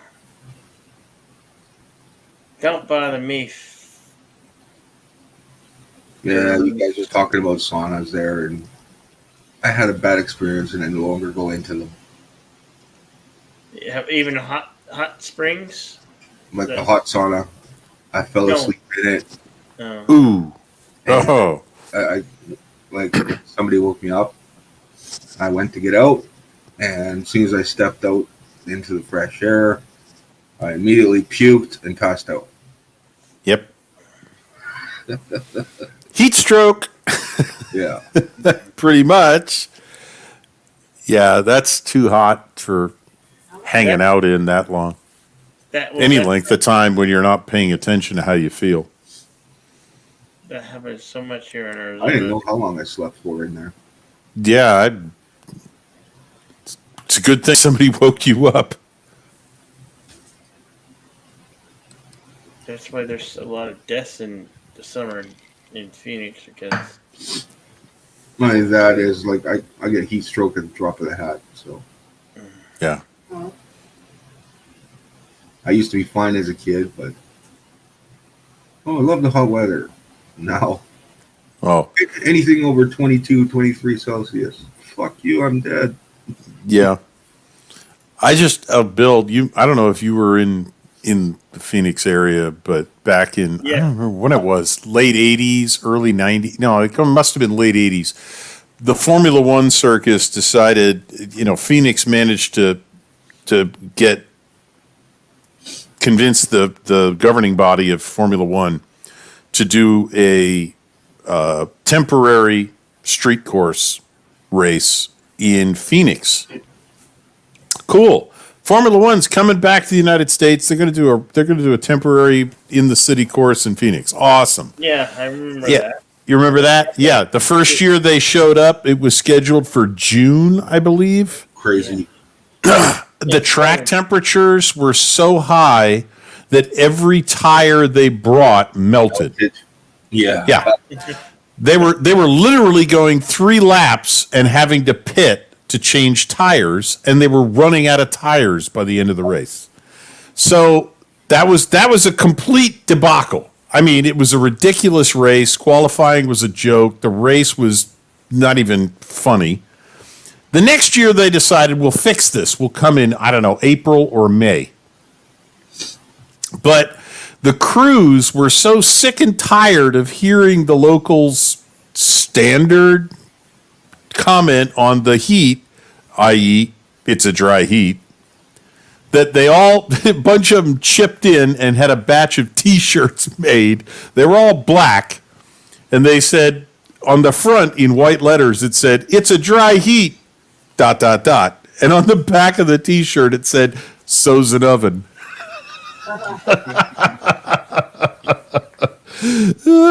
And it didn't go very much better in May or whatever it was, so they gave up on having a Formula One race in Phoenix. They should have had it in, like November. Then it might have worked. Tires lasting only 3 laps. Holy shit! It wasn't much more than that. I mean, it was ridiculous. It was almost as bad as the U.S. Grand Prix at Indianapolis at the Indy 500, and then there was a tire war going on, and I think it was Bridgestone and Michelin. Bridgestone had actually made tires for Indy, so their tires would work on the road surface, which was very, very rough, but it was shredding the Michelins, and all of the teams that were running Michelin tires were literally having their drivers smack the wall in one corner coming out onto the straightaway in a big sweeping road course turn, and they couldn't control the car. The car would break loose, it would bang into the wall. And so they were like losing cars, and they were running out of spares and whatnot and trying to repair them. And finally, when the race started, all of the teams that were on Michelin tires refused to start the race. So there were only like 5 teams that started. There were like 10 cars. That was the whole grid. And they ran the race. And it was the most ridiculous, as one YouTuber put it in his video, this was the worst Formula One race in history. And it was. And it was all about a tire war and a racetrack that the tires didn't work on. And oh my God, what a debacle that was. And they never went back to Indy. The Formula One never went back there. So I wish they'd go back to Watkins Glen. I'd wish they'd upgrade Watkins Glen so that they can get certified as a Formula One track again, because it's a beautiful track. No, it's a great track. Watkins Glen is good for one thing. NASCAR. It was the U.S. Grand Prix for years. Yeah. No, NASCAR is all that matters.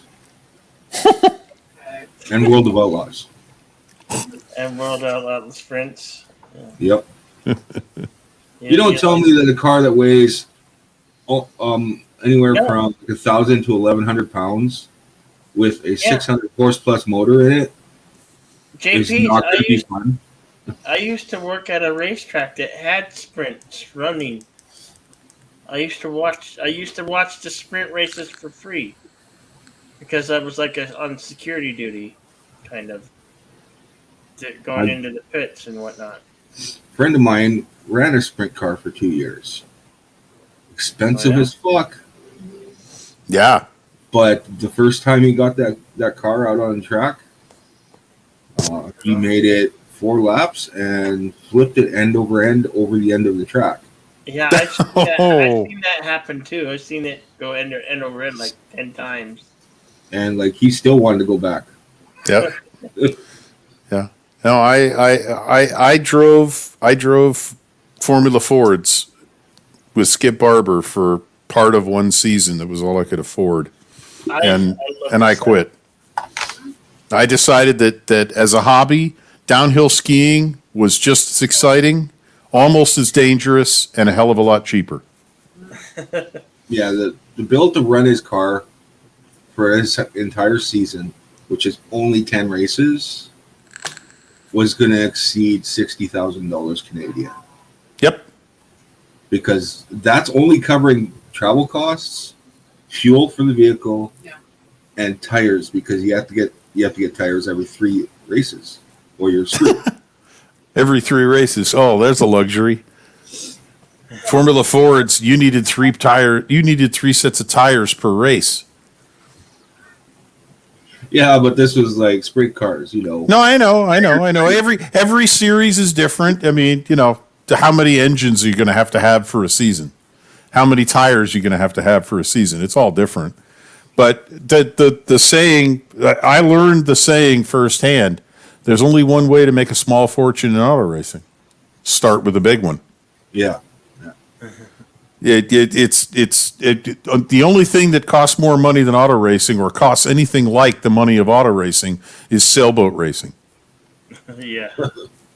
And Dennis Conner, who was probably the most famous American yachtsman who competed in the America's Cup, once described ocean sailboat racing, and he said it's really simple.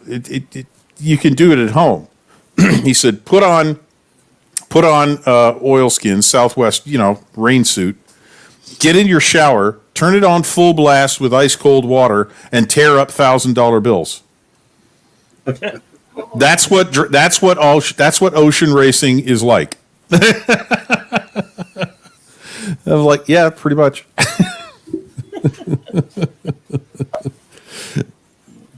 So yeah, I just came to the realization very early on that, one, I couldn't afford to make a mistake because I couldn't afford the accident. And if I didn't make mistakes, I wouldn't get good. And if I didn't get good, there was no point in racing, because you're not there to finish last, you're there to finish first. Yeah. So I went, you know what? I can't actually afford to learn to be a race car driver. So I have 2 trophies from autocross in my bookshelf behind me, and they were what suckered me into this whole game. And I'll just keep those trophies. I'm very proud of those 2.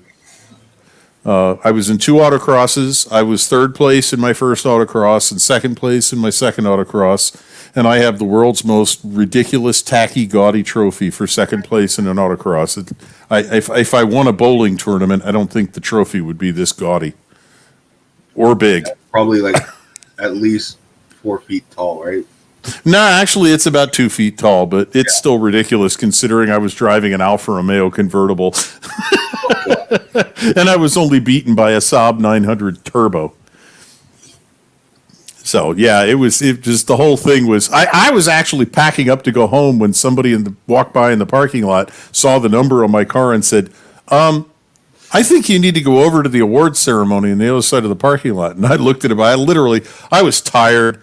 I had just taken all 4 racing tires and wheels off my car and stuffed them in various parts of the Alfa, and put the regular street wheels and tires on it. So I am not in the mood to be heckled by anybody at this point. And I just looked at him and went, "Why?"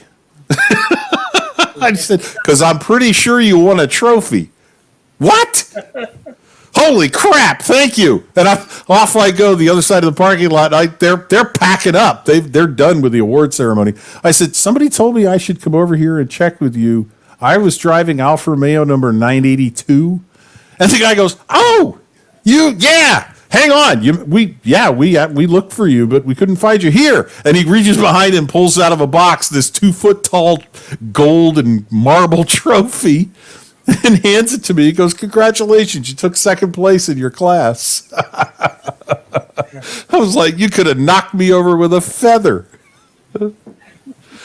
Yeah, my buddy, that before he started the sprint car racing, he was doing modifieds. Yeah. And he ran that for 2 seasons. The first season, he was rookie. There was 20 races in the season. He won or came in 2nd in 17 of them. Wow. In a class of 30. So needless to say, he got the bug really quick. And then he got like 3 DNFs, punched out the owner of the track once. Oh, damn. Oh my God. Yes, I am. And yeah, so even with the 3 DNFs and punching out the owner, he still took like 14 wins. And needless to say, after that, he wasn't allowed back to that track. And it was the only track that's like in the area. So he came back with a vengeance with sprint cars.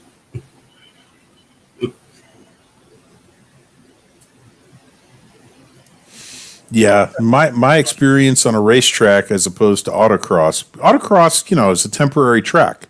It exists only for that race. Yeah. And it's traffic cones. Yeah. And you drive around traffic cones. You drive a course between traffic cones in a parking lot. Usually, in one case, it was at Thompson Motor Speedway, so we had part of the oval and part of the infield. And if you touch a cone and move it, it's a 1 second penalty, which in an autocross is like going a lap down. Yeah. And if you go the wrong side of one cone, you're disqualified for that lap. It's not recorded. So it places a premium on don't screw up. Now that I was good at because, anytime I drove, I didn't want to touch anything because I had to drive my race car home. Oh, yeah. So even the tires scared me, never mind the Armco. And so, in an autocross, you get to walk the track. You don't get to drive it until you're timed. And you get 2, maybe 3 laps, and then they take your best time. On a racetrack, you have to drive lap after lap after lap and make, course notes and pace notes. You make a note of everything about every corner, where you brake, where you turn in, where you apex, where you exit. All of that nonsense. And you need landmarks for this. And my very first race, I was at the back of the pack because I'd never raced before. And we tore off at Bridgehampton, which is no longer a racetrack. It's now a golf course and condos in Long Island. And we tore off down the main straightaway, went under the bridge, downhill through the first 2 turns, down around turn 3. I'm staying right with the last car. I'm at the back of the pack, and I am staying with everybody else. This is great. This is where I did my school. And we come up through the turns 3, then 4 onto the back straight. The back straight isn't. It curves to the left, and it goes over the crest of a hill and down. And I come up, and unfortunately, my turn left mark was a mark on the road, not on the side of the track. Well, when I arrived at my turn left mark, there was a car on it, the one in front of me. And I never saw it. So everybody in front of me starts turning left, and the whole train goes to the left. And I haven't figured this out yet. And I'm in flat out in 3rd gear, getting ready to shift into 4th. And I'm at about 70 miles an hour. And all of a sudden I realize, oh, wait a minute, I should have turned left. I went off the track. I slammed on the brakes. The track's going to the left. I'm like, I can't turn left and brake at the same time in this car. It doesn't have ABS. And I was like, I can turn or I can keep braking. I'm going to keep braking because whatever I hit, I'll hit slower. I went 4 off the outside of the back straightaway, for Christ's sake. And if you went 4 off in Skip Barber, you had to go in the pits for a quick inspection of your wheels and tires and wheel bearings and stuff. And so, oh, crap. So this is lap 1, I go off the track. I go around, I pull in the pits, and at this point, my adrenaline has crashed. I have no adrenaline left. Now I have an adrenaline hangover. I get the twitches. I'm literally shaking all over. I'm like, I can't pull out of the pits like this. I'm going to be a menace to myself, small animals, children, anybody around here. I'm like, I'm done. Now, my father was on the back straight taking pictures. So I'm in the pits trying to recover from this. And going, I need more practice. I can't do this in traffic yet. I'm in the pits trying to recover. My dad's in the back straight waiting for me to come around again to take more pictures. Here comes the pack of cars. And nothing. Yeah. I'm not there. And he noticed it. He noticed I'm not there. And he's like, oh my God, what happened to him? So I'm about to get out. I'm out of the car. I'm talking to the mechanic. I'm telling him, nah, just put it away. I'm done for the day. I'll come back another time. And I look over the pit wall at the back through the paddock, and here comes my dad. I've never seen him run before. He's running for the pits to find out if anybody knows what the hell happened to me. I jumped over the back of the pits and ran through the paddock towards him, and I went, I'm waving my hands. I'm doing the whole, the Team America signal, waving my hands over my head. I'm fine. It's me. I'm fine.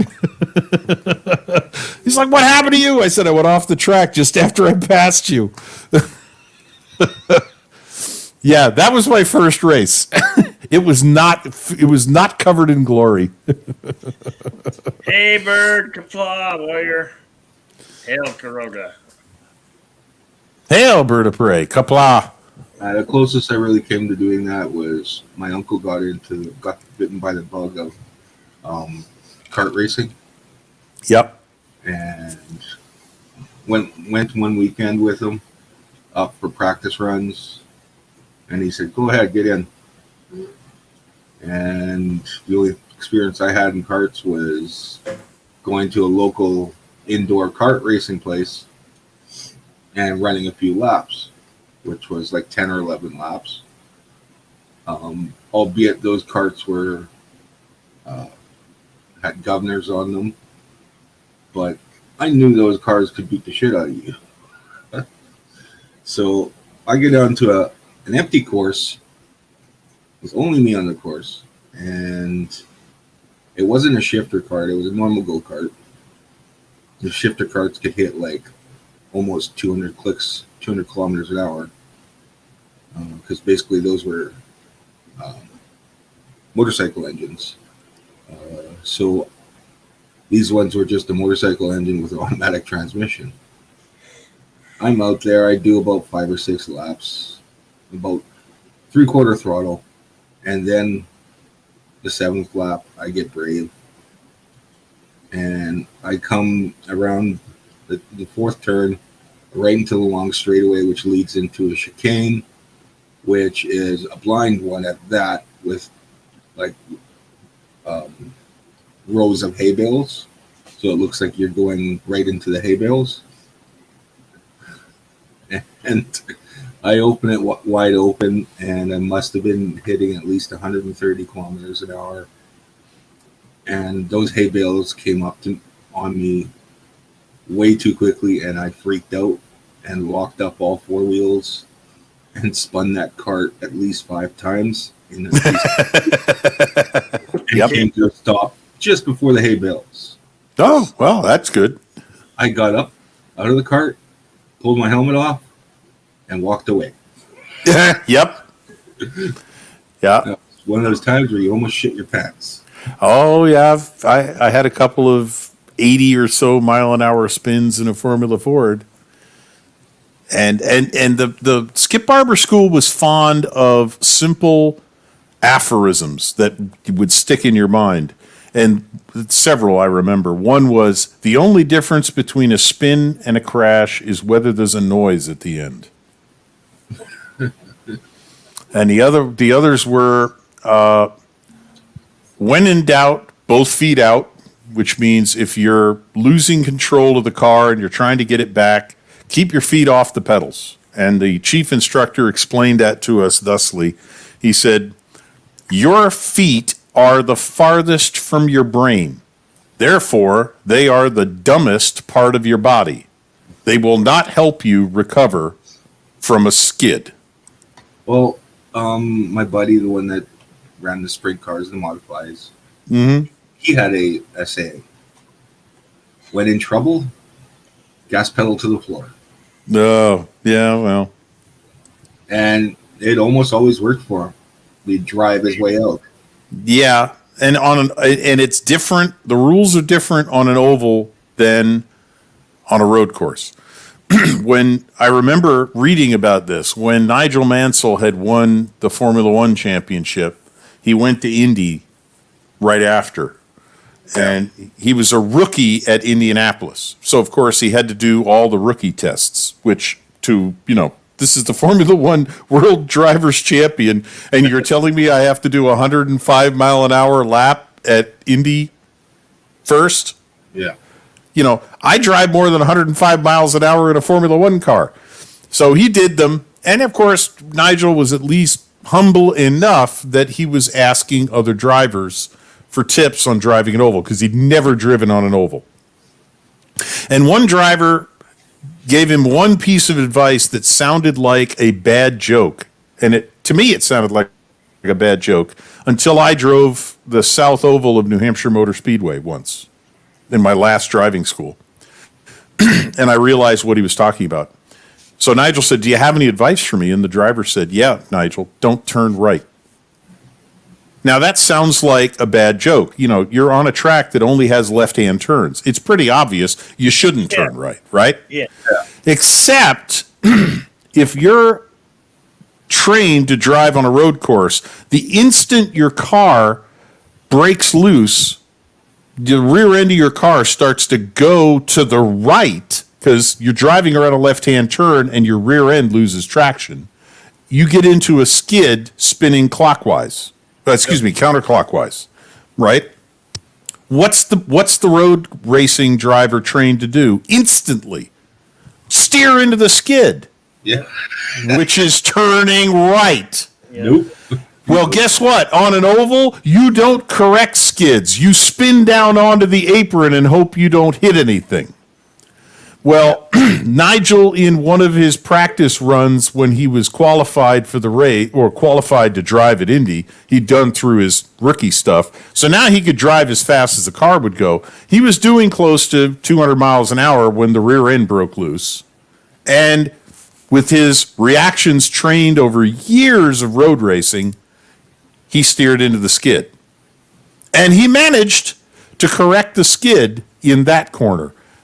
But in the next corner, after the short chute, he went into the wall backwards at about 170 miles an hour. And, rode off the car. And it was lucky he went in backwards because they hadn't fixed the foot boxes yet. If he'd gone in straight on at 180, he probably would have been about 8 inches shorter these days if he was still walking around. But he learned the value of the advice, and it served him well. But yeah, that struck me as funny and sarcastic when I first heard it, and then I realized once I drove at at the oval, because my last driving school they used the road course, and that used the South Oval turn. It didn't use the rest of the oval track. And I'll tell you, going into an oval with concrete wall all the way around it, and you're driving your own car that you have to drive home, and you see the brake markers start to come up.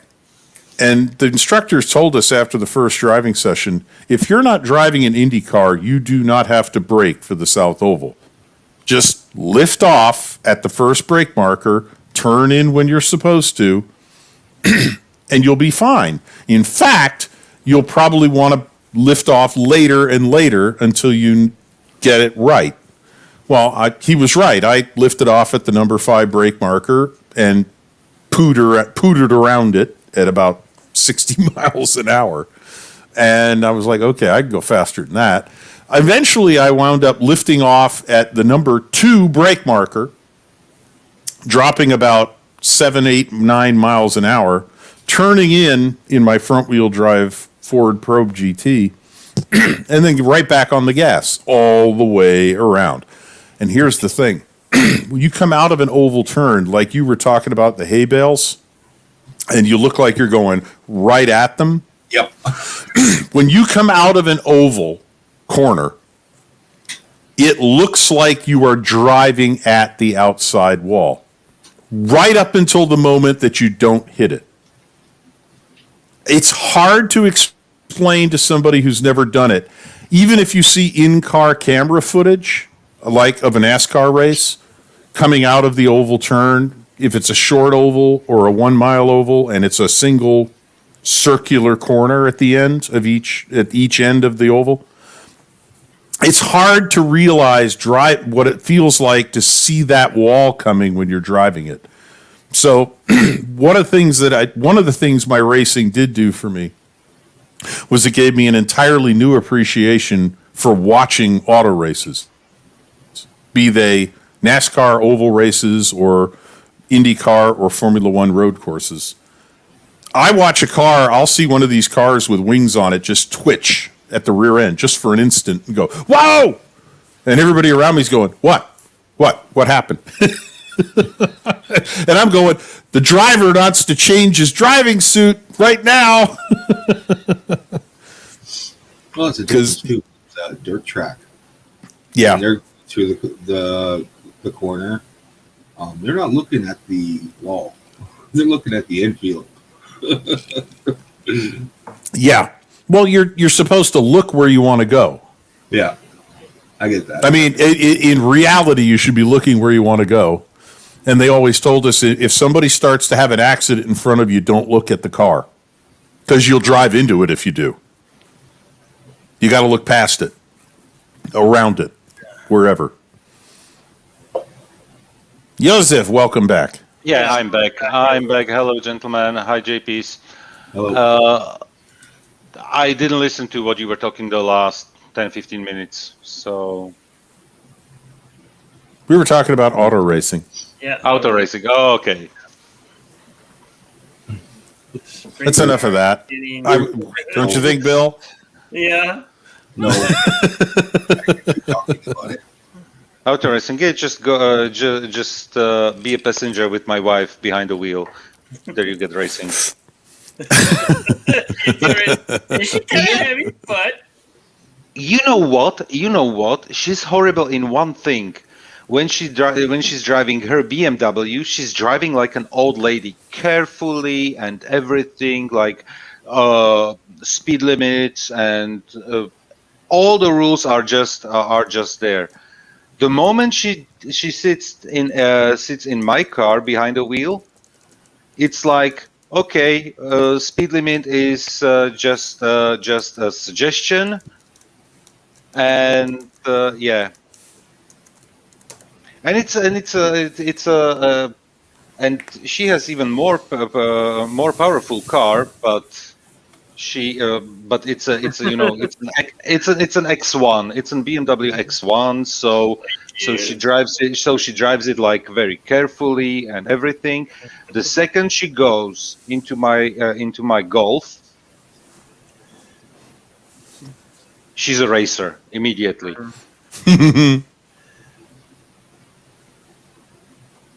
Like speeding tickets, yeah, from time to time, yeah. Hello, Connie. Baby. Connie. Yeah, hello, Eastland Burkholder, and hit 300 now. Well, if you're going up and down, Bird.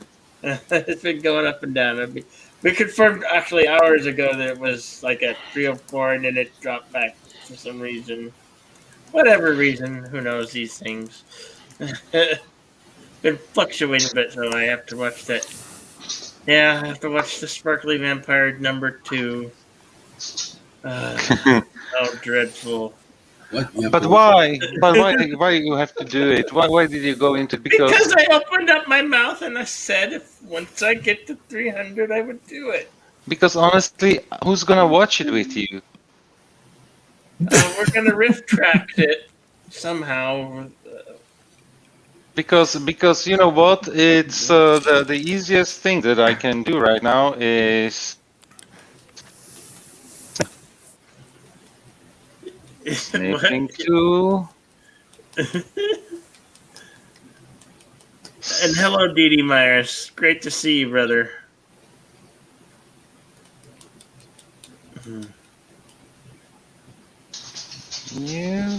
Can we see the Toxic Avenger? Yeah, exactly. No. Or 300. Toxic Avenger's worse. Toxic Avenger is not worse. Yeah, it is. No, the sparkly vampires. No. I would rather watch Toxic Avenger 2,000,000,500 times more than the damn sparkly vampire part 2. No, the Toxic Avenger gave legitimacy to Traumaville, which sucks. All their movies suck. No, they don't. No, they don't. Like, I could write a better script than them. And it's just about time for the morning brew. If anybody wants to go to the morning brew, about to begin. Here's that link for the morning brew. You know where to go to get your daily dose of the morning brew. Because like good soup, gotta have a good follow up by a good morning brew. Class of Nukem High.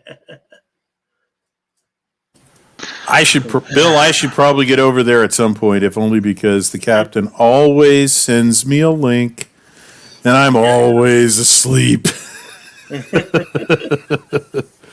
What Well, the hell is it? Friday today? It's Friday now, and I am not working today, so I am on vacation for a day. Good for you. Perfect. Yeah, I've just figured I'm going to be on YouTube tonight, and I am. Yeah. To make sure you get a good 6 to 7 hours sleep before. I will. I'll be asleep until 1 in the afternoon today.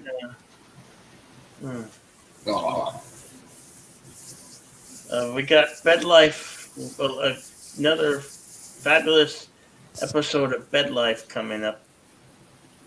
By the way, Bill, just for the fun, check your Insomniac Soup Twitter group. Okay. Twitter messages. Okay. Oh my!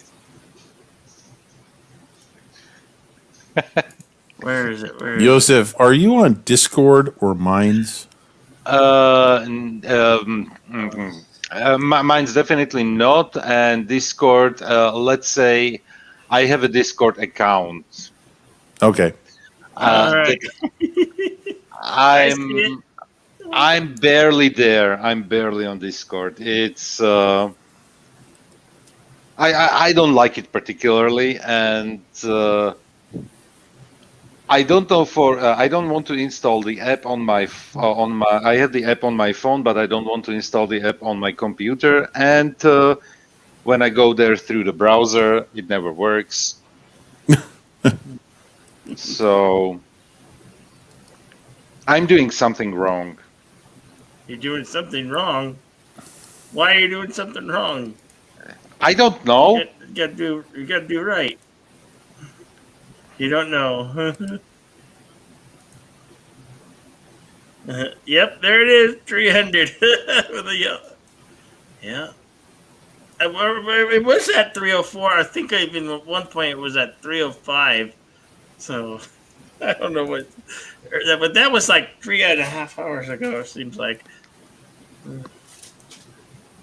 because it was like right in the 32 or yeah. We just have to have the proof, you know. Yeah, I know.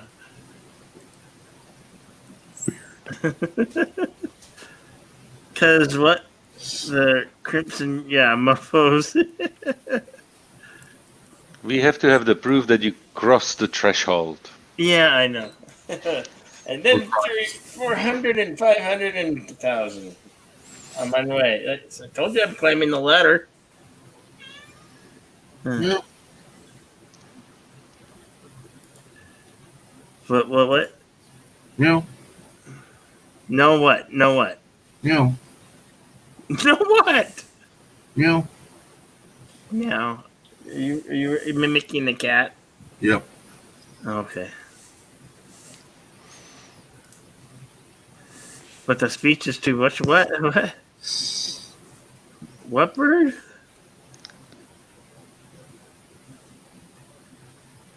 F Discord. Why? Is it too complicated, bird?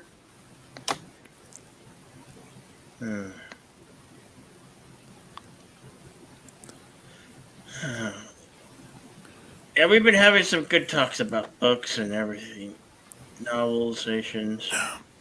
Yeah. Well, Joseph, I'd go ahead, Bill. Sorry. It's been a wonderful soup, and everybody, it's time to get the morning brew on.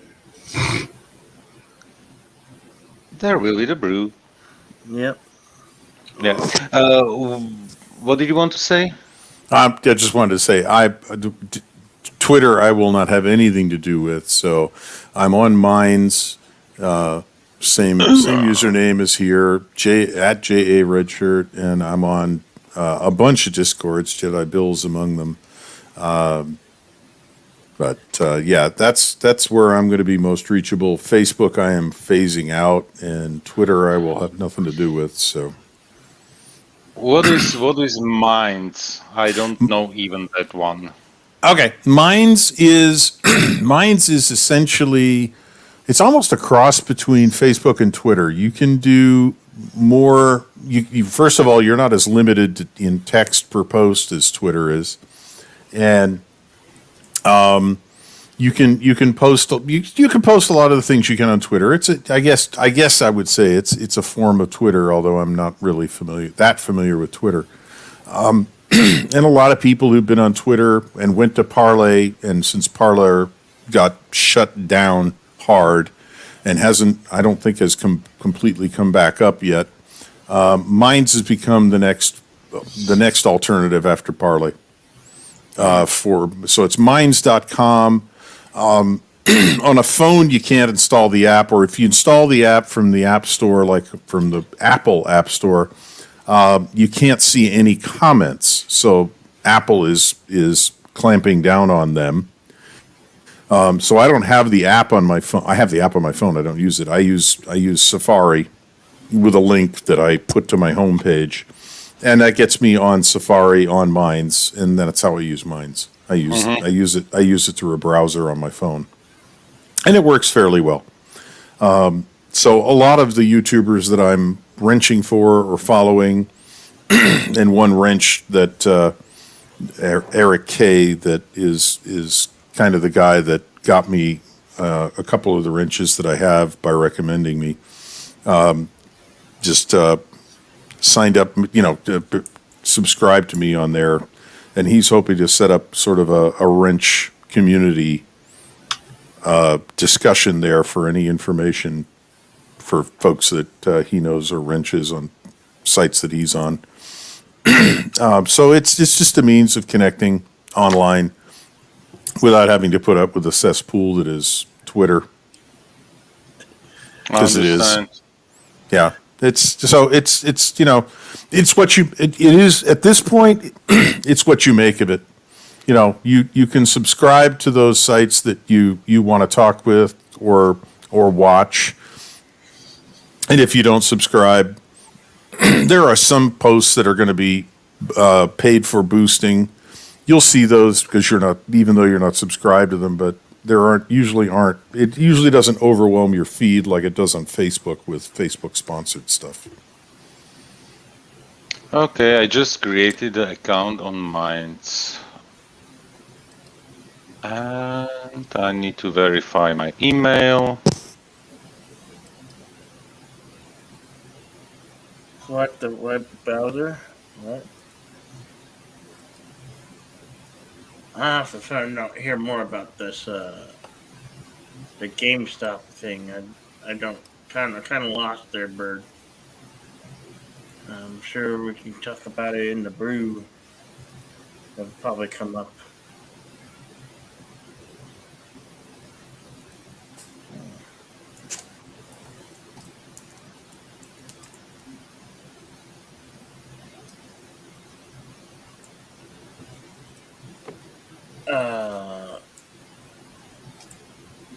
Link Yosef, link us so we can share up to empty pages. Everyone still uses Twitter. Yes, everybody still does use Twitter. Twitter sucks. Someone say Twitter is a cesspool. I say, it's just how you use it, and you could choose to ignore certain things, or you can choose not to ignore certain things. No reason to say it. Twitter. Well, Jedi Bill, Yeah. I'll quote Professor Tom Lehrer on that. Although he wasn't talking about Twitter, he was talking about life. But paraphrasing the professor, Twitter is like a sewer. What you get out of it depends on what you put into it. Yeah, shit in, shit out. Pretty much.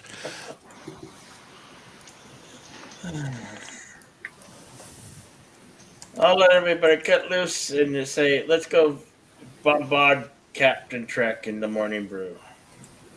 Will do. Has he gone live? She has. Should have by now. We'll go bombard Captain Trek in the Morning Brew. Because it's that time. Let's get the brew on. Thank you, everybody. Thank you, Easton Burkholder. Thank you, Berta Prey Pie. Thank you, JP. Thank you, Joseph, Future Man. Thank you, Justin Rich, so very much for a great evening. It's been a great pleasure, Bill. Thank you. Yeah, definitely. Absolutely. Take care. And 300 and beyond. See you around. Take care, gentlemen. All right. Take care, everybody. Have a good day, everyone. Wait. Just another Richard. What's your mind?